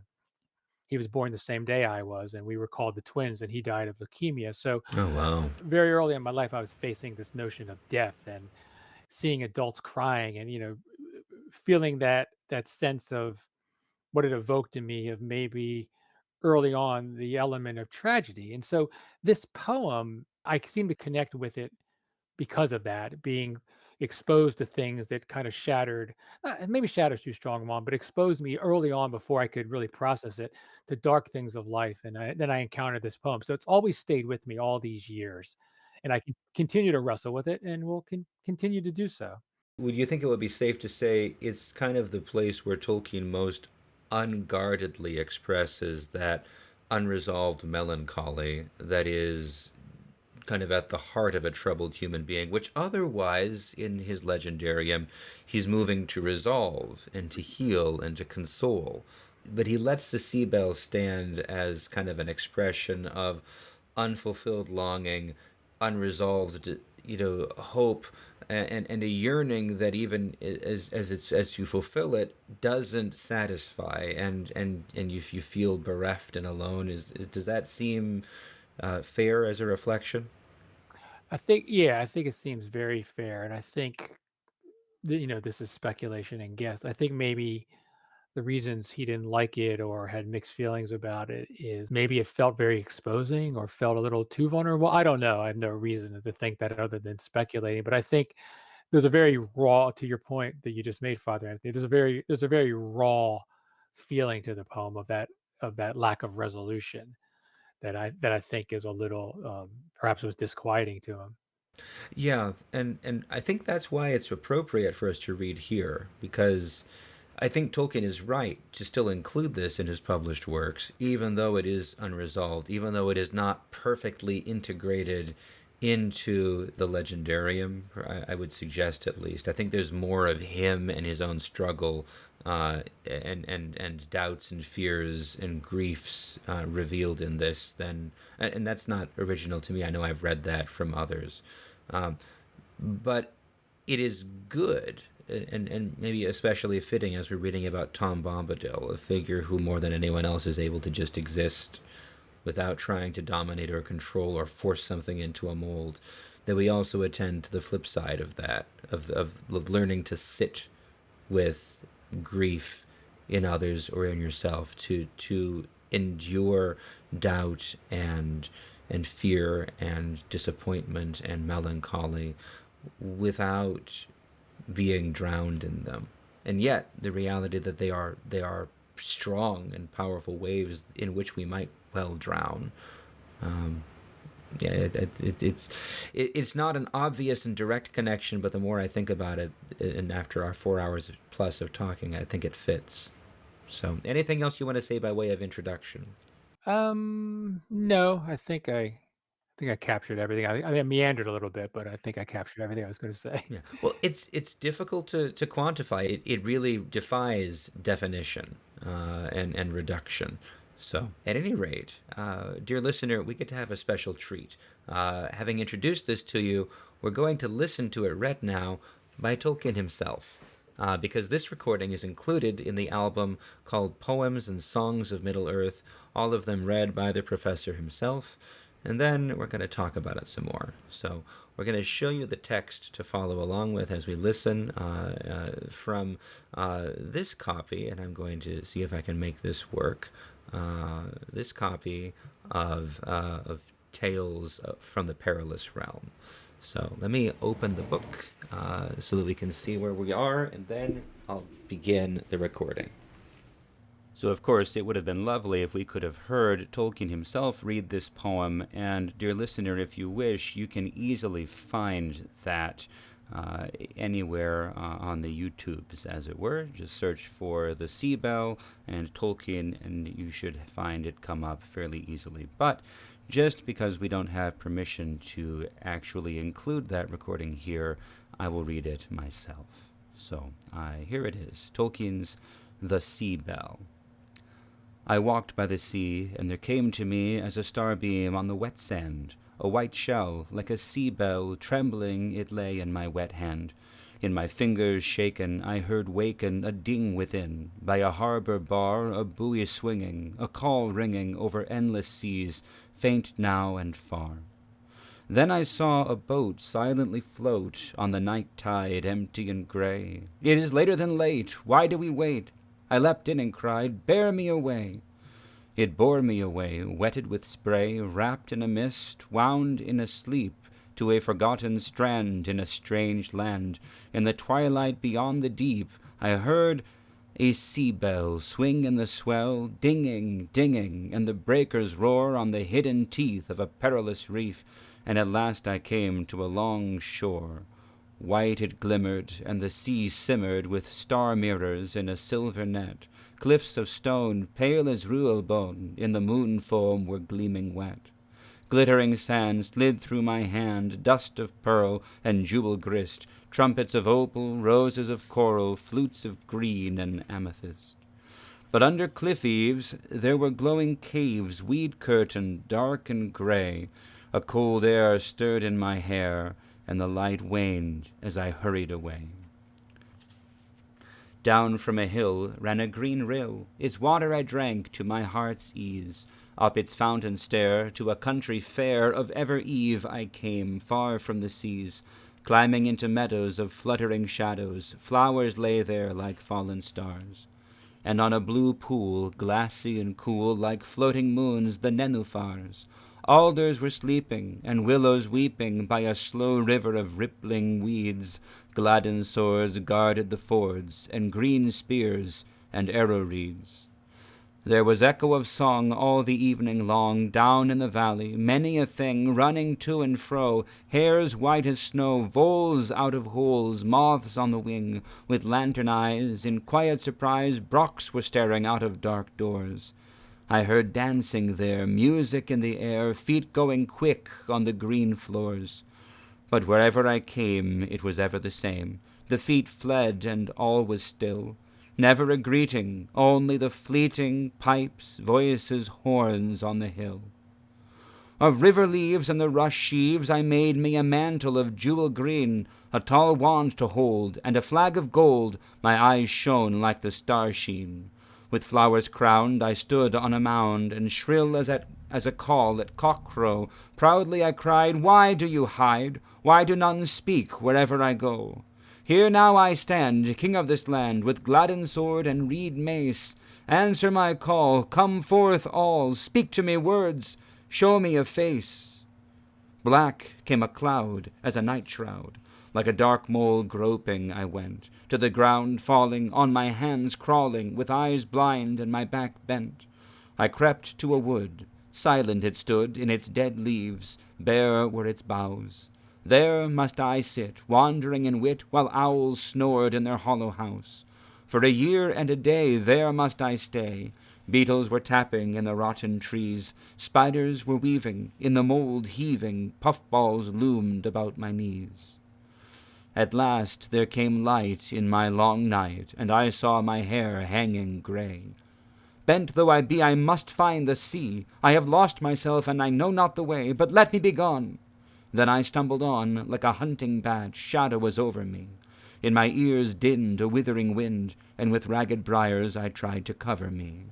My hands were torn and my knees worn, and years were heavy upon my back, when the rain in my face took a salt taste, and I smelled the smell of sea-wrack. Birds came sailing, mewing, wailing. I heard voices in cold caves, seals barking and rocks snarling, and in spout holes the gulping of waves. Winter came fast, into a mist I passed, to land's end my years I bore. Snow was in the air, ice in my hair, darkness was lying on the last shore. There still afloat waited the boat, in the tide lifting, its prow tossing. Weary I lay as it bore me away, the waves climbing, the seas crossing, passing old hulls clustered with gulls, and great ships laden with light coming to haven, dark as a raven, silent as snow, deep in the night. Houses were shuttered, wind round them muttered. Roads were empty, I sat by a door, and where drizzling rain poured down a drain, I cast away all that I bore. In my clutching hand some grains of sand, and a sea-shell silent and dead. Never will my ear that bell hear, never my feet that shore tread, never again, as in sad lane, in blind alley, and in long street, ragged I walk. To myself I talk, for still they speak not, men that I meet. I find that poem beautiful and beyond my competence to even begin trying to do an analysis. I only note that it seems suffused with imagery that I kind of recognize and things that I don't, and most of all with this melancholy. And the end is so they don't talk to me, men that I meet, with loneliness, that in isolation. But I've not lived with this poem to the extent you have, Michael. What would you say about this? I am somewhat resistant to too much analysis of it. I like to experience the feel of it, not in a morbid way, going down a dark place, but just first of all, as I've said on past episodes, having somewhat of an identification with the character of Frodo, it takes me to another place where I think we get some more insights into the depths of the pain that he suffered because of Tolkien's attributing this poem or linking it to Frodo.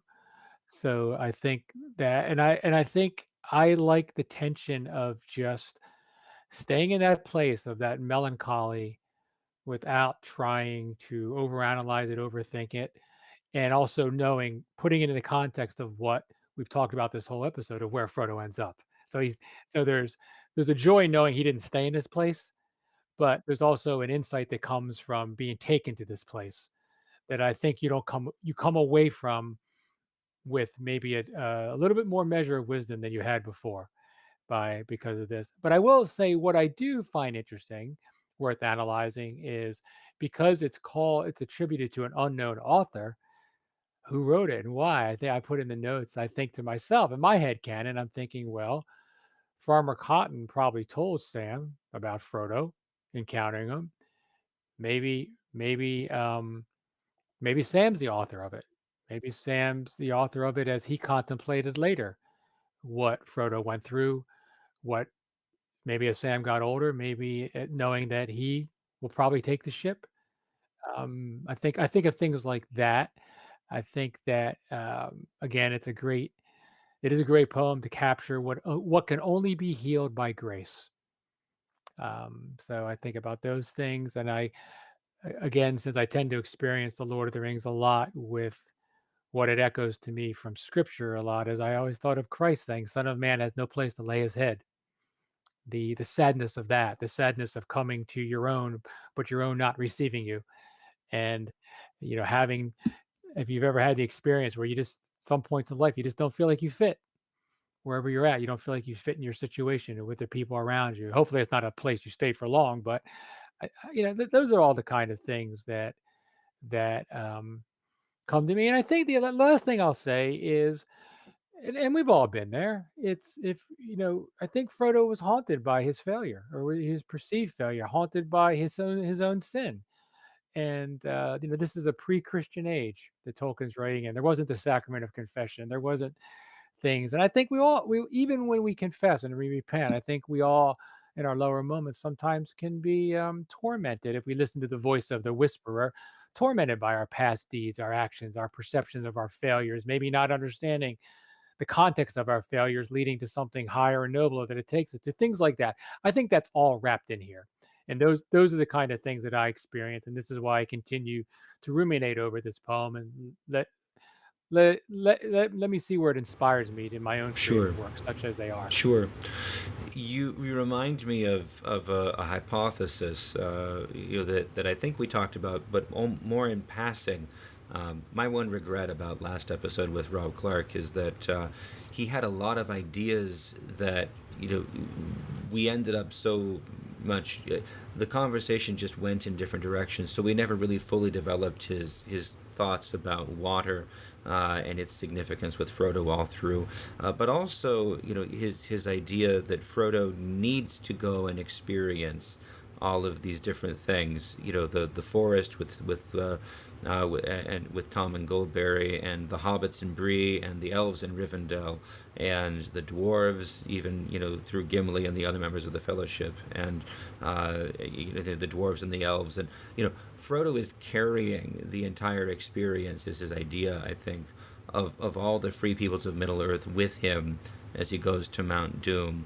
And it is on their behalf, all of them together, I think, is his idea that he's supposed to cast the ring aside. And he fails, and it's lost, and yet, it is even in carrying the burden of Gollum that its destruction is still enabled. And I wonder if that connects the poem somewhat with Frodo's words, "It is gone forever. Now all is dark and empty," and your sense, the faithful servant, like the Lord, has no place to lay his head. Frodo has been in all of these places, but he is not home. He is not at peace in any of them any longer. And some of that I see resonating in the poem. Not again trying to reduce it and say this is what it means, but I'm struck by that connection. No, I am too. I think those what you say resonates is absolutely true, and I think that you see here a kernel of what was already in Frodo, having grown due to his experience, but not yet reconciled because he hasn't taken the ship. So I think you see it here, and I think that's fine. Like that's not what I mean by analysis. I think those are to reflect on the things you think and makes you feel is one thing. To try to, I guess what I mean more is like the over analysis and reducing it to something that maybe it's not. But I think again, this is a very haunting poem, and even though it's a bit sad, I think there's a wisdom in the sadness that comes from pondering it more and more. Yeah.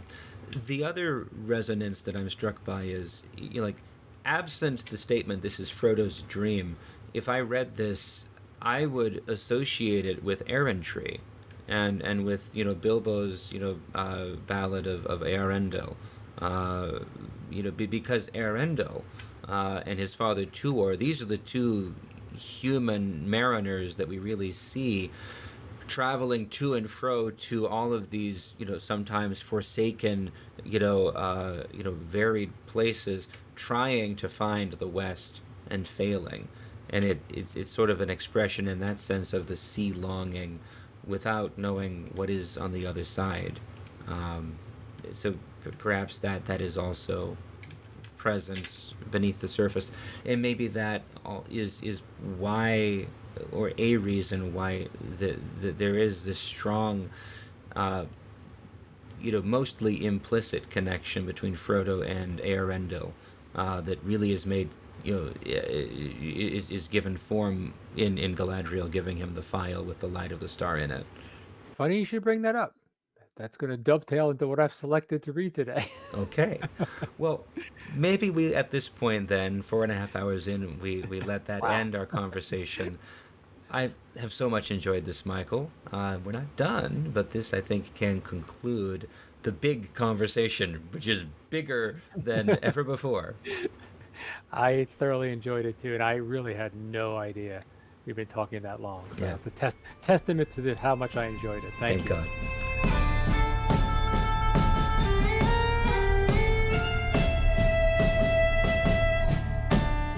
So, but yes, the best part is we're not finished yet. We've read a lot from the book already, but one of my favorite parts of the show is this section when we ask our guest hosts to read a selection of their own choice. I often hear things I'd never heard before from Tolkien's vast body of work, or am reminded of things I've not read for years. So, what do you have for us today, Michael?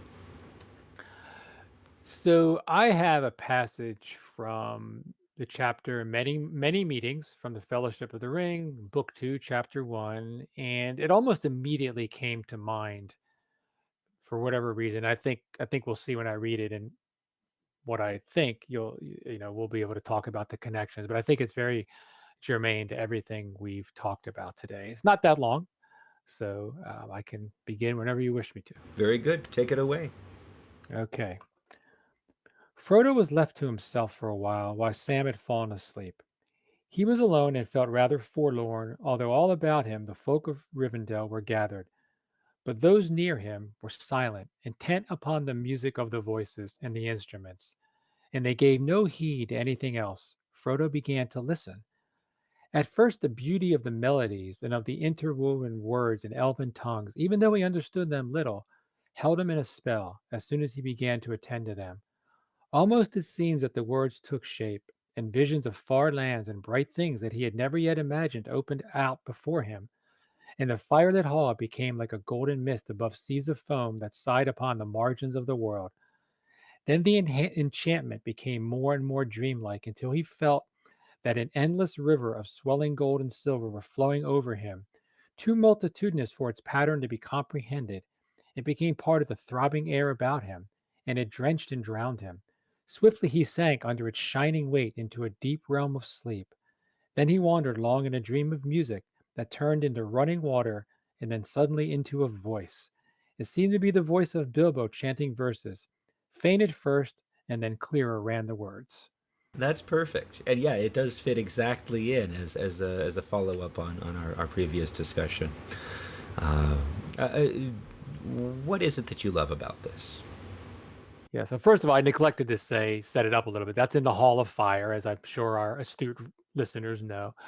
What I liked about this, I liked several things. I liked the subtlety of Frodo perhaps feeling a little forlorn in the beginning to feeling enraptured and enchanted. And I think that it's the way Tolkien wrote it, the way he wrote Frodo's experience, the music and the voices were almost what I try to do in poetry myself and fail, I think, is painting with words, right? Just evoking things that are so much deeper than you could experience outside of these words and voices blending as music. That again, the tie-in here to me, it's yet another echo of the music, the creation music, right? That's going on here, something derivative from that. Um, Talks about running water. I immediately thought about living water, right? And getting back to the whole theme of water that maybe you and Rob will explore at some point in much more depth. And then I think the connection to Arendelle, it flows right into Bilbo. He comes out of it, but it flows into the poem that Bilbo had the cheek to make about Arendelle. And again, it's that linkage of the salvific figure of the Silmarillion with the salvific figure of this story, right? There's a connection there. So I just saw in this brief passage the blending of so many of the elements that you and I have discussed today, that really just it felt fitting. So that's why I selected it. I was intrigued and struck by, we've basically now talked about three different types of poetry in the course of all this. And this actually reminds me of my son, who on his first interaction with Tolkien's poetry undertook his first scholarly project at age 6 or 7 to collect and categorize all of Tolkien's poetry under whose poetry is it. So and he actually put this together in a book. It's very cool. That's awesome. The human poetry, the Hobbit poetry, the dwarven poetry. I'm not sure where he classed Tom Bombadil, but that was what struck me as you were reading, because the elven poetry has sort of, as a process, it draws Frodo in, and he's beginning to feel that he's seeing and hearing and experiencing things beyond the music itself. The music is transporting him. But it's really interesting comparing that to Tom and Goldberry's rhymes and songs, which there is no perhaps, there is no process, it's immediate. The hobbits are transported, they are granted visions beyond what they've seen, and the juxtaposition is striking to me. Let me say it that way. And I'm tempted to say that the elves are endeavoring and succeeding to do by craft what is the part of others to do simply by singing. And that the power, not in the naked domination power, but the capacity, ability, the virtue of Tom and Goldberry's song is higher than that of the elves, although it has less art to it, perhaps. But then juxtaposing again with the elven poetry, Bilbo's mortal poetry, which does not have the capacity of striking a spell. It doesn't transport. It remembers. It grieves. It honors, but it doesn't carry them away. And I think that there's so much of Tolkien's greater project contained in that, both for good and for bad. The elves are so eager to preserve these memories, to participate, to imitate in the role and tasks of the Valar, but it is the part of men to remember, and by remembering to actually let go, and to let these things recede into memory, instead of being preserved in amber, as it were. I'm kind of rambling and nattering, but Oh no, I really like those observations. I don't think you rambled at all. No. So, Dang. yeah. I hate to tear us away from the Hall of Fire here, but it's time for something rather different now. That's right. It's now time for a little segment I like to call They're Taking the Hobbits to Isengard.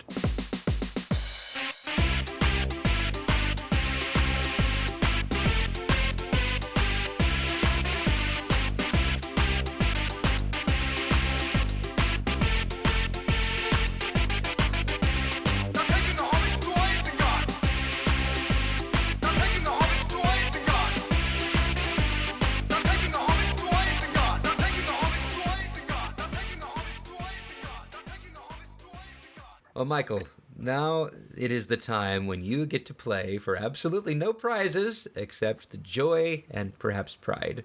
A little game which will test whether you are indeed a true Tolkien fan whom everyone should listen to, or whether we have just wasted.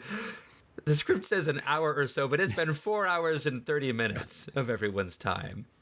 The format here is one that I inherited from my father and his brothers. They used to play this trivia game. I don't think I need to introduce it to you or to our listeners. So, the rules we know: actual quotations, full sentences or sentence fragments, and only from The Hobbit and Lord of the Rings. And I will give no example. If you get who the speaker is, 1 full point. If you get the context but miss the speaker, half a point. And you can get then 1.5 points for each one if we get both speaker and context, and that can help us keep our legs.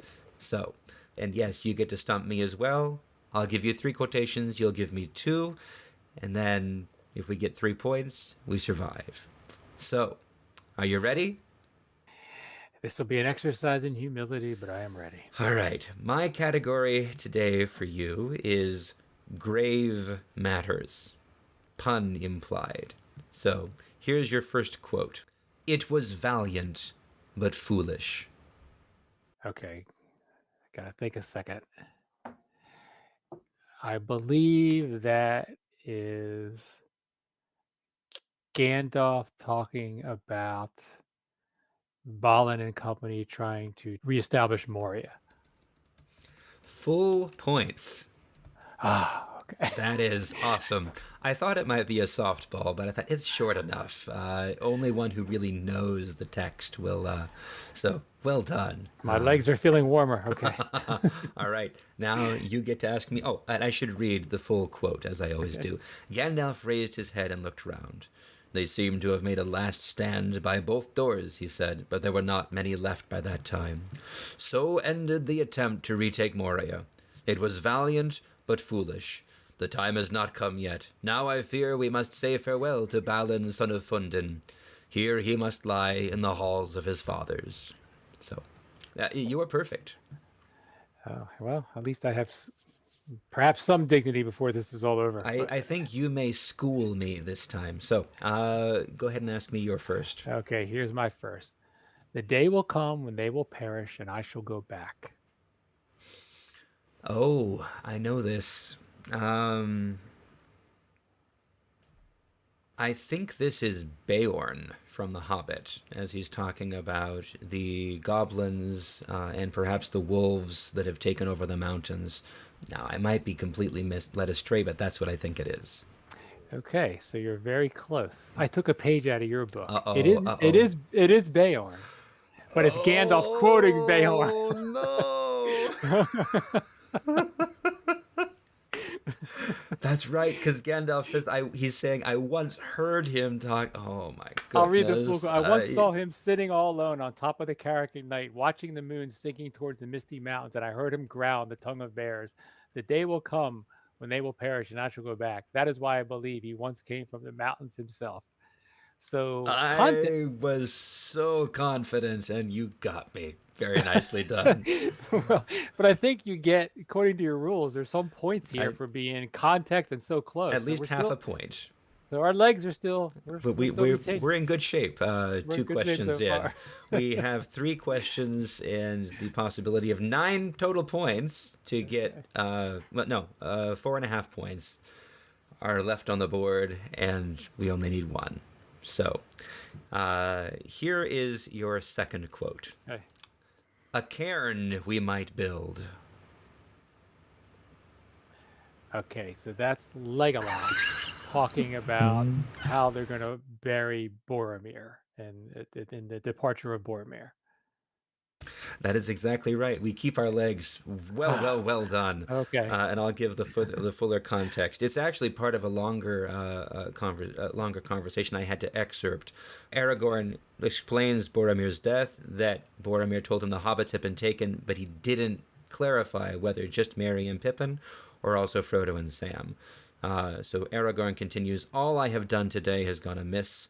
What is to be done now? And Legolas says, first we must tend the fallen. We cannot leave him lying like carrion among these foul orcs. Aragorn continues asking the question, but what are we going to do after that? Gimli enters into the conversation, but Legolas returns to the point of the burial. Then let us do first what we must do. We have not the time or the tools to bury our comrade fitly or to raise a mound over him. A cairn we might build. And then they decide to put him in the boat. But I almost wanted to have a whole other conversation, and I'm sure we will. It's striking to me, the insistence that Legolas has on burying Boromir. It's not that Aragorn and Gimli are against the idea, but Legolas is being profoundly pious here in all this. You would imagine that if Aragorn and Gimli were fighting that Legolas would have dug in. And not, this was going to happen. He would have done it by himself. Yeah, it's a beautiful moment, really, considering the urgency of the situation, the care for Boromir, especially in Boromir's redemptive arc. So anyway, I won't take us far afield, but that's Legolas's Antigone moment. Yep. Or since I'm a Greek Orthodox priest, Antigone. Yeah. Okay, I'm Greek and my pronunciation is horrible. So I'm very good. All right, so we're safe, but let's continue for honor's sake. Okay. Your second question for me. Already the wind is turning. There comes a breath out of the south. There is a sea tang in it, faint though it be. The morning will bring new things. Oh boy. So I'm sure. fairly sure of the larger context. This is surrounding the Battle of the Pelennor Fields. Whether this is Gandalf inside the city or Éomer or Theoden, I don't think it's them. They're just too far from the sea to smell it. I think I'm going to guess Gandalf. You're close in the context, and I hope this doesn't break the rules, but this is actually a character, Whitfara, in the Ride of the Rohirrim. Aha! And he says, do you remember, he's talking to, this is after Gonbury Gon Yes. has taken them through, and they're getting ready for their charge. And he says to Theoden, do you remember the wild man's words, Lord? I lived upon the open wold in the days of peace. Whitfara is my name, and to me also the air brings messages. Already, then it goes on and on. That's brilliant. Doesn't break any rules. That is a deep, deep cut and very nicely done. So it is one of the Rohirrim, and Tolkien puts it in. Now I want to look and see what Whitfara means in Old English, because I'm sure there's something beautiful there. I'm sure there's something to it. But I always, the other thing, just real quick, I love the way Tolkien just introduces people and breaks all the rules of literature, and it's just, and it works, right? You never hear from this guy again, but it's a beautiful anyway. Well, it's easy for me to make this call because we've already saved our legs, but because I explicitly said I don't think it's the Rohirrim, I think I don't get any context points. Okay, but if our legs are safe, that's okay. It's all right. We don't need to sneak. So let's see if you can get 3 for 3, because so far you have been magnificent. So your final line: "So men still sing in the evening." Okay, this is where I think you got me. So men still sing in the evening. It feels like Faramir, and it feels like something that may have occurred in the Two Towers where Frodo and Sam encounter him in the Window of the West, but I have a feeling this is way off. But anyway, that's what came to mind. It's the right sort of character. This is Aragorn, actually. So it's as they're riding up to Edoras, and they pass the mounds, and he sings the song, "Where Now the Horse and the Rider." Right. And then at the end, he says, "Thus spoke a forgotten poet long ago in Rohan, recalling how tall and fair was Eorl the Young, who rode down out of the north, and there were wings upon the feet of his steed, Felarof, father of horses. So men still sing in the evening." So excellent. So beautiful. Well done. Nicely done. I'll just finish saying we have escaped being eaten or looted by the Uruk-hai and have remained unspoiled to quiz another day, even though we got 3.5 points. Your 3 from the first 2 correct answers, and my half from my 1 good context. So we will not let perfection be the enemy of good enough.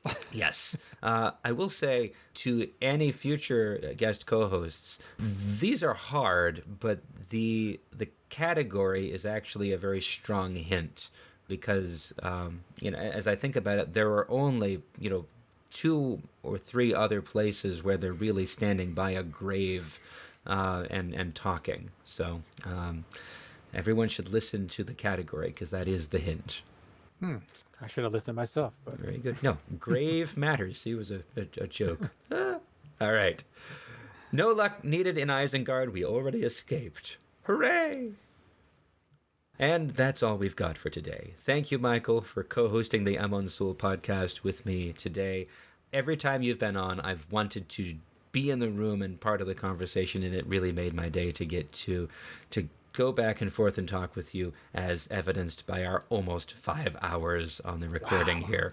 I very much hope we can have you back again, not just to discuss other chapters during our read-through, but for some particular topical episodes. I'm really excited about the idea of a panel discussion with you and other former co-hosts discussing Tolkien and progressive rock. And what we mentioned kind of off on the side, I really love the idea of putting something together with you to talk about poetry in Tolkien's works, perhaps bringing on some other voices that have written in over the years but never really been heard on the podcast to talk about Tolkien's poetry in a more particular way. So, dear listener, if either of these ideas are interesting or exciting to you, please write in and let us know.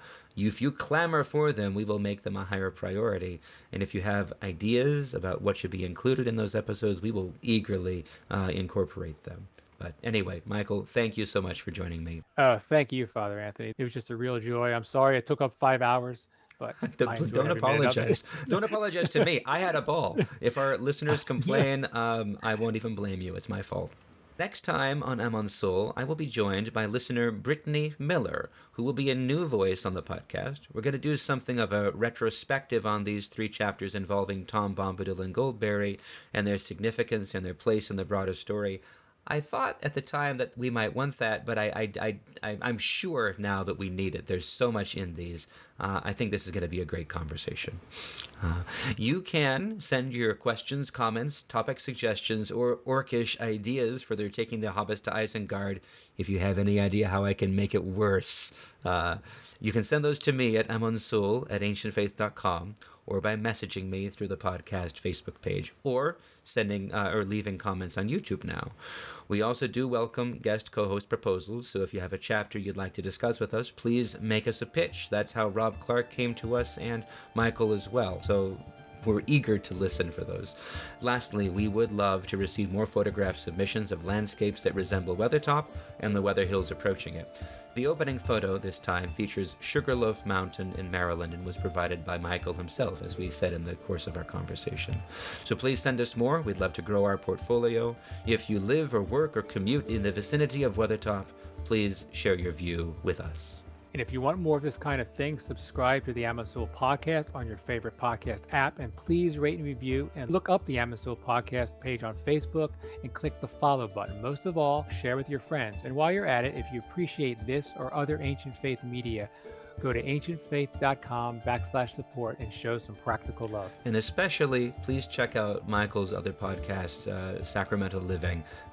He's been running since 2015, I think, 2014, and still going strong. So we have been around only since 2019. You can find our full back catalog of episodes by going to tolkienpodcast.com, or you can just subscribe on your podcast app.